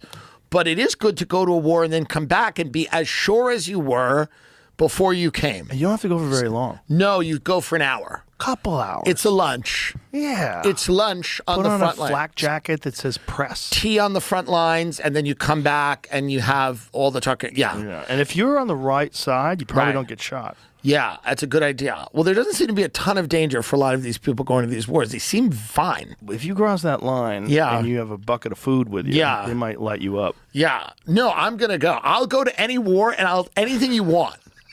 So if you want to pay for me to go to a war, I will come back and I go, I saw the Houthis. They're terrifying. They are terrifying. Any war you want. And by the way, any country, if China wants me to You know, I'm doing it. I'm you go to doing Moscow? it. I would love to go to Moscow, and I said to my friend Anna Hashan from the Red Scare podcast, I said, should I go to Russia? She goes, you're spiritually Russian, and the maybe you won't leave. She says the oligarch lifestyle might be for you. I can see the you eating sweatsuits, caviar, yeah, with the flip smoked flops. fish. She goes, it might smoking a cigarette on a yacht. She goes, it might be for you.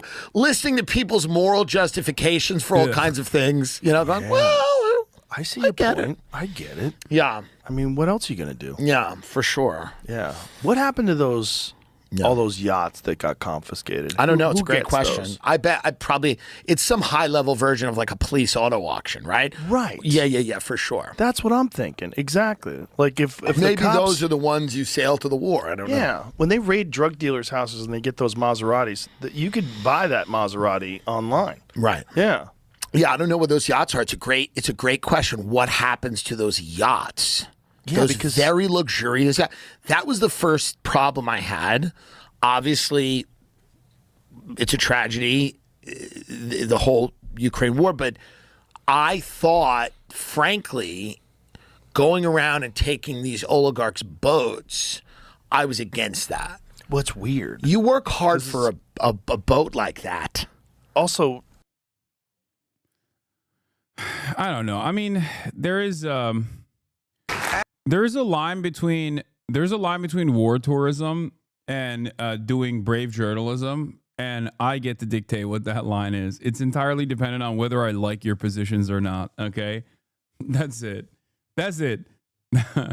I'm being radically honest here. All right. If you're doing good work, then you're a brave, bold journalist putting yourself directly in the line of fire. If you're fucking annoying, then you're doing war porn, war tourism. That's it.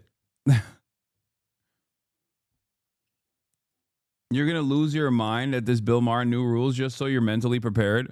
The not working class new rule? No. Oh, no. Bilbo Baggins. Can we please skip this smug dog fart? No, I only did a 2-hour stream yesterday, which is why I have to punish myself here.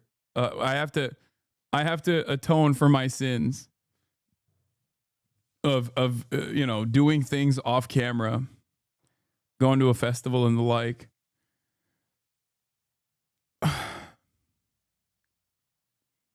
You got to earn it today, yeah. And finally, new rule now that the Trump administration has decided that America will pay any price and bear any burden to bring back factory jobs. They have to answer one question. Who's going to take them? Who exactly is supposed to do all this monotonous, low-paying labor? Immigrants? They're all deported.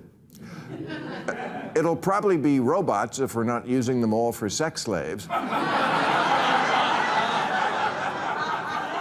But I'll tell you who's definitely not doing it. Gen Z.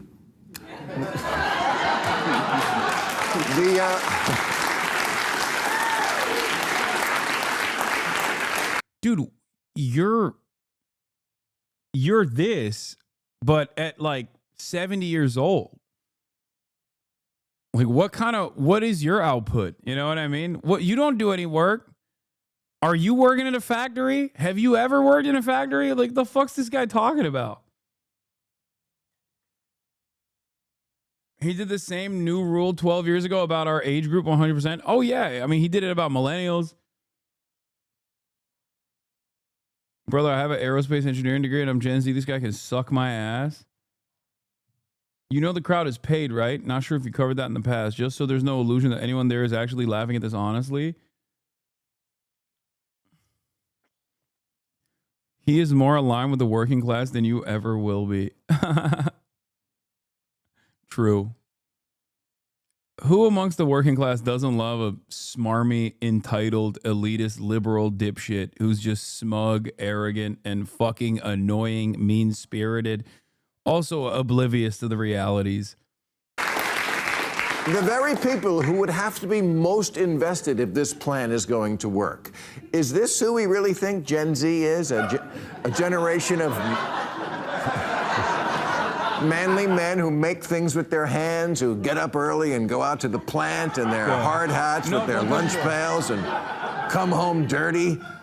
Gruff men in news. It's all aesthetics, bro. I swear to God, it's all fucking aesthetics. For every American, it is not actually about like what it means to work and earn a wage. It is entirely about what it looks like. Are your clothes getting dirty? Is it backbreaking labor? Only then is it real.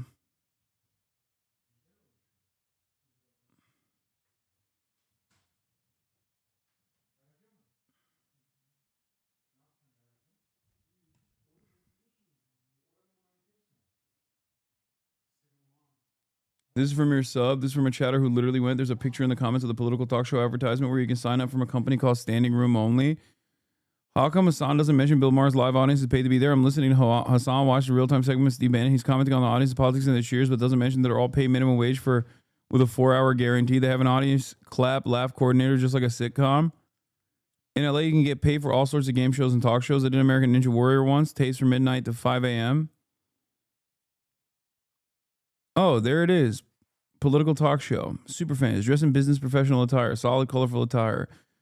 Please leave cell phones and all electronics in the car. No cell phone allowed on set. The show is a 4-hour minimum pay for working the show.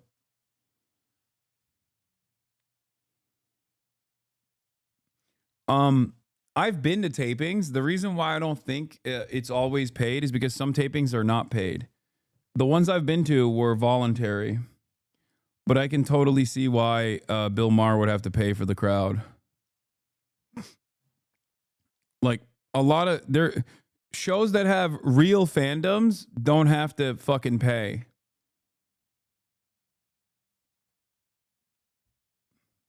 Daily Show, not paid. Pretty sure SNL is not paid. I suspect that John Oliver is probably not paid either.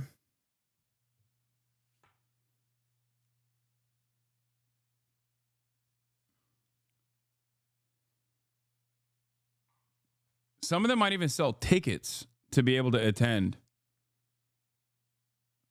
I went to a Bill Maher taping in 2011. I was not paid at all. Yeah, I think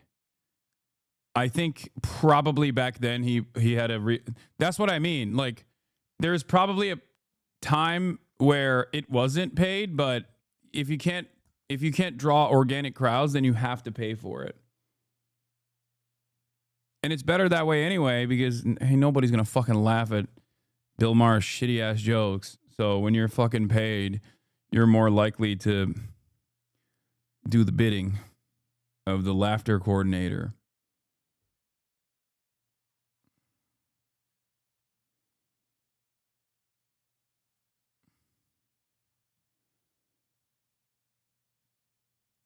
Boy Caps working overtime at the steel factory. Seriously, these kids can't handle a gig at the Cheesecake Factory.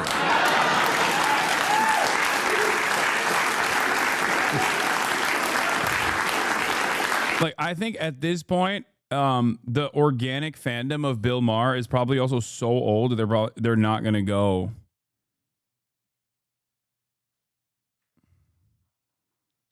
They're not going to actually attend. You know what I mean? They're quiet quitting office jobs. If you walk into a department store and ask them for something, they act like you barged into their apartment and woke them up. I'm sorry, but Generation Nepo Baby aren't exactly the sinewy, leather-skinned workmen of yesteryear. They're doughy... Whoa, what's happening? Oh. Wait, what? Are you bored? Hold on. Gamers who need the one time I fucking watch Bill Maher, this asshole comes in and sits down to watch. Emotional support animal to ride in a plane.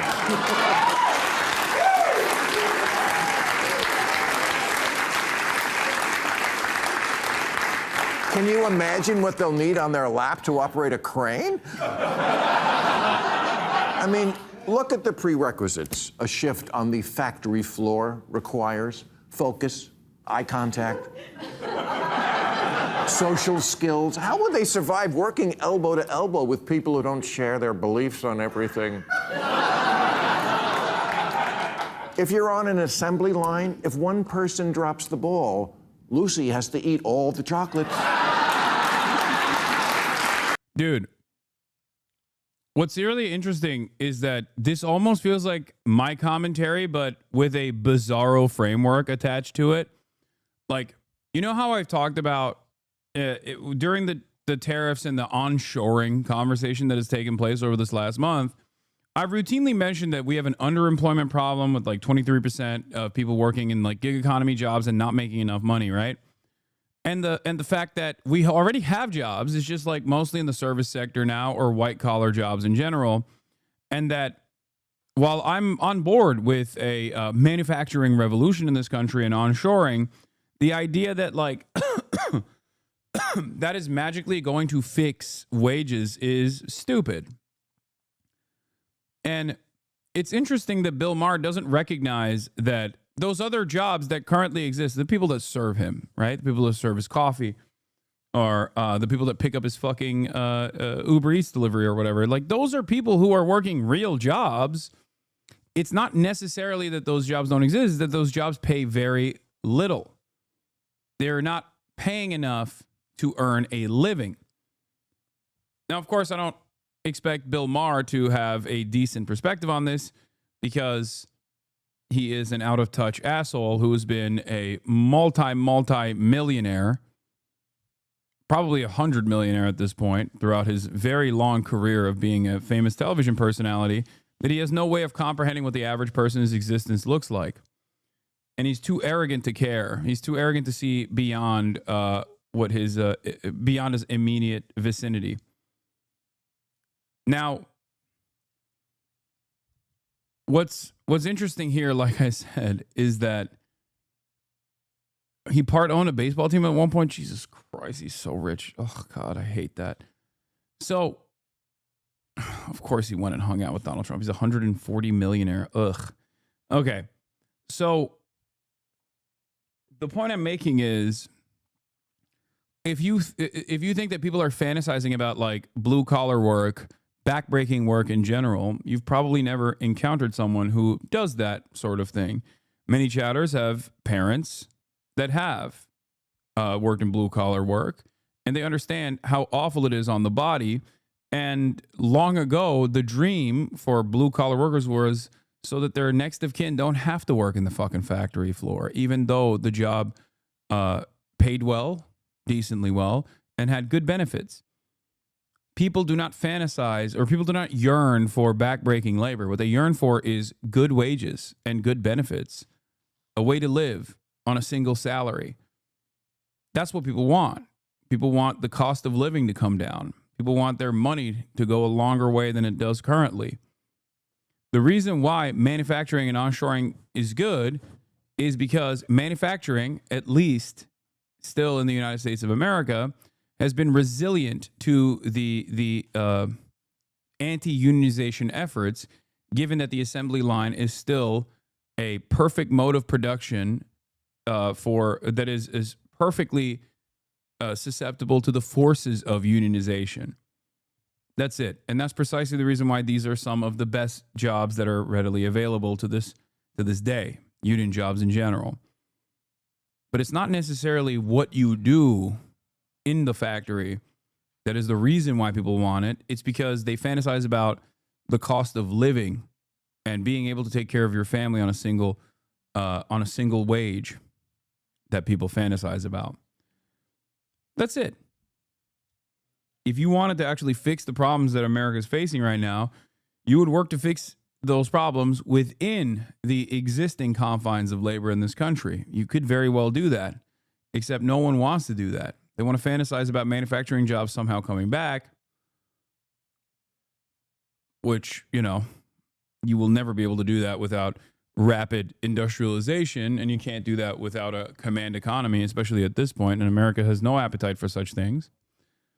And even then, let's say if we were to magically bring back factories and they materialize out of thin air overnight, and we magically train the entire labor force to be able to work in these high precision manufacturing jobs, there is no guarantee that these are going to be good paying jobs. After all, when you look at the Amazon distribution facilities, they are fairly close to the same structure that exists within manufacturing jobs. You're constantly in a fucking slammed facility next to other like-minded or next to other individuals who recognize how backbreaking the labor is. And yet Amazon has designed this incredibly sophisticated process to ensure that there is never unionization that takes place inside of their distribution facilities, to much success, as a matter of fact, with one notable exception. So, no, the fuck they aren't, Lamau. Wait, what?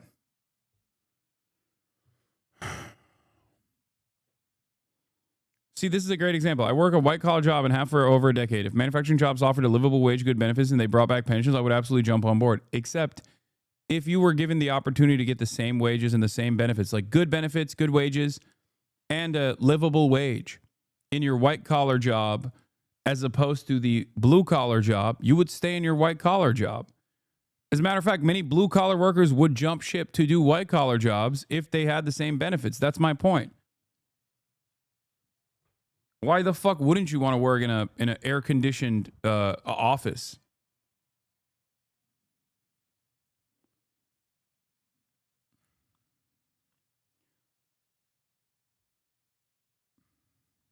That's it. Manual labor is difficult. It's backbreaking. The reason why people fantasize about manual labor is because, one, it's been a very long time since they've ever truly encountered a backbreaking menial labor job. And two, it's because they fantasize about the 60s when those jobs would allow a single parent in a two-parent household to be able to take care of the entire family and create a social safety net and a semblance of upward social mobility for their next generation. Ex-IATSA carpenter here, a bit of a different situation, but I took like a $30K pay cut to have work from home job that back in marketing. Yeah.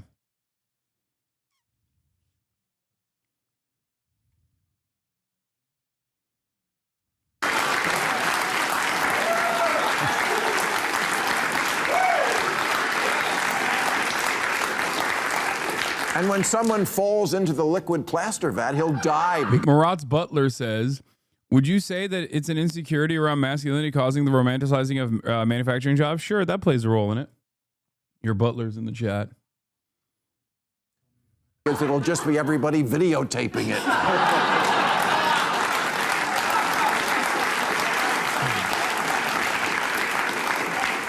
You know, there's a lot of talk these days about the working class and how the Democrats lost the election by abandoning them, which on a policy basis is ridiculous.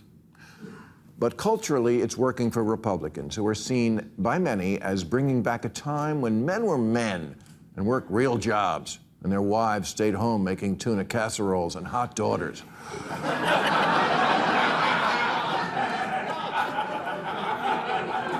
Trump and his MAGA crowd has this testosterone-drenched delusion that America will only return to its glory days when men, real men, burly, brawny, manly men go back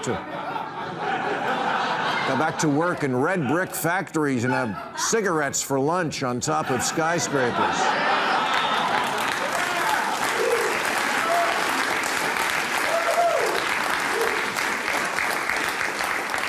Okay, but it's 2025, and being masculine is a hate crime now.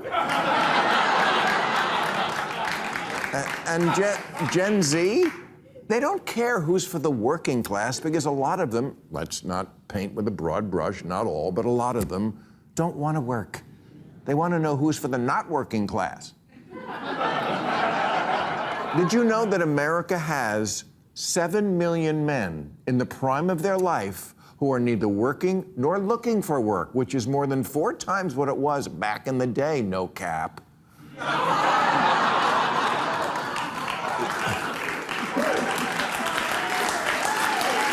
Thank you. There's even a word for it now, NILF. It stands for not in labor force, which people think this is synonymous with unemployed. It isn't. Unemployed people are looking for work. NILFs are not. They're what we used to call deadbeats. The term is neat.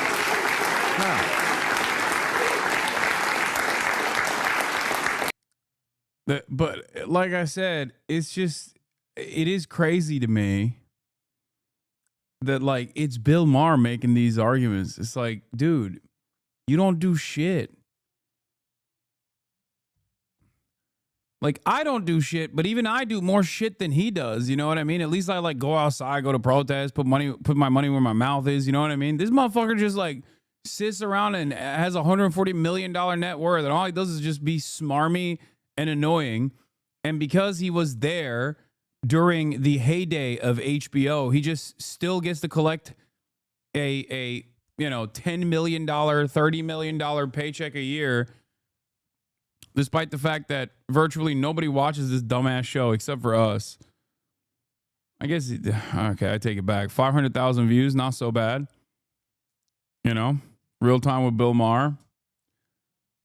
Also, speaking of fucking 500,000 views in one day, look at that. That shit went crazy, dude. That shit went crazy mode. The conservative awakening has begun. It's wild. Yeah, this is my actual YouTube channel. Yeah, go watch my videos, bro. You don't even know what my actual YouTube channel looks like? Okay, dude.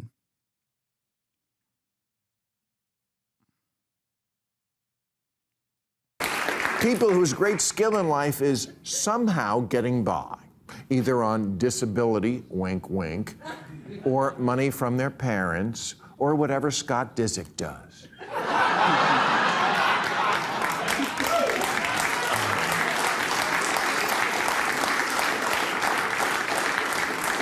Listen to this. Half of American parents with adult children provide them regularly with financial assistance, spending almost $1,500 per adult child per month. Wow. Turns out Gen Z was blowing up our 401ks long before Trump got a hold of it.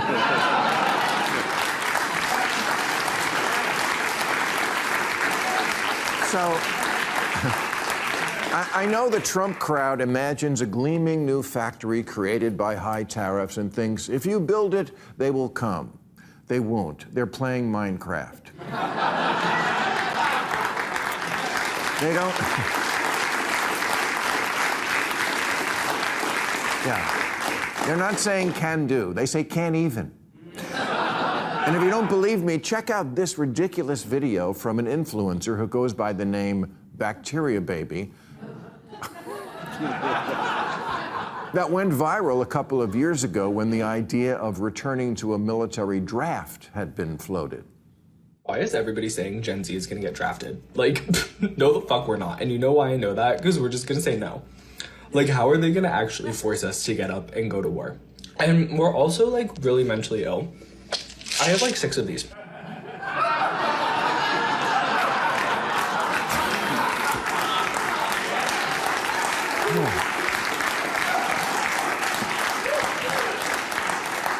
You've heard the adage about how America has 2 kinds of people, the white-collar types who shower before work and the working class who shower after work. Okay, but this kid doesn't shower at all. Because he doesn't work at all. Yeah, I mean, this sucks. It's not that bad. It sucks, but it's not as bad as I thought it was going to be. I don't really give a shit. It's just an old man fucking complaining, you know? Like, who cares? Whatever. Yeah. Remember the lady? Patty Morin? The sociopath that the White House was parading around, who was the mother of a American who was slain by an undocumented migrant. And she basically has been getting paraded around to keep Kilmar Briga Garcia in El Salvador, despite the fact that Kilmar Brega Garcia is a whole ass different individual than the person that killed her daughter. Yeah. Remember when I told you she's a fucking scumbag and a monstrous piece of shit? Well, there's more to that story. Okay? I said she was a scumbag, monstrous piece of shit because she was using a horrible thing that happened to her daughter to basically fucking do white nativist immigration policy. She was like, yeah, my daughter was killed by an undocumented migrant, so we should, deport every migrant in general to this concentration camp, as though every other undocumented migrant somehow is responsible for this the actions of this one individual. Okay? And yeah, there was a chatter who mentioned the whole family's fucked up. Well, it turns out there's a lot going on with this family. Turns out she's being fucking sued by her murdered daughter's children because she stole all the money. Rachel Morin allegedly stole all the money from the fundraising proceeds from her own fucking family, dude. Rachel Morin's children allege their grandmother and aunt are keeping fundraising proceeds from them, lawsuit claims. Let's take a look. As the Banner reports, that lawsuit alleges that Morin's 5 children have not received any of the proceeds from crowdfunding efforts started by family members. It also says Morin's mother, Patty, and sister have kept the money. Yeah, conservatives are bad people. They're just bad. They're just fucking bad people, dude. For themselves. Lawsuit also names one of Morin's daughters, who is a legal adult, as her next of kin, an executor of Morin's estate. A law firm representing Patty Morin says those funds have been placed in a trust fund for the children. And the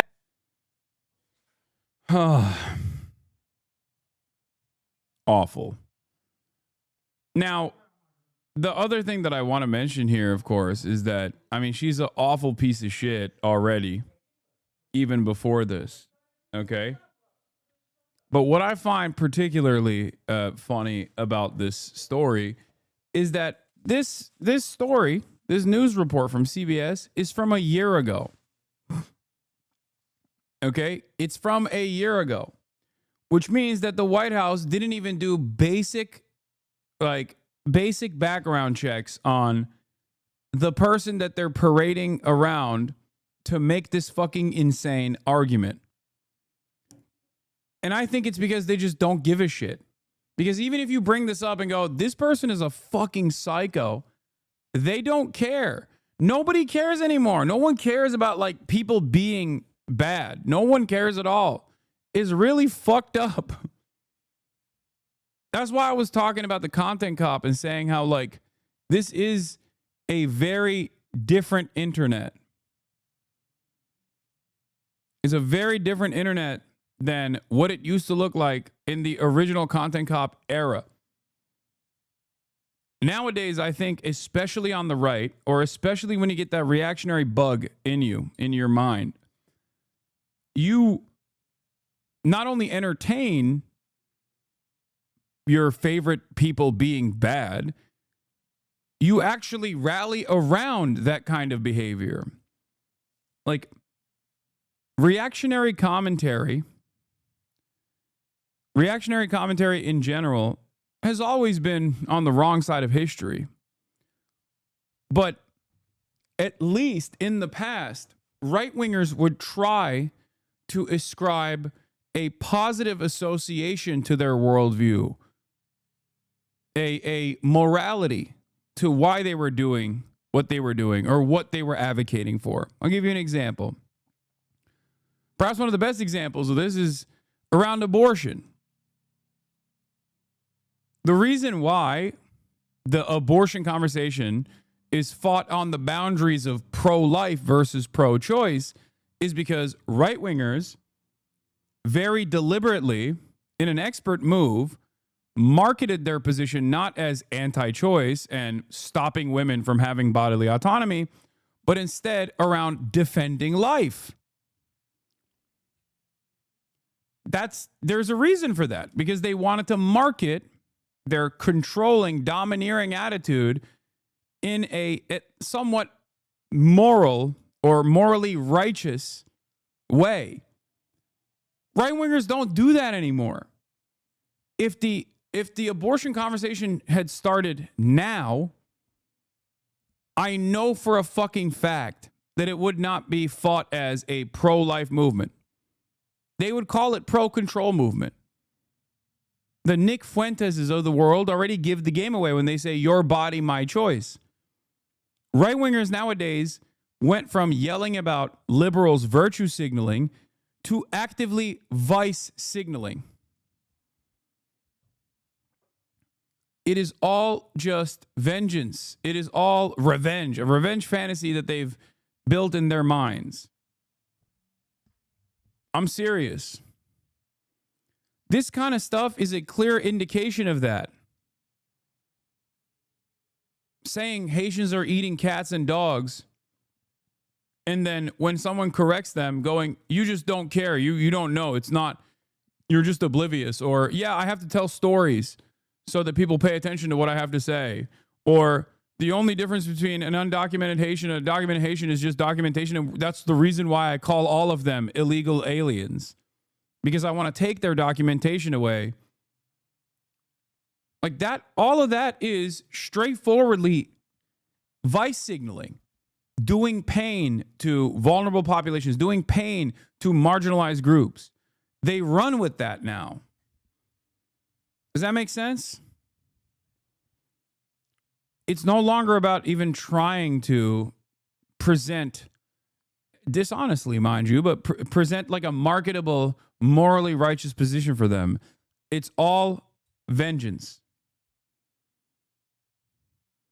It seems to me like this is a reaction to the left claiming the moral high ground, virtue signaling so hard the last couple of years. The right just, out of spite, went in the opposite direction, claiming the moral low ground to counter that culture. No, the reality of the matter is they've always been this way. They're just not marketing anymore because I think they're winning so much that they don't even see the reason to.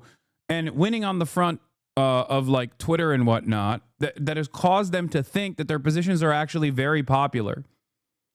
This is something that I've said quite a bit. The internet has become more and more reactionary. It's become more reactionary consistently. And it got especially worse after the Twitter the Twitter purchase from Elon Musk. And I will admit that I didn't think that it would get this bad. I knew that Twitter would be bad, but I thought it would just be trapped in Twitter. Not realizing that if one platform actively, one of the major platforms, even if it's not the most popular one, actively becomes a neo-Nazi shithole, that actually breaches containment and has a secondary impact all around on other platforms as well. Because whatever's making waves on Twitter ends up making itself on even Twitch, making news even on Twitch, making news on YouTube, making news on TikTok. So I think that this echo chamberification and 4chanification of Twitter and all the other subsequent platforms also becoming more and more right-wing, benefiting from the permission structure created on Twitter for neo-Nazi sentiment, I think that is causing right-wingers to think that they are winning on the propaganda front, that like the everyday Americans are becoming infinitely more right-wing. And to a certain degree they are, not because of Twitter, but because of like Joe Rogan. Because something pops off on Twitter, Joe Rogan sees that, he talks about it, all of a sudden, that is in front of millions of Americans who love Joe Rogan, right? Sai, it's like when you realize just how large the nation of Asman really is. It's just decades of gamer brain rot now mainstream. Yeah. The reality of the matter, however, is that the political movement associated with this kind of vice signaling is still, in my opinion, unfashionable to the average person. Like, normies are not as brain rotted as we think they are, judging by what the internet looks like. This isn't to say that normies haven't become more reactionary over the past couple of years, especially in the past decade. They certainly have. But by and large, what pops off on Twitter right now in the real world is still considered repulsive. An example of this is Elon Musk's ridiculous behavior in Wisconsin and how that led to the defeat in Wisconsin. If you were to look at Twitter as a metric of success, if you were to only look at Twitter to judge how Elon Musk is perceived by the broader electorate, you would get a very different attitude. Your understanding of the world, if shaped by Twitter, would be completely broken. In the real world, you ask people what they think about Elon Musk, they fucking hate him. They talk about assassinating him, like openly. They talk about assassinating him on Twitter too, but by and large, Twitter is his website, and he has very selfishly turned it into a website that will give him unlimited praise. But make no mistake, Twitter still very much is not real life. Anyway, a Minnesota man was arrested and handcuffed at his workplace by ICE and thrown into detention. ICE had secretly revoked his visa without telling him and then arrested him for overstaying that visa. He wasn't even sent a notice telling him what happened. That's crazy. Fantastic stuff overall. Just unlimited cruelty, man. What the fuck are we doing? Speaking of which, I do want to talk about liberals briefly because the libs have been popping off. Here is Nicholas Decker, GMU Econ PhD student, liberal, ASPE. I post interesting papers, Michael Kermerstan. Now, make no mistake, this person is one of the most repulsive style of annoying, smarmy, elitist liberals out there. And I will tell you exactly why I feel this way. Not because he has the globe emoji in the bio, which is a telltale sign that the person you're talking to is going to be horrible, but because I've seen some of the other things that he has advocated for on the timeline. Having said that, I will offer critical support to him in this trying time. Nicholas Decker wrote an article. When must we kill them? Evil has come to America. The present administration is engaged in barbarism. It has arbitrarily imprisoned its opponents, revoked the visas of thousands of students, imposed taxes upon us without our consent, and seeks to destroy the institutions which oppose it. Its leader has threatened those who produce unfavorable coverage and suggested their licenses be revoked. It has deprived us, in many cases, of trial by jury. It has subjected us to a jurisdiction foreign to our Constitution. And then it goes on and go on. Now, basically, the argument that he's making in this situation is, when is the appropriate time? When is the time to take matters into our own hands? Now, this is very different than the liberals of my heyday. Okay. Hashtag dark woke. Liberals of the past Trump tenure had a very different attitude. They would be like, oh, Antifa is bad. Punch a Nazi. Let's talk about the ethical considerations here. How dare you? This is violent. That kind of thing. And now they're becoming dark woke. But the argument, or not the argument, but the story for this dark woke soldier doesn't end there. It simply begins there. In the aftermath of this article going viral on Twitter, Nicholas Decker, of course, got a visit from Secret Service, or I believe the Department of Homeland Security. Where is it? Where is it?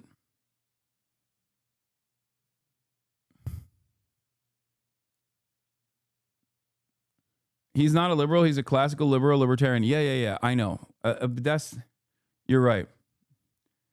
I should clarify.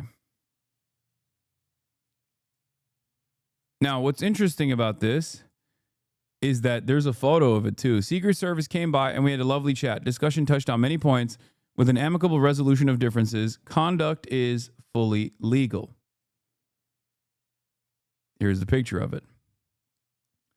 Now, not only did he post this photo of it, it doesn't even end there. It doesn't even fucking end there. Also, look at this stance, dude. Oh my God, it's hilarious. Okay.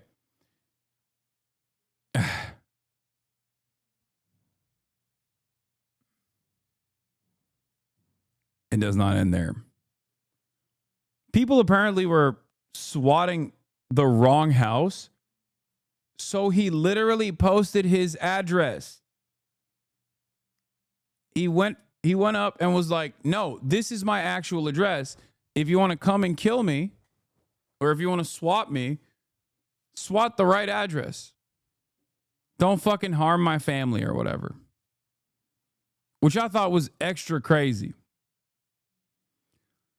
But in the aftermath of this bold, brave, radical stance, he got evicted.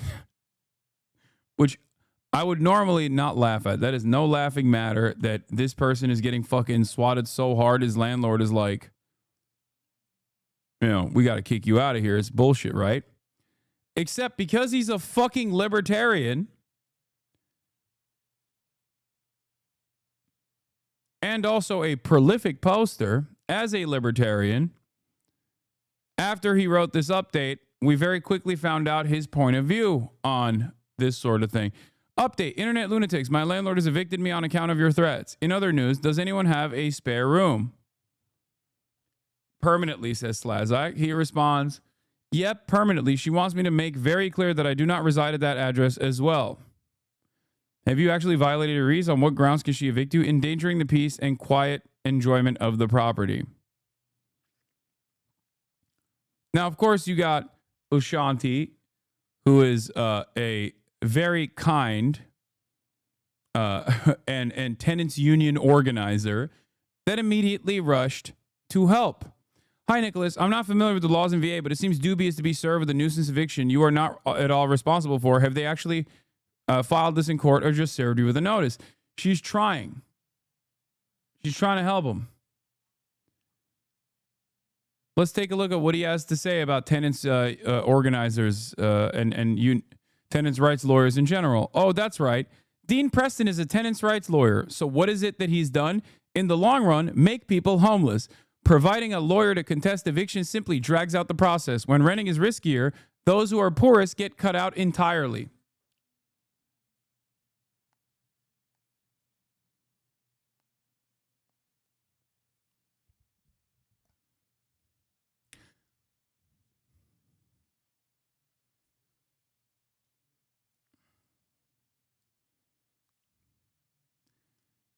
To which he responded with, this is correct.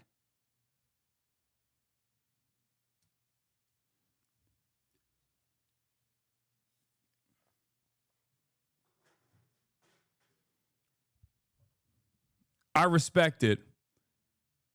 I respect a libertarian who literally recognizes his place in the peasantry that still says, my lordship demands his awesome power.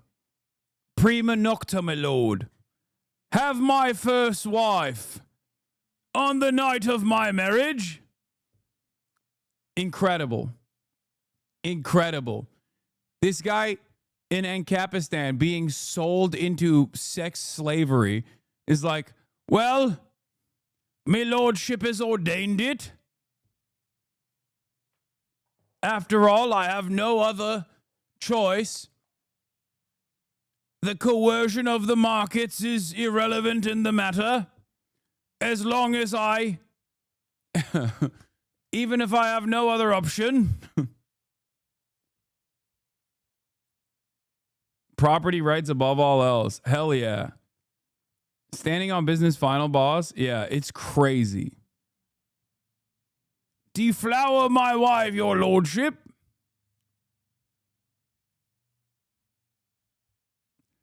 Your wish is my command. He said property rights over human rights in the process of having his rights being violated.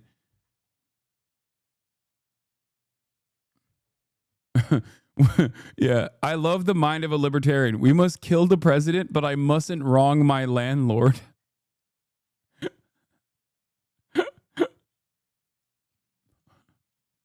Like how? For him, he's like, the procedural and norms violations are so severe. That's the only thing he's mad at. He's mad at Trump eroding constitutional norms and procedural norms. If Trump was doing this within the boundaries of procedural norms, he'd be like, it's fine. Just like his fucking landlord.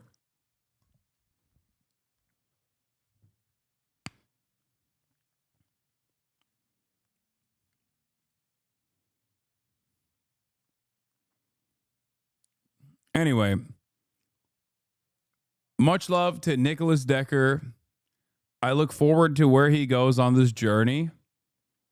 I respect his commitment to his libertarian framework, where, you know, as long as the non-aggression principle is not violated,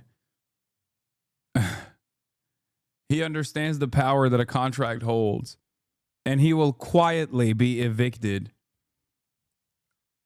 for literally being swatted endlessly.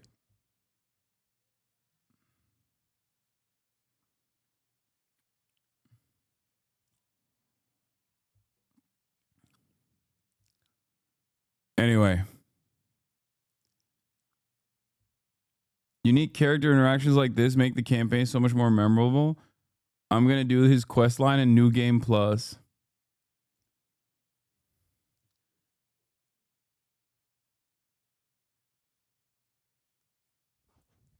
Your ad hominem is a nap violation. He might take me out for that. Honestly.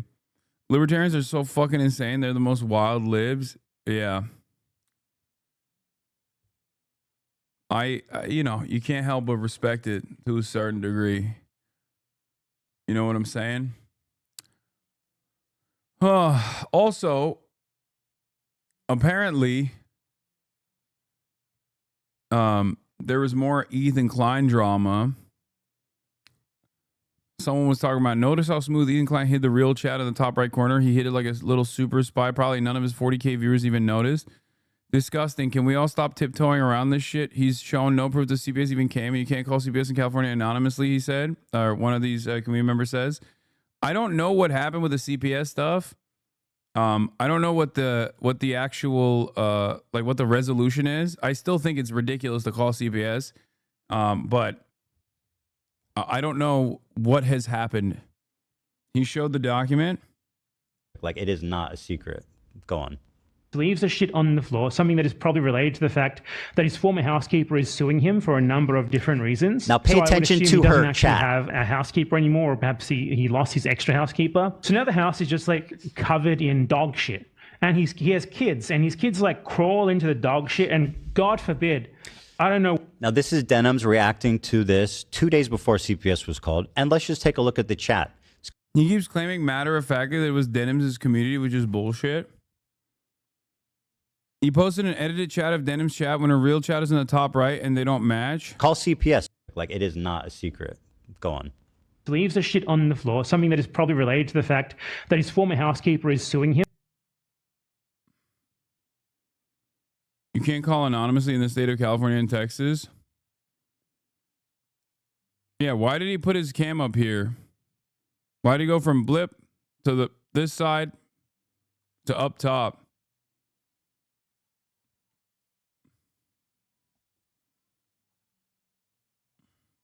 You can file anonymous CPS complaints in California. It's literally on the website. I don't know how the CPS process works. 7 messages out of thousands from a different video she was watching also.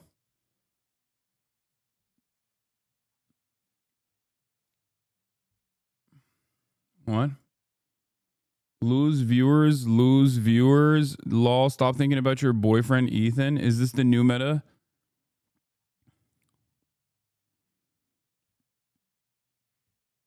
Is this the new meta from the Ethan Klein has? This is like, oh, you care about him so much.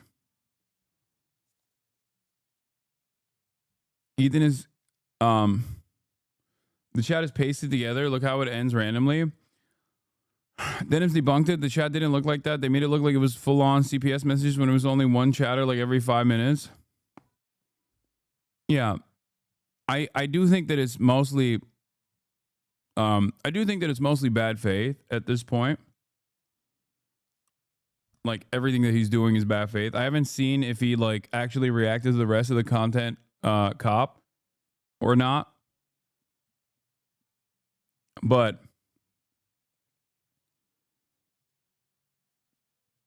I don't think that he's going to. Oh yeah, here. This is the one I was going to show. I don't think that he's going to.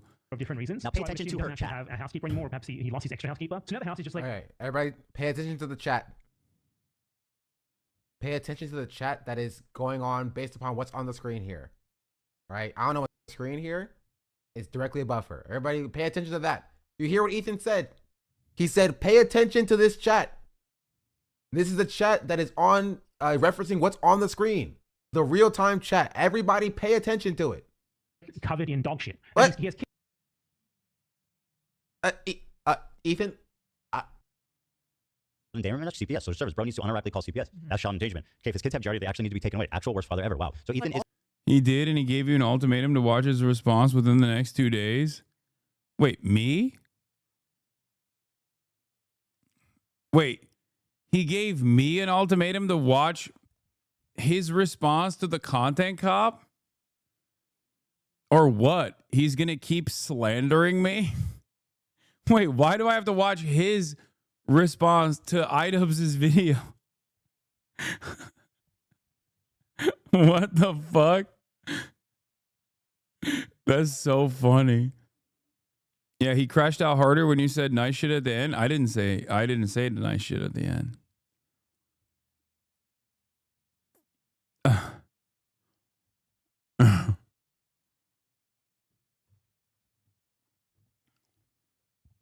I think the ultimatum was to Noah to remove this video or get sued. I don't think you got one. He did watch it. When he got to the end, he couldn't take a compliment and just belittled everyone that just said something nice to him. He completely missed the point of the whole content cop. His response is over 9 hours long. That's amazing. Watch Asman's response. The man is a national treasure. Yeah, I'm good on that, I think.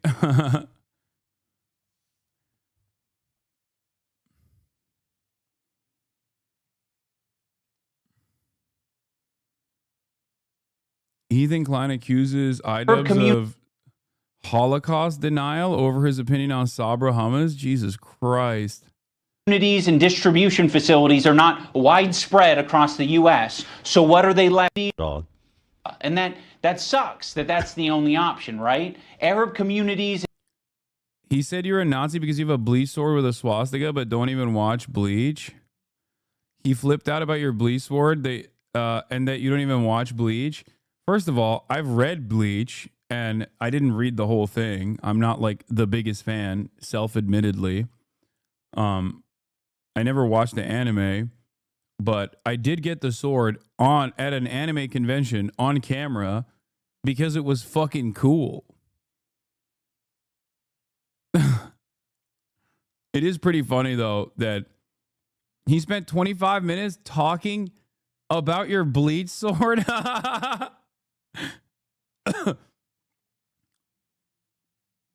The crew agreed it was anti-Semitic to ask him to talk to Sam, Zach specifically. Yeah, I don't care what the fucking crew agrees to, okay? Oh. He pulled up clips of you saying you don't watch it. Yeah, it's not. What? What is the argument?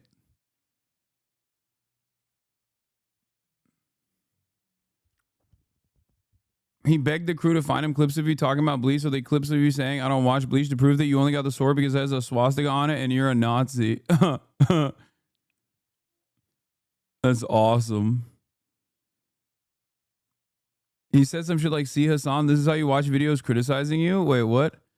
Did he watch my response to it or something? Is that why? He went on for ages about how you're a fake anime fan. You don't even like One Piece because you haven't watched it all, according to him. I did. I finished One Piece. He said you LARP as an anime watcher. Dude, I'm going to be honest with you. I find this kind of stuff really funny where he just like, he just lies about the dumbest shit. Like, yeah, dude, I LARP as an anime watcher. I'm not a real one.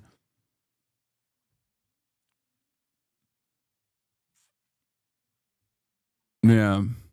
Fake glasses, not a real anime head. Like, what purpose would this serve? Why would I fucking lie about this? What is it a good thing to be a fucking anime fan? It's so stupid. The how you react is because you said he paused too much and said you react lazy basically compared to him. Yeah, no, panic pausing every 12 seconds so your audience can't decipher a single fucking coherent point that Ian is making in the content cop is exactly how you react to stuff. That's right.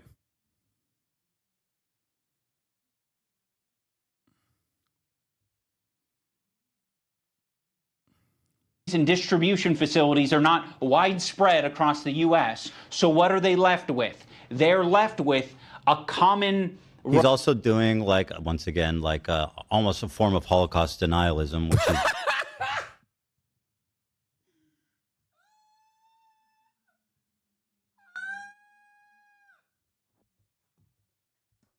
Oh. They pre-watched and had a whole script. Basically like diaspora apologia, basically saying that hummus is not Jewish food. Oh, he says there's no It's Arab just- distributors. Of I don't course think it's that's bad. Holocaust denial. No, but no, I'm correcting myself. God, dude, he is. I guess there's an audience for anything. You know what I mean? Like, I'm sure. I guess there is. There's an audience for people who are like, I really want to hear the stupidest person talk about shit that they have no understanding over, but do it in a way where it's like convincing. Do it in a way where it's confident. Because I think it's close. When you deny like the my favorite is when he compared himself to fucking Rosa Parks. Does anyone have that clip? That I think was peak from the first day when he was watching the content cop and he was like, IDubbb's not coming to my defense as I've been fucking vomiting out pro-Israel talking points and attacking every pro-Palestinian voice out there. Not coming to my defense is basically like you being a white student refusing to defend black students during the civil rights movement.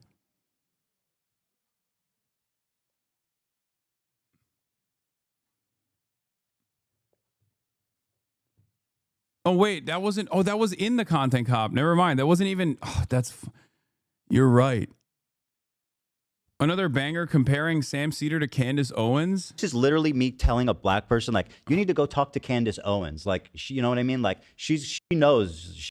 What? She knows everything about the race and what it's like to be black. Sam Cedar is not a Candace Owens, though. No, let me stick Sam up for Cedar my didn't boy do a little anything bit. wrong. No, of course not. I'm saying like I get the example you're making, but I just want to make that. Okay, fair. Good point, because I'm not saying Sam is like them, but you wouldn't send. How about Jesse Jackson? Go talk to Jesse Jackson about this. I don't know anything about his politics, but you'd be like, whatever. Go. My point is just because you say that this person is got. Wait, that he doesn't know who Jesse Jackson is, which is why he doesn't understand what Dan said. Is quite literally what Dan said right there. Wait, what Dan said right there is yeah, it is a comparative. It is a good analog, which undermines the point that he's trying to make. Yes. Yeah. If I was a white guy and I had a black friend and I was trying to talk to him about some issue or whatever, and he just would not, he just refused to hear me out. And I was like, hey man, You should talk to our mutual friend who you respect, who is a you should talk to a mutual friend who you respect, who has a similar background to yourself. Yeah. Who isn't like a fucking reactionary charlatan. Yeah, that would be a totally decent thing to do. I mean, if I was a white guy, I am a white guy, but I meant like if in a situation. Nothing. It's like me saying, hey, you're trans, go talk to Blair White. She'll tell you everything. No, that doesn't work. No. Oh my God. Oh my God. Oh my God. No, that does not work at all. Dan is not taking your side. You need to know. It's not like Ethan is not capable of talking to Hasan.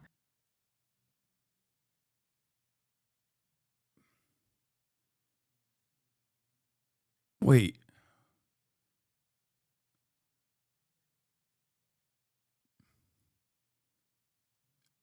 Isn't he? Because I've been waiting. I've been waiting. Yeah, Ethan literally said I'm not Jewish, and kept saying like, how can you tell a Jewish person how to feel about this? And I'm like, this is not about Judaism. If you can't separate Israel from Judaism, we can't even have this conversation. So if you don't trust me, if you can't hear my position on this, and you don't respect me, Muslim or not, what is this? He didn't come up with that himself, by the way? And two, you wouldn't counter that by saying, well, you're saying that... So, Ethan, you claimed that Hasan is misrepresenting the positions of all Jews. Well, why don't you talk to Candace Owens about what black people think? Or, I'm sorry, why don't you talk to Sam Cedar about what Jewish people think? Like, how does that further your argument? Hello? Bro, he loves Destiny so much. He really does. He says you still haven't watched the content nuke, so we won't talk to you. When you said you watched it, he didn't believe you. Well, I haven't watched it fully, but I'll watch it with him. I'll watch it with him. He made a joke about every time people talk about Gaza, PETA falls from the sky, basically making fun of the famine. He's so fucking disgusting. Ugh.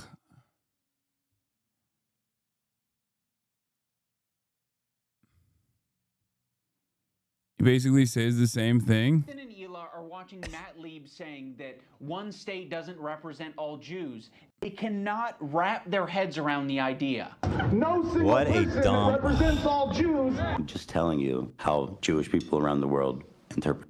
What? He reacts to the compilation of you saying you can't tell him how to feel because he's Jewish here. Other Jewish people, you need to talk to my pre-approved list of Jews that like agree with me on everything. You know, it doesn't matter if they're Jewish, dude. It doesn't matter if they're fucking Jewish. Again, I don't know what he's trying to say. Jewishness is irrelevant to Ethan, which is like Because a totally it's leading up to the next thing. It's really dumb. Because then in the next one is like Jewishness is so relevant. I think most Jews. I don't think Jews that at large Here. view it. I don't think that is the. In what position are you to even say that? It's not motivated by myself. It's motivated by Jews against anti-Zionist No, Jews. seriously, how can you speak for my entire ethnic group? I find that really interesting. Ethan, I don't know what. So That doesn't mean. I'm actually addressing the same point twice, and he's too fucking dumb to realize. Yeah. Yeah. Everyone is dumb, not Ethan. Yeah. Why? Why does he still try to do fucking political stuff, man? It's not good for your mental health. You're clearly oblivious. Like, who is fucking guiding you to do this? Who is gearing you up to be like, yes, King, you're fucking killing it. Everybody thinks you're awesome and very knowledgeable. He goes on to compare it to suggesting you talk to a pro-Israel Arab, or of which there are many, his words, not like anti-Zionist Jews, which are a fringe 1% minority, again, his words, kind of like a self-report there. I've also mentioned this before, like I've addressed this before. Even if 100% of Jews across the board were like, no, Israel represents Judaism, I still wouldn't give a shit. It's just so stupid. It's such a stupid argument. The notion that like a state says we represent religion. It's like ISIS saying fucking they represent Islam. It's the same shit. America doesn't represent Christianity. Israel doesn't represent Judaism. ISIS does not represent Islam. Neither does Saudi Arabia. It's so fucking stupid. The truth is still the truth, regardless of what people feel about it. Yeah.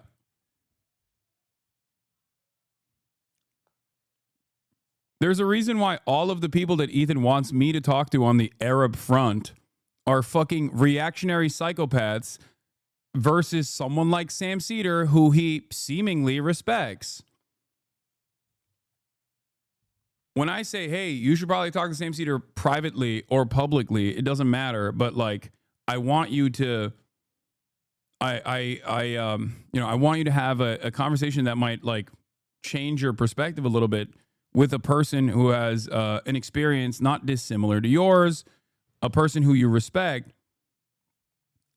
That's still with the assumption that deep down inside, there is an empathetic person who can recognize that they might have been led astray. That's the problem.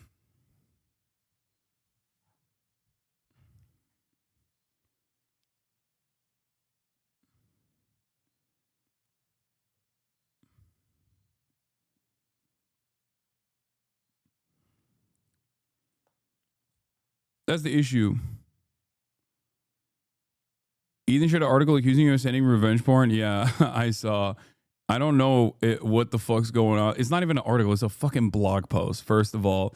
And it's literally, I mean, that's basically fucking slander at that point, where it's me receiving unsolicited nudes in front of a journalist. It's very clearly written in the article, ironically enough.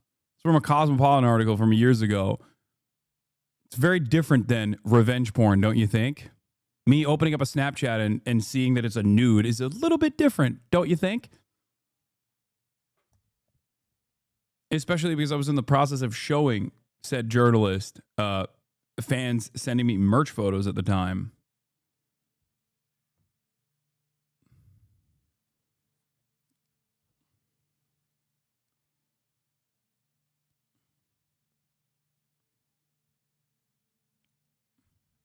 Wouldn't that be the exact situation with the article and the Kavanaugh guy? No, it's even worse than that.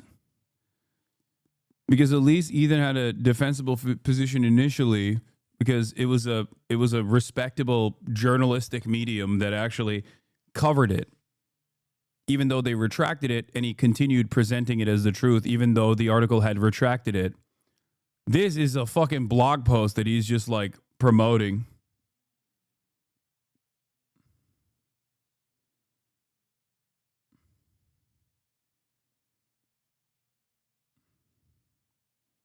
What is wrong with your fans, bro? Wait, why? What do you mean?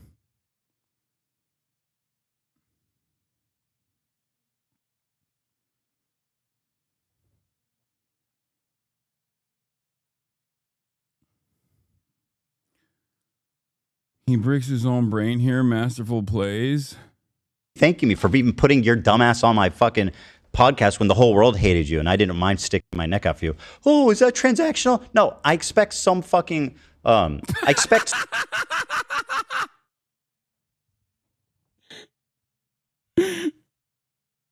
Wait, shut up. Did he catch himself in the middle of the fucking describing a transactional relationship? Dumbass on my fucking podcast when the whole world hated you and I didn't mind sticking my neck out for you. Oh, is that transactional? No, I expect some fucking... I expect... Can you not have any expectations for your friends? Like, is that crazy?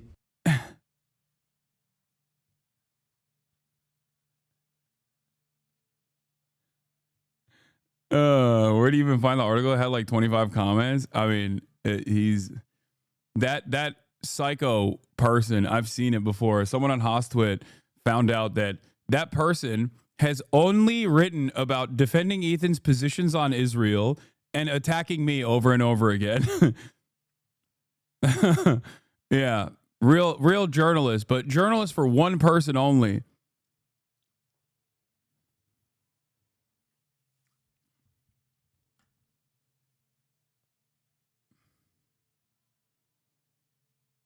The Cosmopolitan article narrates it as you went through those DMs and showed pics to the journalist, not in a suddenly received a no while the phone was open kind of way. That's not true.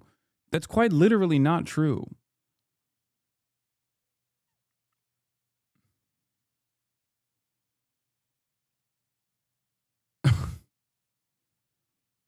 You do realize it's me receiving unsolicited nudes that I am not aware is nudes initially.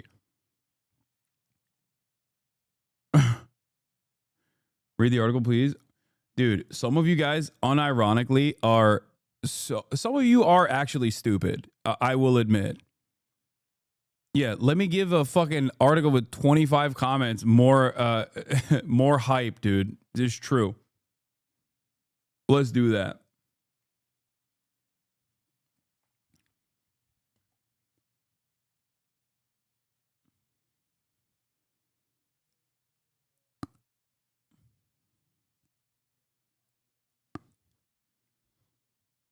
Why spend so much time on him at this point? Ethan ain't going to change. He's a lost cause. He's been charitable for over a year. And if he ain't going to change himself, it's not on you. Let him rot in the bed he made and move on. I mean, there is a... what do you call it? There are going to be instances where I react to shit that he's saying. One, if it's specifically about doing Hasbara. And two, when he's trying to deplatform leftists. And three, when he is directly lying about me.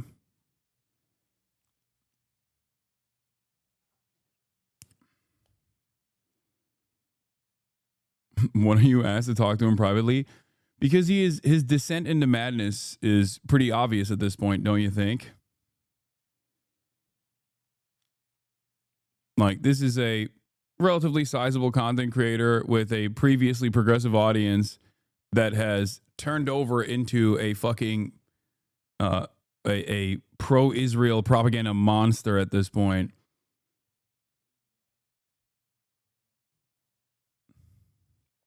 Like, what do you mean?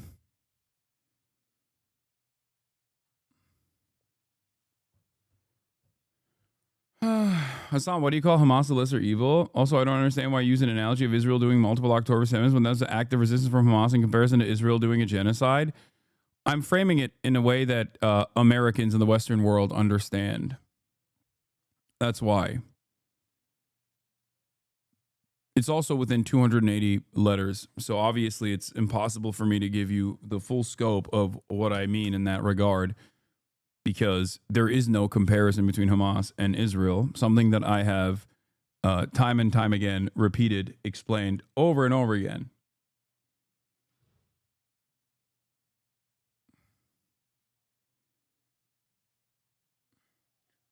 Have you thought about making a detailed take about how this kind of coverage from a pseudo-centrist take is clearly defending genocide in a more meticulous way? It could clarify for a lot of people he's brainwashing. Might not be worth it, but it could put you, if you could put it all in one vid. I've thought about it.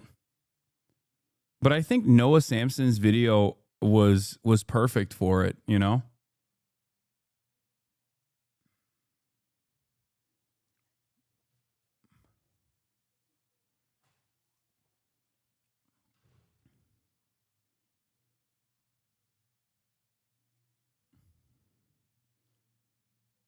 The old clip of E at the end, the content cop, is literally him explaining word for word what he's experiencing right now with getting defensive and spiraling. I refuse to believe he doesn't see what's wrong. I think in many ways he's just too scared of hurting his own ego to admit that he realizes he's wrong. Yes.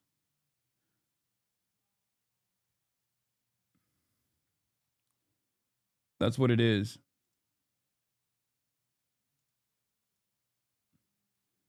That is, it's narcissism. You know, it's just like he doesn't ever want to admit that he was in the wrong. So he's just going to keep spiraling into madness.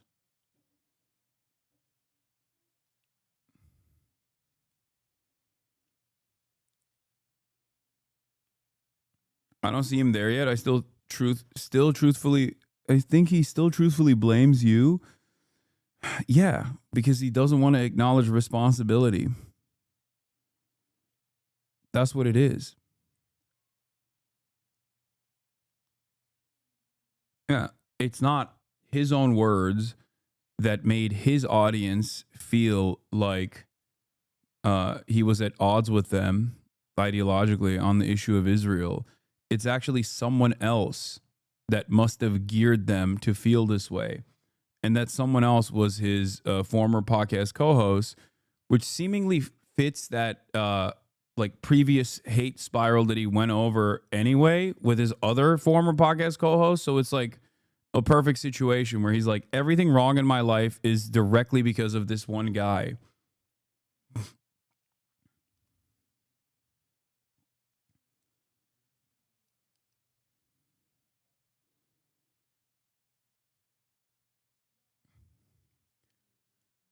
There was another thing. I think like Gila did more Hasbara as well, saying like babies were put in ovens on October 7 or something, like, you know. And then when people push back on it and go, that's not what happened.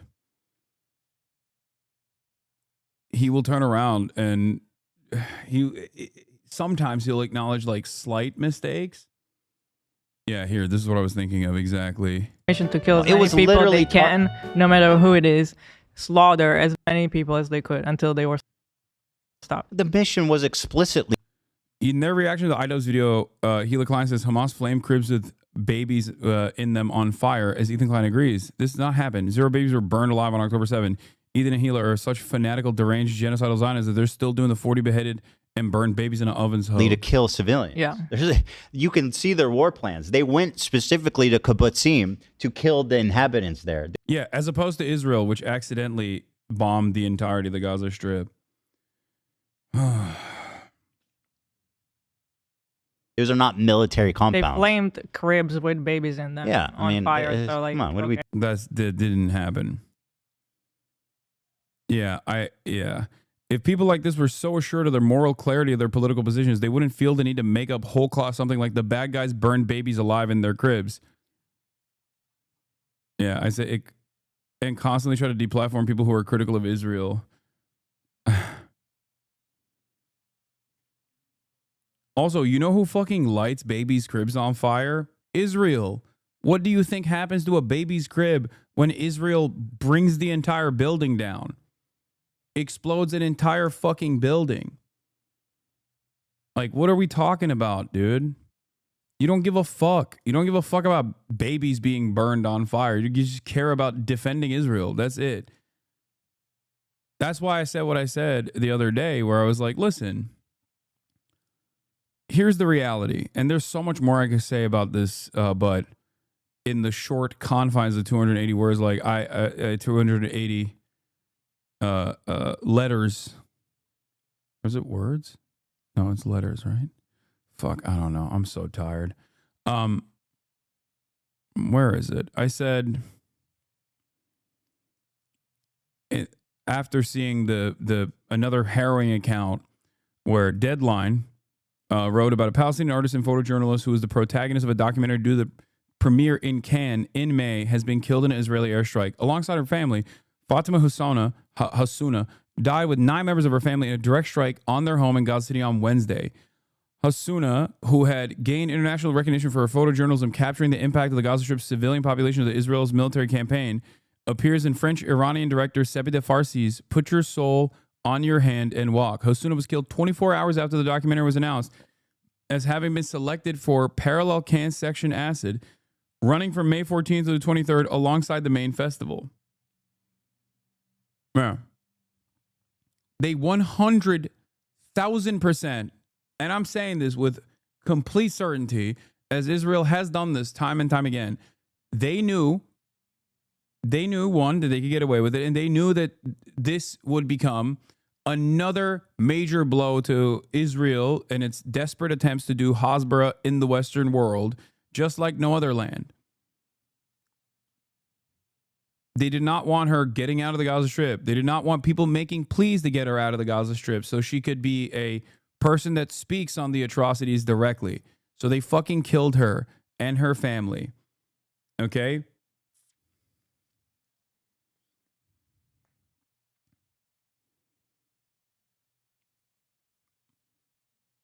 So I said this. I said Israel's a far greater evil than Hamas.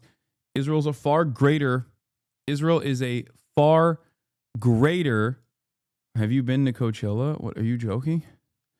Israel's a far greater terrorist group than Hamas ever could be.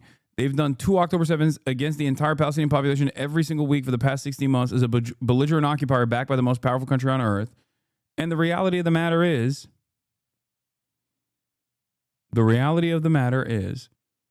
if you don't recognize that, then you don't think Palestinians are human. It's that simple.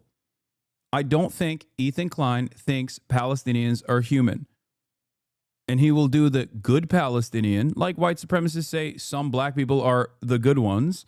He thinks some Palestinians, as long as he can propagandize them in the direction of whatever Israel wants to do, then those are the good Palestinians. If they die, they're collateral damage regardless. You don't care. You don't care about the humanity of these people. You don't care about their lives. You don't care about their futures that were robbed, that were taken from them by this apartheid regime that is doing a genocide. That's it. There is no way to look at this. If your moral compass was twisted in the aftermath of October 7, when you saw all of those Israeli people get fucking shot, okay, and killed, and it fucked you up, and then you watched as October 7 happened to the entirety of the Palestinian population over and over again, thousands of October 7s at this point, by a state that is a belligerent occupier, that has a superior firepower, that has an air force, that has complete control over the strip because it's a belligerent occupier of the strip, that has the population registry. Black on white violence is far more common in the reverse. The media purposely hides it. Black on white violence is far more. Hasan is racist against white people. Yes.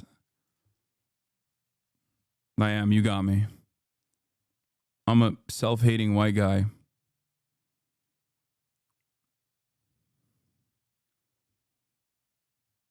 Do you understand? If you care about the humanity of those who were slain on October 7, then you should be up in arms every day. This should never leave these kinds of atrocities should never leave your heart, your soul. You should be going crazy over it. Ethan said he didn't know Cracker was bad when he did the tier list with you. He now thinks it's bad. Okay, I think you guys are making shit up at this point. That is the most delusional thing I've ever heard, bro. Come on, stop.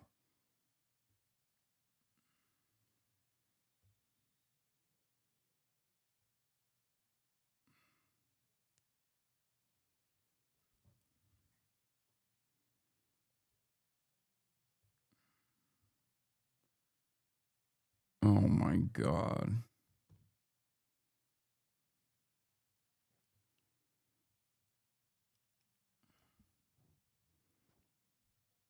What? Here's the C word blip. Twitch was banning people for saying cracker, which we all agreed was like goofy. Well, actually, during that episode, I learned what it meant. And then I thought, oh man, that is actually really, really bad. It means like a slave driver cracking their whip.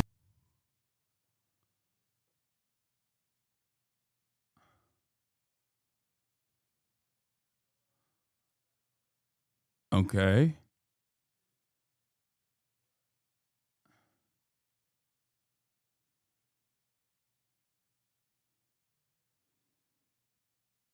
What?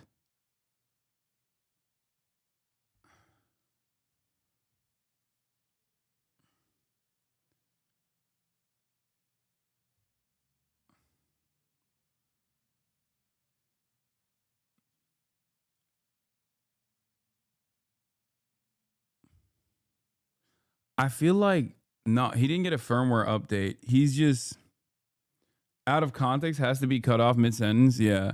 I want to hear what Dan has to say about that.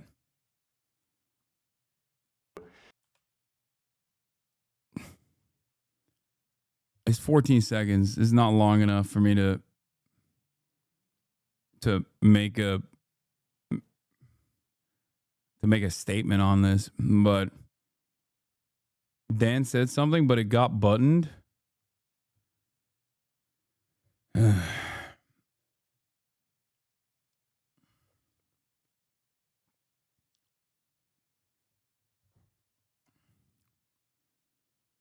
I mean, the thing is, there's a point where this happens. There's a point where this happens where Hasan Piker has lost all of his marbles. The marbles are gone, people. What the fuck? Hard hitting, man. Hard hitting calls, questioning his mental capacity. Okay, done, saved. You like the marbles, or you? Yeah. You do, I don't like the marbles. Hasan Piker has fully gone he has full on dementia. He has full on late stage Parkinson's.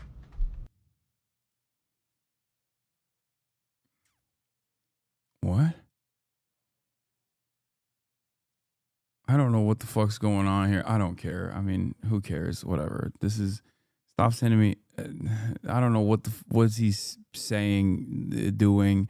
See, this is the type of shit I don't give a fuck about. Show me if he has takes that are relevant to him defending Israel. That's fine. Like, that's what I want to hear. I don't give a fuck about him like workshopping stream titles or whatever. Do you understand? Did you see the button they forgot to delete? Hosmer related? Healthcare to extra footage available on Spotify before Eaton hit the button while watching the content cop reveals Olivia also spoke up, only be silenced alongside AB and Ethan and Gila deny the apartheid in Gaza. Israel. Again, I'm not. Do you think that I'm talking about walking around Gaza? When I say how great multicultural it is? We did never you think defended that? how Israel attacked Gaza since October 7th, not even once. We never I think that's co-signed what they did. No, you guys do consistently defend the intensity of it, or routinely say that Israel doesn't target civilians, things like that. And when they do, they actually do it by mistake, or because it's still Hamas's fault, because Hamas is doing human shields. I mean, it's not particularly complex. Like, it's just it's very basic stuff. It's just constantly making it seem as though it's actually Hamas that is the primary responsible party for the genocide of the Palestinians, and not the fucking belligerent occupying apartheid state that is doing the genocide. That's it.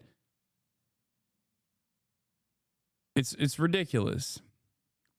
It's pretty basic defense of Israel. I don't know why now they're making it seem as though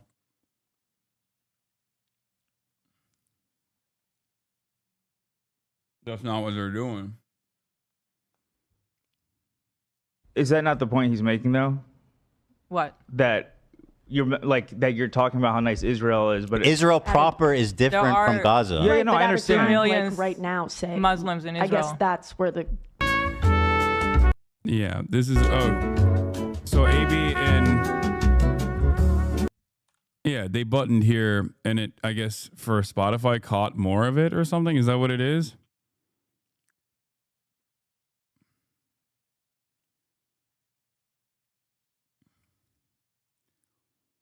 There's also a lot of inequities for the Palestinian citizens of Israel in general, but that's not even what we're talking about.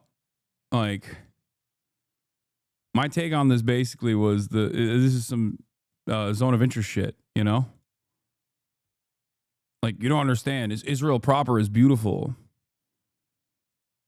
My lived experience in Israel, this is what I saw. Yeah, I said, bro, really said my lived experience in Israel proper. Wrong. It essentially means the state of Israel is going bye-bye. So this massive progressive audience that So Ethan... is Ian going to explain that point, or why No, you're wrong? it's no. He says I'm doing Israeli propaganda, and you just shared me sharing an opinion about the phrase "from the river to the sea." He brought your tweet up and called to move the danger zone. The danger zone, dog. you're doing Nazi propaganda for a Nazi state. That is not the danger zone. Get out of your own fucking head, okay? Oh no. What are you going to do? Cry more? What are you going to do? Actively call to deplatform me again? Is that what you're going to do? Oh my God. Are you going to slander me again? Shit, dude. No, he didn't know the movie title. Oh, he thought it was... Shut up. Shut up.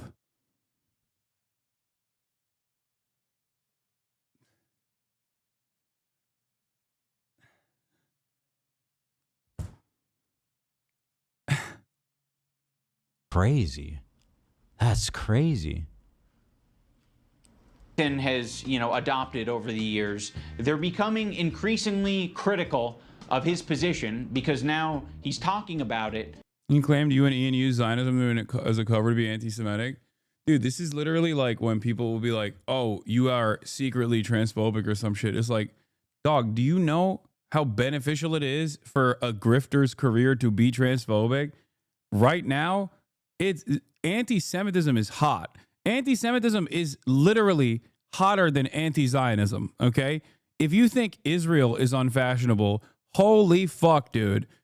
The reality of the matter is I fight actively against anti-Semitism because I'm terrified of the prospect of the only game in town against Israel being anti-Semites, okay? It's so fucked up.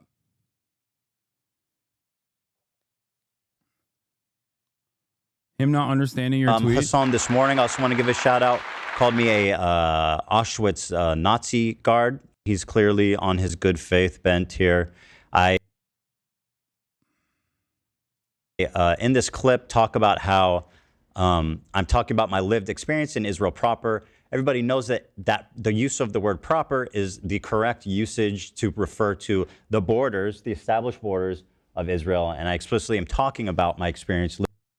You know what's really funny is that the person who made this Oscar-winning movie, he said the same shit.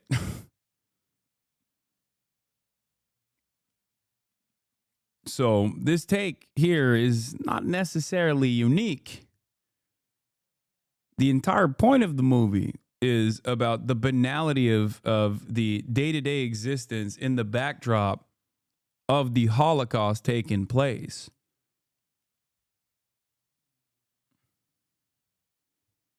Living in Tel Aviv, which I say explicitly in this clip.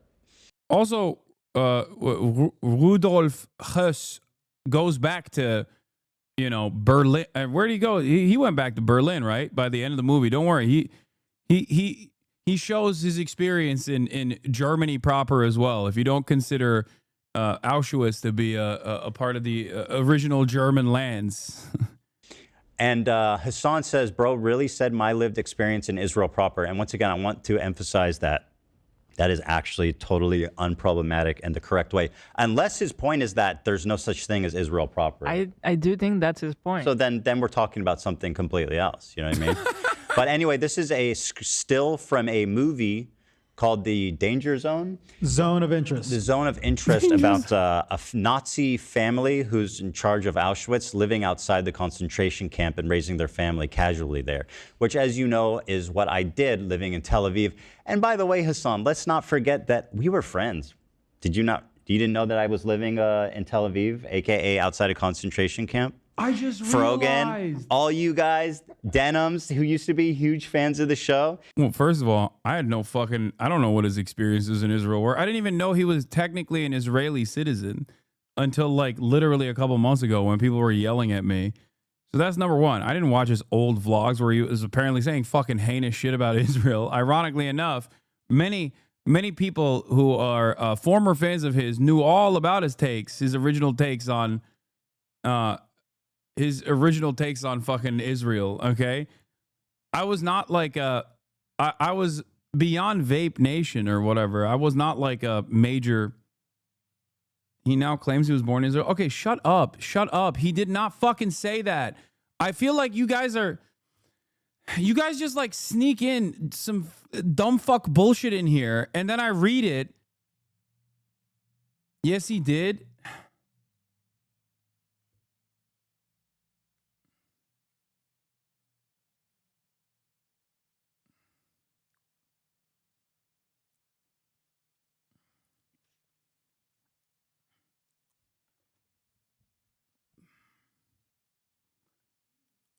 Anyway, yeah, he probably fucking misspoke, okay? Just like the danger zone thing. He misspoke, and you guys brought it in here, and I misunderstood. Stop. Every fucking little thing he says is not like... There's a difference between him being like, I was actually born in Israel, and repeating that as like a person experiencing like a psychotic break or something, okay? And genuinely thinking he was born in Israel in the way that you're presenting it versus him misspeaking. Do you understand? That shit pisses me off. Tel Aviv is closer to Gaza than Berlin to Poland, but proximities to war crimes are not the issue here. He ignores the war crimes. Yeah. What he fails to comprehend here is that this is the literal fucking backdrop of a Holocaust. Okay?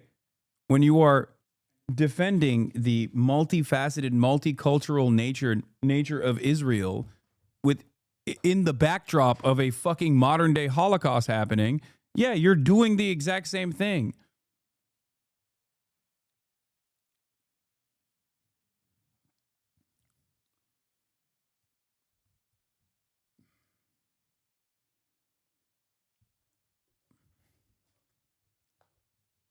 Imagine if this wasn't made by a Jewish director who is the descendant of Holocaust victims and Holocaust survivors alike. And instead it was made by a German guy, okay? And he was showing how wonderful Nazi Germany was. Like, imagine if that was the point. That would be akin to what you are doing. You understand? Coughed us on the diddler biker. Okay, buddy. Yeah. I love how the new meta is like unironically posting shit within the context and still having the dumbest fucking idiots be like, "Oh, you were creeped out by Diddy shit way before people even knew that he was a fucking pedophile? You must have loved Diddy." Yeah, I know, buddy. Yeah. Good luck. They about to take that so out of context? Yeah.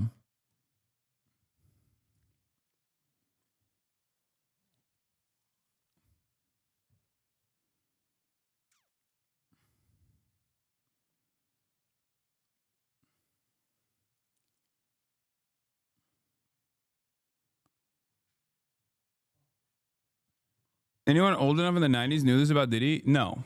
No, dude. What the fuck? First of all, I was in Turkey in the 90s. I didn't know shit. I didn't know shit until all of this stuff came out.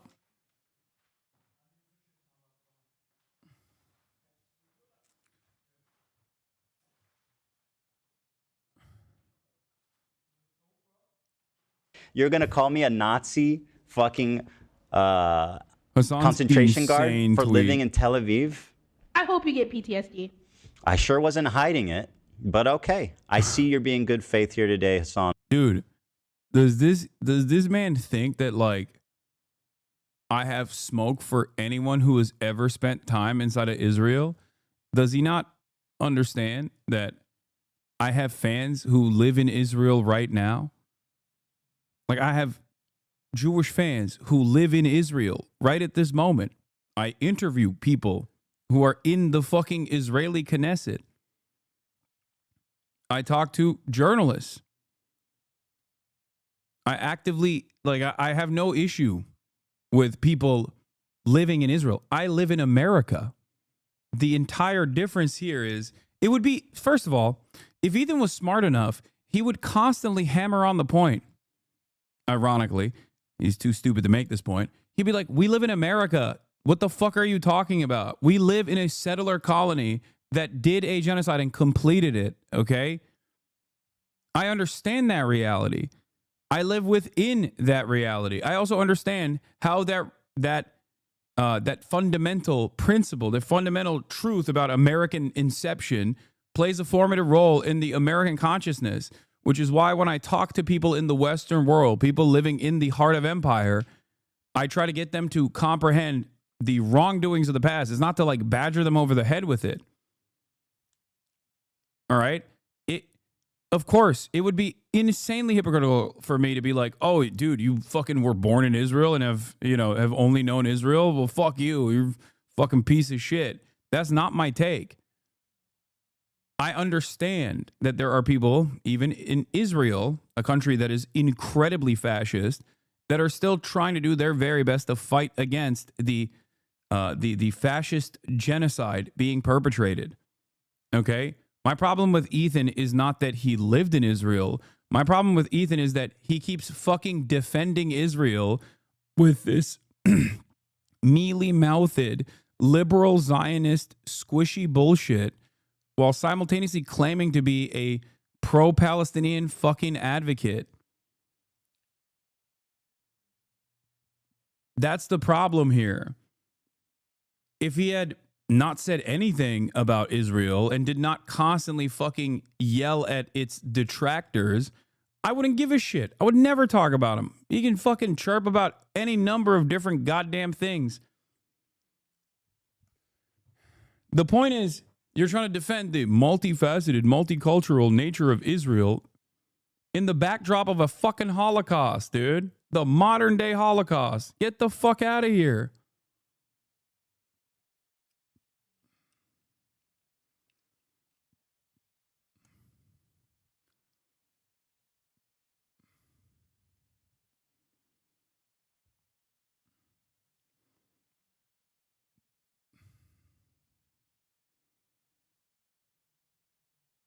He tried to make that point here.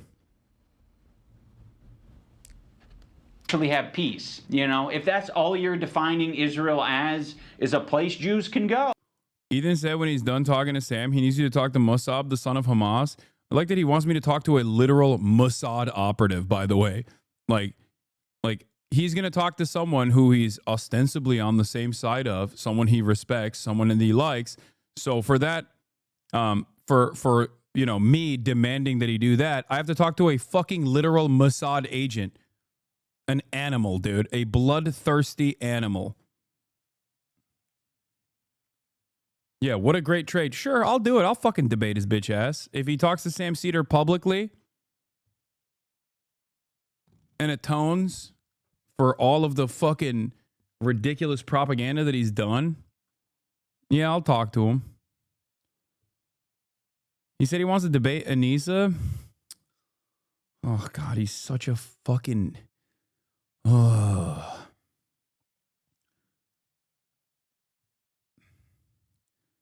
don't know what Anissa's level of interest is in this, but I'm sorry. I've been fucking asking for him to talk to me about this for how many months now? He is so fucking scared, dude. He is so goddamn scared of anyone that he perceives falsely or correctly that he couldn't fucking dominate. And I think Anissa would dominate him, for the record. But he probably thinks in his mind he could actually look better in that conversation.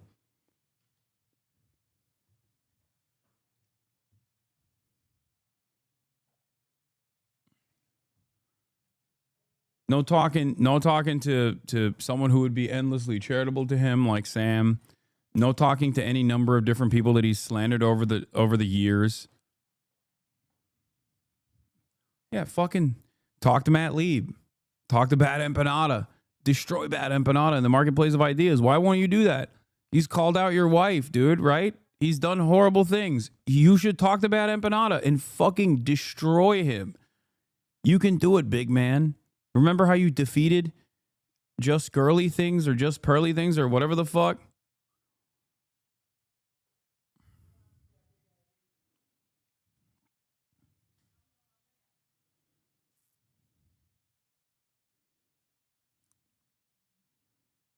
Oh, like, sure. It sounds like America to me. Like, all right. I don't think that What is he saying here? he's saying that American imperialism and colonizing the entire manifest destiny body mass of U.S. is cool. It's fine because enough time has passed.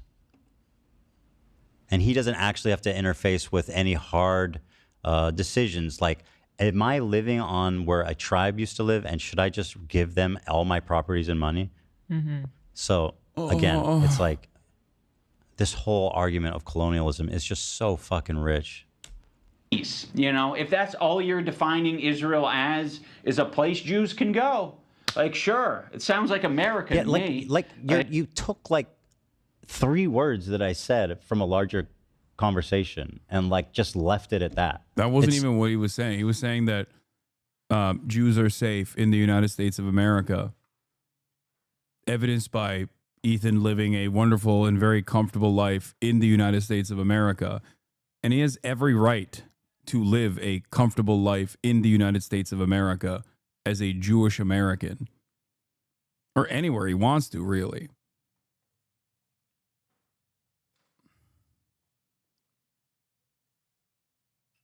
So what happened? Did he watch like Destiny's reaction to the fucking content cop and then tried to do a shitty version of it? He sounds like Destiny's orbiters. They're coming here and try to argue and use the similar the similar talking points and the same speech patterns. Like, buddy.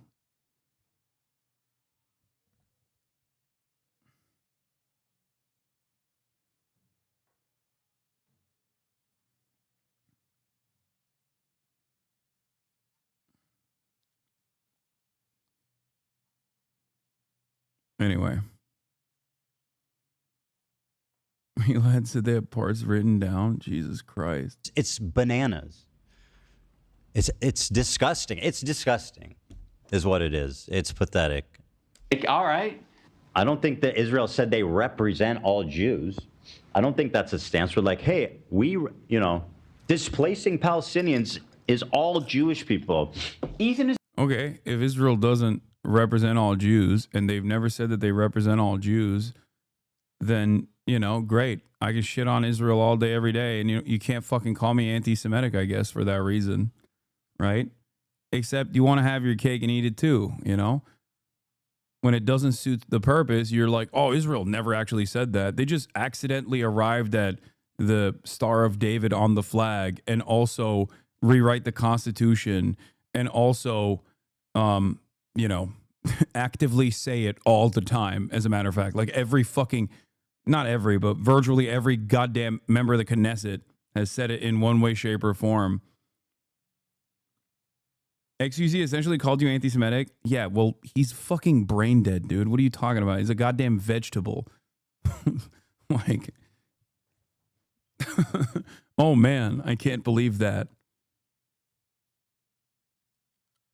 Yeah, it's the only safe place for Jews. Israel's the only safe place for Jews. If Israel doesn't exist, then the Holocaust will happen immediately.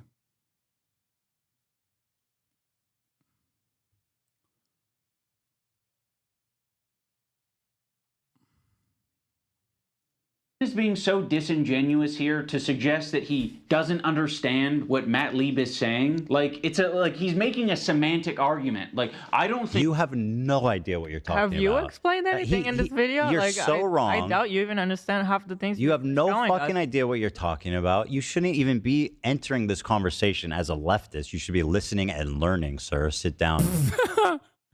Yeah, dude. Fucking bodies in spaces. One of the grossest fucking freakazoid ways of behaving is like the tendency that right-wingers, okay, across the board try to do a bodies in spaces argument whenever they're fucking talking about whatever kind of reactionary nonsense that they want to defend. Every time I hear a goddamn fucking white Christian man be like, excuse me, my rights are being tarnished here. Oh, I can't believe it. My rights. You're attacking my rights. Yeah. Okay. Get the fuck out of here, dude. Oh, man.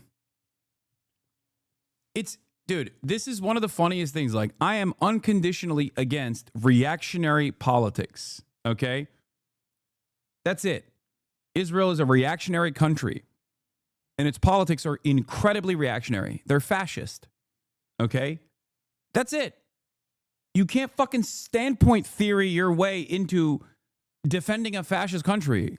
Like, just as you can't standpoint theory your way into talking about how Christian rights are being taken away when gay people are kissing on the streets or whatever, you can't just be like, oh, I'm oppressed. Why won't you hear from me? Why won't you hear from my personal perspective? That's why this should have been wrapped up literally 2 weeks after October 7th when we had that fucking discussion on my channel where I was like, dude, what you're saying right now is like a white guy saying all lives matter to a black dude saying Black Lives Matter. That's it. Don't you care about this? I thought you were on board with the Black Lives Matter movement. I thought you were progressive. And I think there's only two ways you can go about it. Either you start recognizing that perhaps this is the case, perhaps that like defending Israel from the perspective of like the interests of like what you perceive is wrong towards Jewish people. Like, you have to hear a Jewish American person's perspective on how they feel when a person who is pro-Palestine says from the river to the sea, Palestine would be free. Oh, that scares me. My feelings are more important than your emancipatory slogans. Like, is no different than when a fucking white fascist Republican guy turns around and says, oh, when you say Black Lives Matter, that scares me because I feel like you're saying you want to kill all white people. It's literally 1-to-1. You want to know why it's 1-to-1? Because these are both reactionary, fascist adjacent, or directly fascist positions. That's it. The only difference in this regard is that in the Western world, understandably, Jews have been marginalized historically, and anti-Semitism is still very much a problem. So, of course, when someone uses standpoint theory from the perspective of being a Jewish person, it gets a little bit more mileage in progressive circles than a white guy being like, well, it feels like we're attacking Christians and Christianity, or we're attacking white people. Okay? Okay, there's no way he can't get this comparison. Well, he certainly didn't get it because I had this conversation with him on November, in the beginning of the month of November, or a couple weeks after October 7th. This is the last conversation that I had with him where I gave this exact fucking argument to him.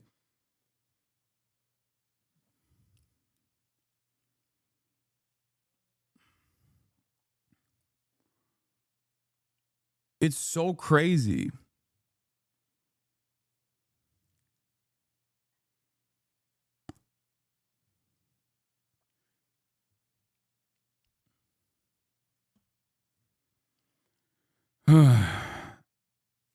Anyway, you explained it over and over to him, and he said you can't speak for Jewish people. Exactly. It's ridiculous. So, you know, it is what it is. I just don't think he's ever going to fucking learn. I think Ian was so nice, like far too nice, thinking that this was salvageable, you know, thinking that maybe if Ethan watched this video, he would snap back to reality. Nope, not even a little bit. What is this? It seems like Ethan. Anyone unfamiliar, the Irish have been on the receiving end of a lot of oppression and genocide. Oh, wow. Part of the Lebanese, they've received a lot of oppression and attacks from the IDF. So Anissa is very well And sir, do you happen to know of any violence perhaps coming towards Israel, where Ela grew up? Perhaps from Lebanon, Hezbollah, perhaps? Does that... This is, dude, you don't have oh God. You do not have the intellectual faculties to be able to have a coherent conversation on this because you don't know the history, despite the fact that many of your critics have time and time again tried to describe to you that Hezbollah was a militant force that was born out of Israel's unjustifiable occupation of Lebanon. Okay, that's number one. And number two,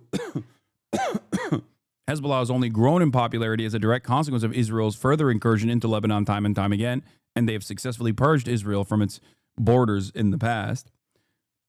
And last but not least, the only reason why a dumb fuck asshole can do this annoying, idiotic fucking propaganda that they are too stupid to even recognize is fucking propaganda is because of Western chauvinism, where other dumb fuck people think, well, this actually corresponds to my previous biases, so I'm just going to go along with what he's saying here. He must know what he's talking about.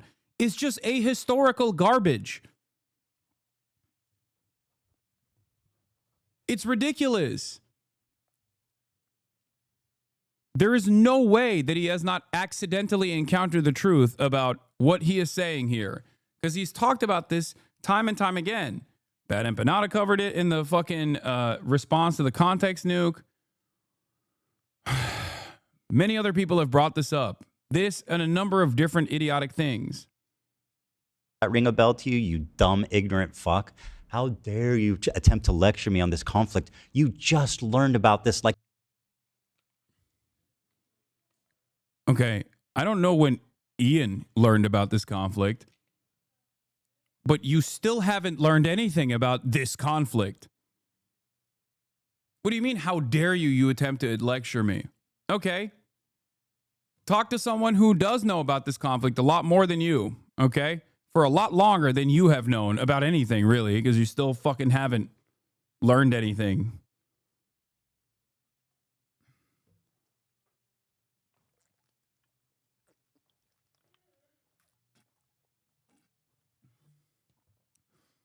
You employ Lebanese people.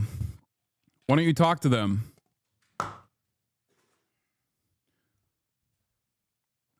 Like 2 weeks ago, clearly, and you're just deferring to Hasan as an expert.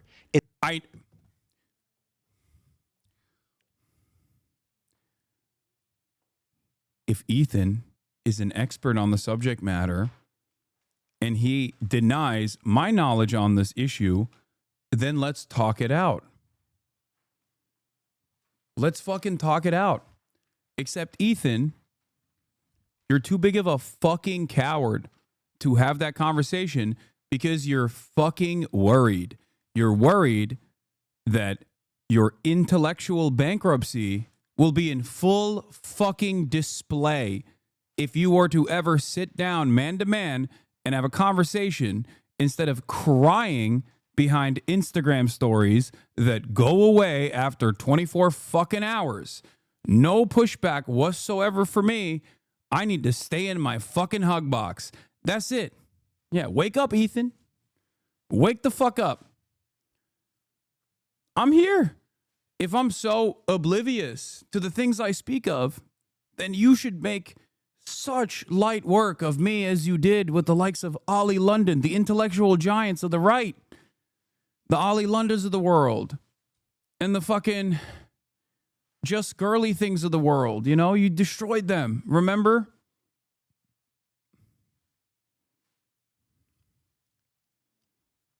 He will agree with you that it's genocide and Israel does all these horrible things and piss off his wife. That's what he's scared of. No, I don't think that he's going to fucking admit that. I don't even think it's about pissing off his wife. I think it's about retaining some kind of weird sense that he's right all along.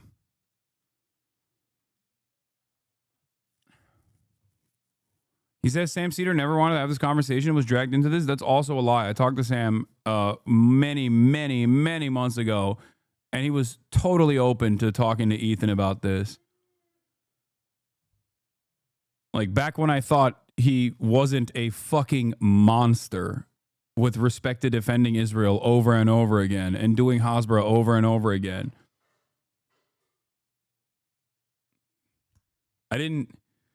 The saddest part about it is that it's just ego. It's just narcissism for him. It's not even about fucking defending Israel. I don't even think it's about like defending his wife or anything. I think it's just straightforwardly his ego. It is so fucking bruised because his audience did not find him to be the beacon of intellectualism that he presented himself as after a sequence of successful debates, dunking on the absolute dumbest right-wingers of all time, finding himself to be this intellectual giant, and then all of a sudden being at odds with someone like myself, who arguably is not very intelligent. I'm not the smartest guy, but I'm definitely more knowledgeable on this issue and many other issues directly related to politics than Ethan is. And it's just like he couldn't handle it. It's not even about fucking Israel, in my opinion. I think it's just like more narcissistic than that, which is so crazy.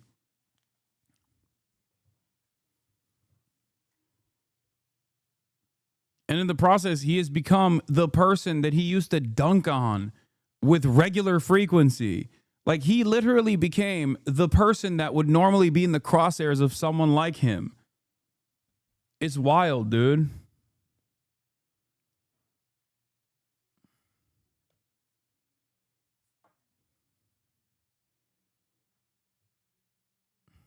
It's mind-bendingly dumb. Bro, please call in and debate me on Israel-Palestine. Let's see who knows more about the conflict, you dumb fuck. Oh, dude, that would be awesome. Holy shit, dude. Familiar with the propaganda and the Dude, what? Wait, I don't get it. I don't. Why won't he debate me then? I don't understand.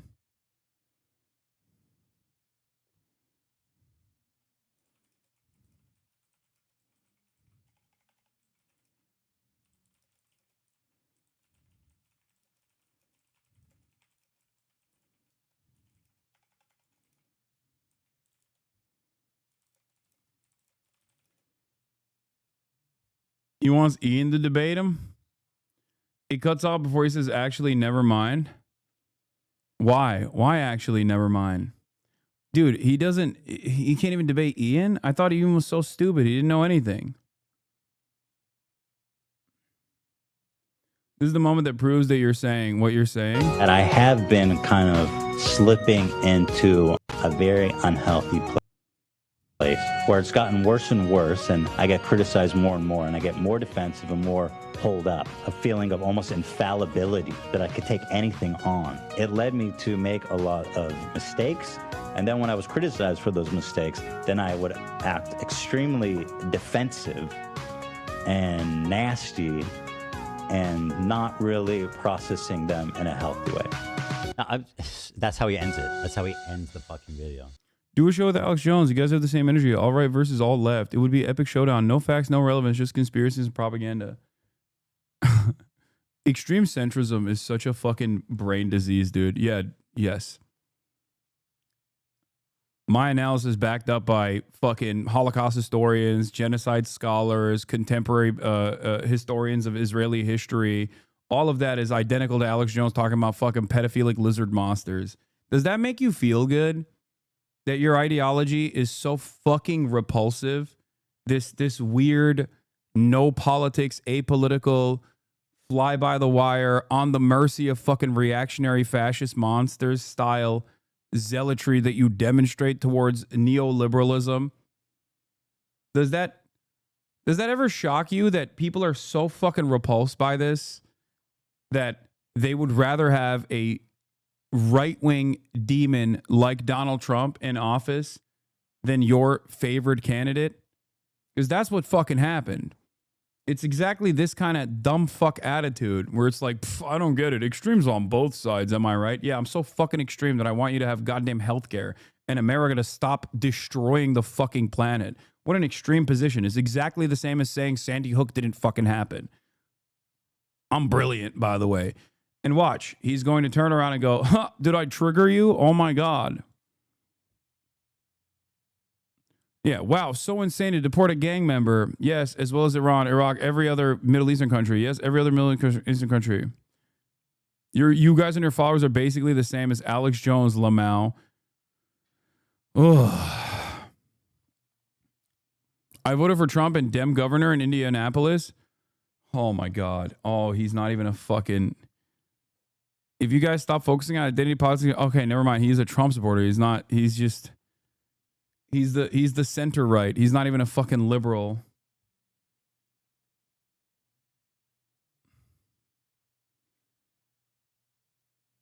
Okay, but Alex Jones has literally called what Israel's doing a genocide to him. Calling it a genocide, unironically made my libtard dad wake up and see that Israel's doing a genocide. That's crazy that he had to hear it from Alex Jones.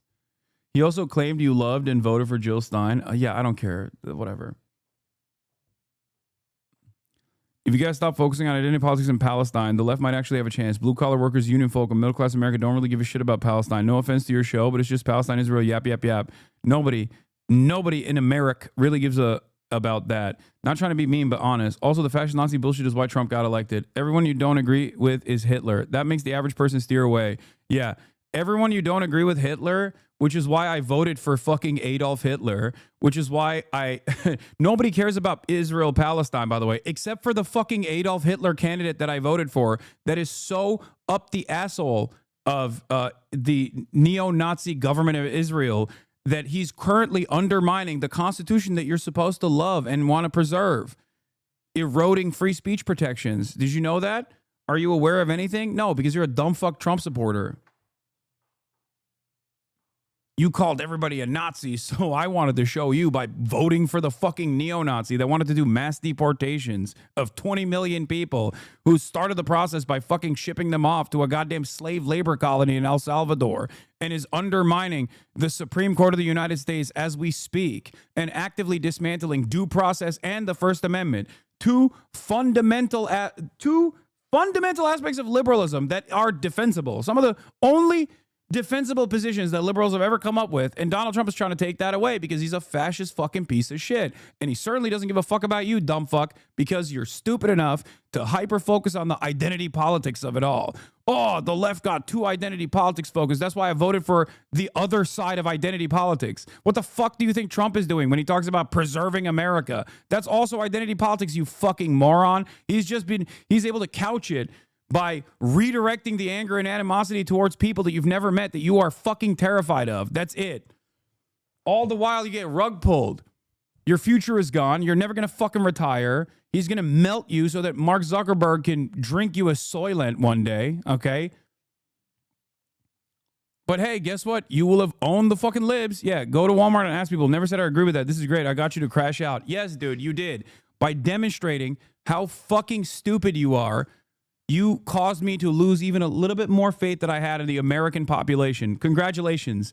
I'm crashing out because of how fucking dumb you are. Because previously I thought someone couldn't be this stupid. And now you've shown me that, as a matter of fact, you are stupid. So stupid that I didn't even think that it was fathomable to be this stupid. So congratulations. Oh, I shit and pissed in my pants, and now look at you. You're smelling the shit and piss. Lol. You got me, dude. It's peak loser shit to be like, yeah, dude, I fucking got him. I said some incredibly stupid things.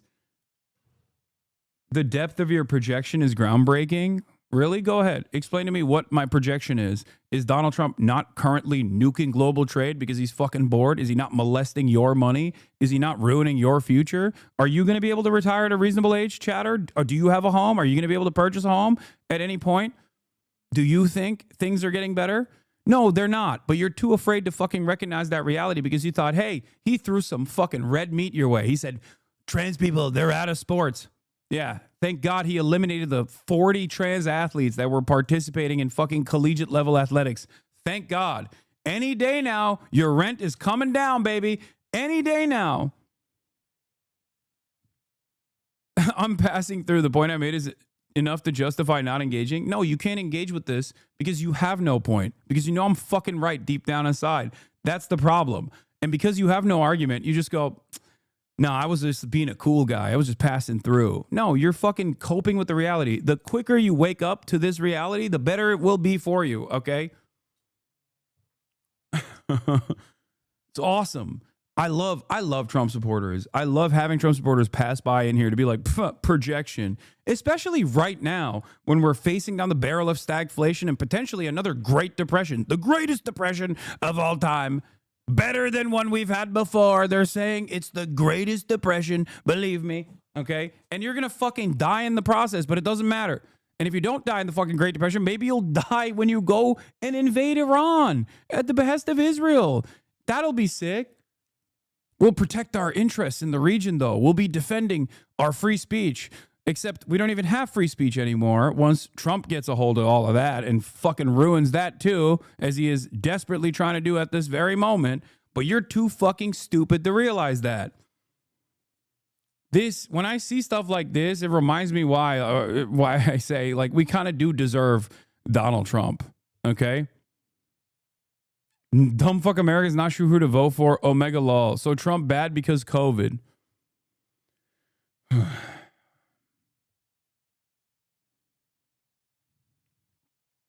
Not even American. Oh, brother. Not even an American. Keep proving my point, little guy. Yeah, you're the big guy here. 42, 420.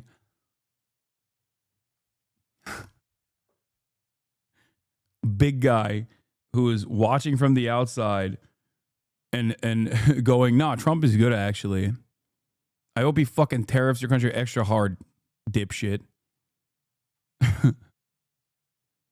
Anyway, did this dipshit respond at all or no? Damn, my 2 minutes of nah, bro. We have one shot Iran. We won't pull a Putin. Bro, look at what happened in 2018. Yes, if I'm so stupid, then 50+% of America is stupid. First of all, 50%. You want to know why you're stupid? Because you think more than 50% of Americans voted for Donald Trump. Automatically, you're stupid for that point. Because 50+% of Americans did not vote for Donald Trump. You're talking about people that did go out and vote. That's not 50% of Americans, okay? That's number one. It's at most 30 to 31% of Americans. Now, you're stupid enough to think that is probably not even 30% of Americans. It's probably a little bit lower than that, but it doesn't matter, okay? Because I do think that there is a lot of stupidity in the United States of America. Yes, there's a lot of stupidity everywhere. I'm fucking stupid. We're all stupid, and we're getting collectively dumber by the day. Partially as a consequence of capitalism and the erosion of any sort of educational opportunity, paywalling higher education to begin with, okay? Those are all bad reasons. Those are all the reasons why we are dumber than our counterparts elsewhere, okay? Everywhere else, they are more intelligent than we are across the board, partially because we don't give a fuck about education. We underfund education. We undermine public education, which is still, the most effective way of educating the masses, okay? Our literacy rate is 76%. You're like, oh, do you think Americans are... I can't believe you said majority of Americans are stupid. Yes, we are. And it's not even our fault. It's the fault of the dumb fucks that control this country. Whether Republican or Democrat, doesn't matter. They are all responsible for this. And you're over here still sitting in your own fucking filth thinking we are actually amazing.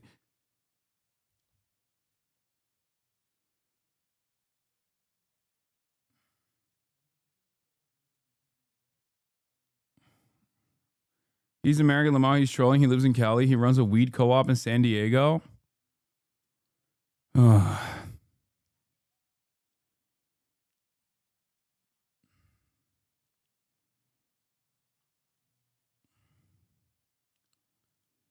Anyway, let me clarify. So you think 75 million Americans are stupid? Oh, yeah. I think the number is much higher than that. Do you think I'm going to feel ashamed for saying if you voted for Donald Trump, you're stupid? Yes. Unless, look, it's pretty basic. It's a very basic premise that I used to repeat all the time, and I think Sam Cedar brought this up as well on his Jubilee video. Unless you are a billionaire or a Christian nationalist or a white supremacist of sorts, Donald Trump is not giving you anything. So yes, if you voted for Donald Trump and you're not a part of these three categories, you are stupid. Because at least those three people, those three subgroups, they're getting something out of this process. You aren't. The reality of the matter is those three subgroups are going to get fucked over in the long run as well. But at least in the interim, they're getting something, You're not. You're getting nothing. So yes, if you're not a part of those three groups that I brought forward, then yeah, you voted against your best interest. Not to say that the Democrats would be great for you either. They're fucking awful too. But at least they're not as awful as the Republicans are on some issues. On others, they are just as awful. Let's be fucking real. Like the continuation of genocide in Gaza, which, by the way, regardless of whether or not you're an American and think that, oh, that's just happening over there, your tax dollars are still funding and facilitating that. Every single fucking bomb that you and I are paying for with our tax dollars could have been spent on a brick that goes to build a school. It could have been spent on roads to pave. It could have been spent on hardening and bettering our infrastructure across the board. So when you sit around in this fucking filth of late stage capitalist dystopia in the United States of America, remember, it's because we're constantly doing bad shit over there. You can just say, it doesn't matter. Oh my God, we have to keep being a dominant military. We have to do that. We have to dominate the whole fucking planet. What good is all of that imperialism if the bounty doesn't even return to you? It does not. You don't even get a fucking fraction of the crumbs of all the bloodshed that you cause around, that we all are responsible for around the planet. And you sit there in your own fucking filth and you go, nah, we're still number one, baby. We're not number two. We're not even number 10. We're number one at the highest rate of obesity, with the exception, I think, like, other countries are beating us on that front now because, God forbid, I mean, we've exported a whole bunch of our awful fucking food over there too. We used to be number one in the highest prisoner rate per capita. Now El Salvador, our concentration camp country, is beating us on that front. Okay? We are such a poisonous, parasitic force on the fucking planet that we're ruining countries that are close to us too. Yeah, we're number one on the number of people who believe angels are real. We're like number 47 on health, educational outcomes, number 35 on healthcare outcomes, and we spend the most money on both of those things. But hey, guess what? That means our GDP is actually fucking expansive. Does your life get better? Has it gotten better in the past decade? Do you feel like you are in the position that you thought you would be destined to be in? No. And it's not because of fucking trans people and Guatemalans, okay? Ironically enough, the only reason why it is because of trans people and Guatemalans is because your dumb fuck ass thinks that politicians that say it's because of trans people and Guatemalans are the right politicians that you should vote for, who then lie to you about that and keep robbing you fucking blind. That's it.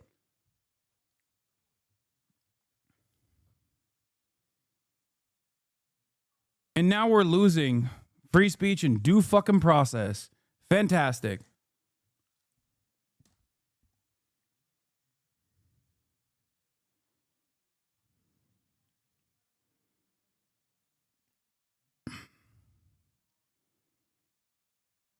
Hey, you're honest, respect. My point is, I think you could have a real movement if you didn't preach identity politics and identity to conservatism equals Nazi. We aren't all like that, bro. I actually agree with a lot of what you have to say. Dog, I don't preach identity politics. I shit on identity politics. And I tell you that Republicans do identity politics all the fucking time. It just doesn't, you don't understand that they're doing it because you're a part of the in-group and their identity. That's it. That's my point. The entire rant that I just went on that you seemingly agree with is unironically me saying Republicans are duping you with identity politics. Every time a Republican says, you know who the real villains are? The 40 trans athletes in the NCAA? That's identity politics. You just happen to agree with it, dumbass. You are letting these fucking demons rob you blind because you get excited at the thought of dominating a group of people that never did anything wrong to you, but you have assume that they're just evil definitionally or too weird or too gross or somehow ruining the fabric of society. They're not. They're just living. They're just existing. That's it.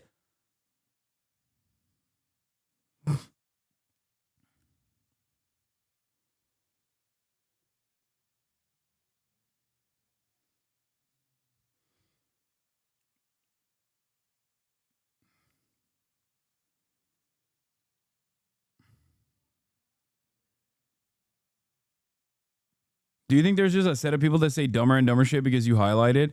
No, I think that we're just getting dumber and dumber every day that passes by. Unfortunately, that's what I think. Anyway, it seems like you are susceptible to change, though, but that comes from within. So you're going to have to reconsider your positions. Trump has actually been anti-war. Oh my God, dude. Buddy, you are really not doing a good job defending the notion that like Trump supporters are actually smart. How has Trump been anti-war, man? What the fuck are you talking about? He literally said we need to ethnically cleanse Gaza. He said that the only solution out of this is to literally do forcible ethnic displacement in the Gaza Strip, which is, again, Nazi shit, okay? That is just straightforwardly Nazi shit. Donald Trump has also talked about fucking forcibly annexing Greenland, forcibly annexing Canada, forcibly annexing the Panama Canal, bombing Yemen, even though every other goddamn president has done that too, but bombing Yemen somehow harder than the previous administration. And why is he bombing Yemen, by the way? Because Yemen wants to punish Israel financially by implementing a blockade on the Red Sea because Israel is doing a genocide in Gaza, also with our money, with our bombs again. Look at that. So instead of telling Israel to cut it the fuck out, which you could do with one goddamn phone call, he's so fucking cucked because he got $100 million from Miriam Adelson that he's going, you know what? Another $16 billion to Israel. And also, let's spend another $10 billion bombing the poorest country on the planet, Yemen. Do you feel like this is a good idea? Now you got journalists and think tank writers fantasizing about the prospect of doing a military ground invasion in Yemen. We can't stop the Yemeni population by bombing them into oblivion and destroying their ports as we did last night. Okay? So what we must do instead is maybe send troops there so we can send another fucking faction of cornbread Iowan men and women to go and fucking get their dicks and asses blown off by IEDs for no reason other than the fact that we just couldn't tell Israel to stop doing a genocide. Do you feel like that's a good future for you? Do you feel like we're living in a better world in the post 9/11 universe after 20 plus years of fucking doing war on terror that was $7 trillion at cost? Tens of millions of people displaced from their homes. More terror cells propping up left and right in the ashes that we leave every fucking region. Do you feel like this was good? Do you feel like this was successful? Do you feel like we achieved anything? Well, we did. It's just you didn't and I didn't achieve anything, but Halliburton surely made a fuck ton of money. Defense contractors made a fuck ton of money. It was great. Wars are not meant to be won after all. It's about continuing the military domination so that you can constantly recycle new weapons, spend more money on R&D.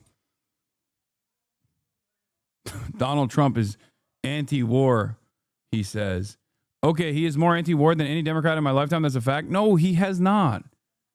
No, he is not more anti-war than any Democrat in your lifetime. If Joe Biden hadn't continued the fucking genocide in Israel, as Donald Trump is also continuing, by the way, and vociferously defending, Joe Biden would have been literally less of a warmonger than Donald Trump and any other fucking president. He pulled out of Afghanistan. He demonstrated the moral courage to do that. We, of course, forgot about it because the last year of his dumbass gerontocracy was spent mutilating and murdering children in Gaza.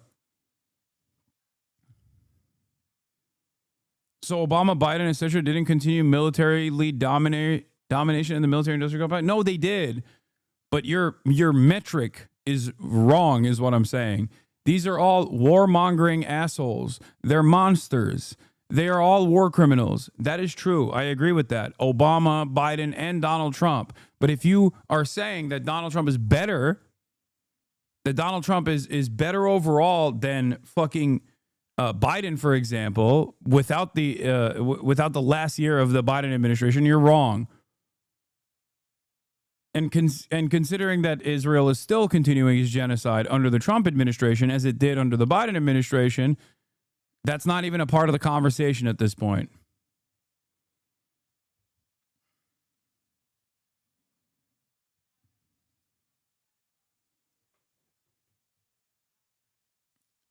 What you mean to say is that Donald Trump, at the very least, lied about being anti-war.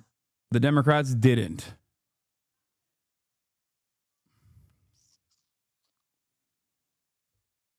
All right.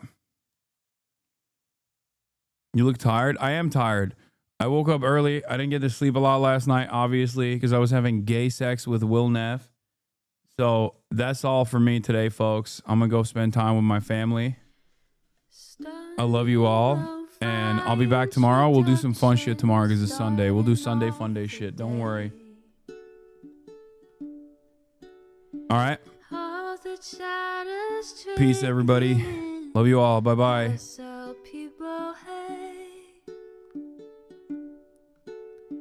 Sunny Los Angeles, California, says Hasan.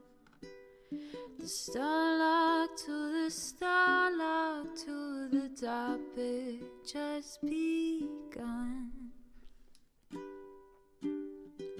There he is again, Hasan is streaming. Hasan is streaming. There he is again. Hasan is streaming. Hasan is streaming. Reviewing the P.O. box, Uncle Uger's face. Sudden Discord agitprop, great names take embrace. Tiny Bernie Sanders, LGBTQ Air Force. The whole left at your fingertips, Ane at your door. H3 crowded debate, the Young Turks online show. 3 full fucking years of this, plenty more to go. 90-day fiance, talks of champagne bourgeoisie. A Trump rally live reaction, a mass riot at DC. There he is again, Hasan is streaming. Hasan is streaming. There he is again, Hasan is streaming. Hasan is streaming. Reading live stream fair comments, Austin show chat advice. And all the ways the right-wing pipeline can suck you in online. JCS react, Lord, frame gets broken, cover blown. A full-blown mass pandemic, monster streaming at your home. Total radicalization coming out to find. The system you were taught to trust in was broken the whole time. All these daily streams, whether big or whether small, have helped me in so many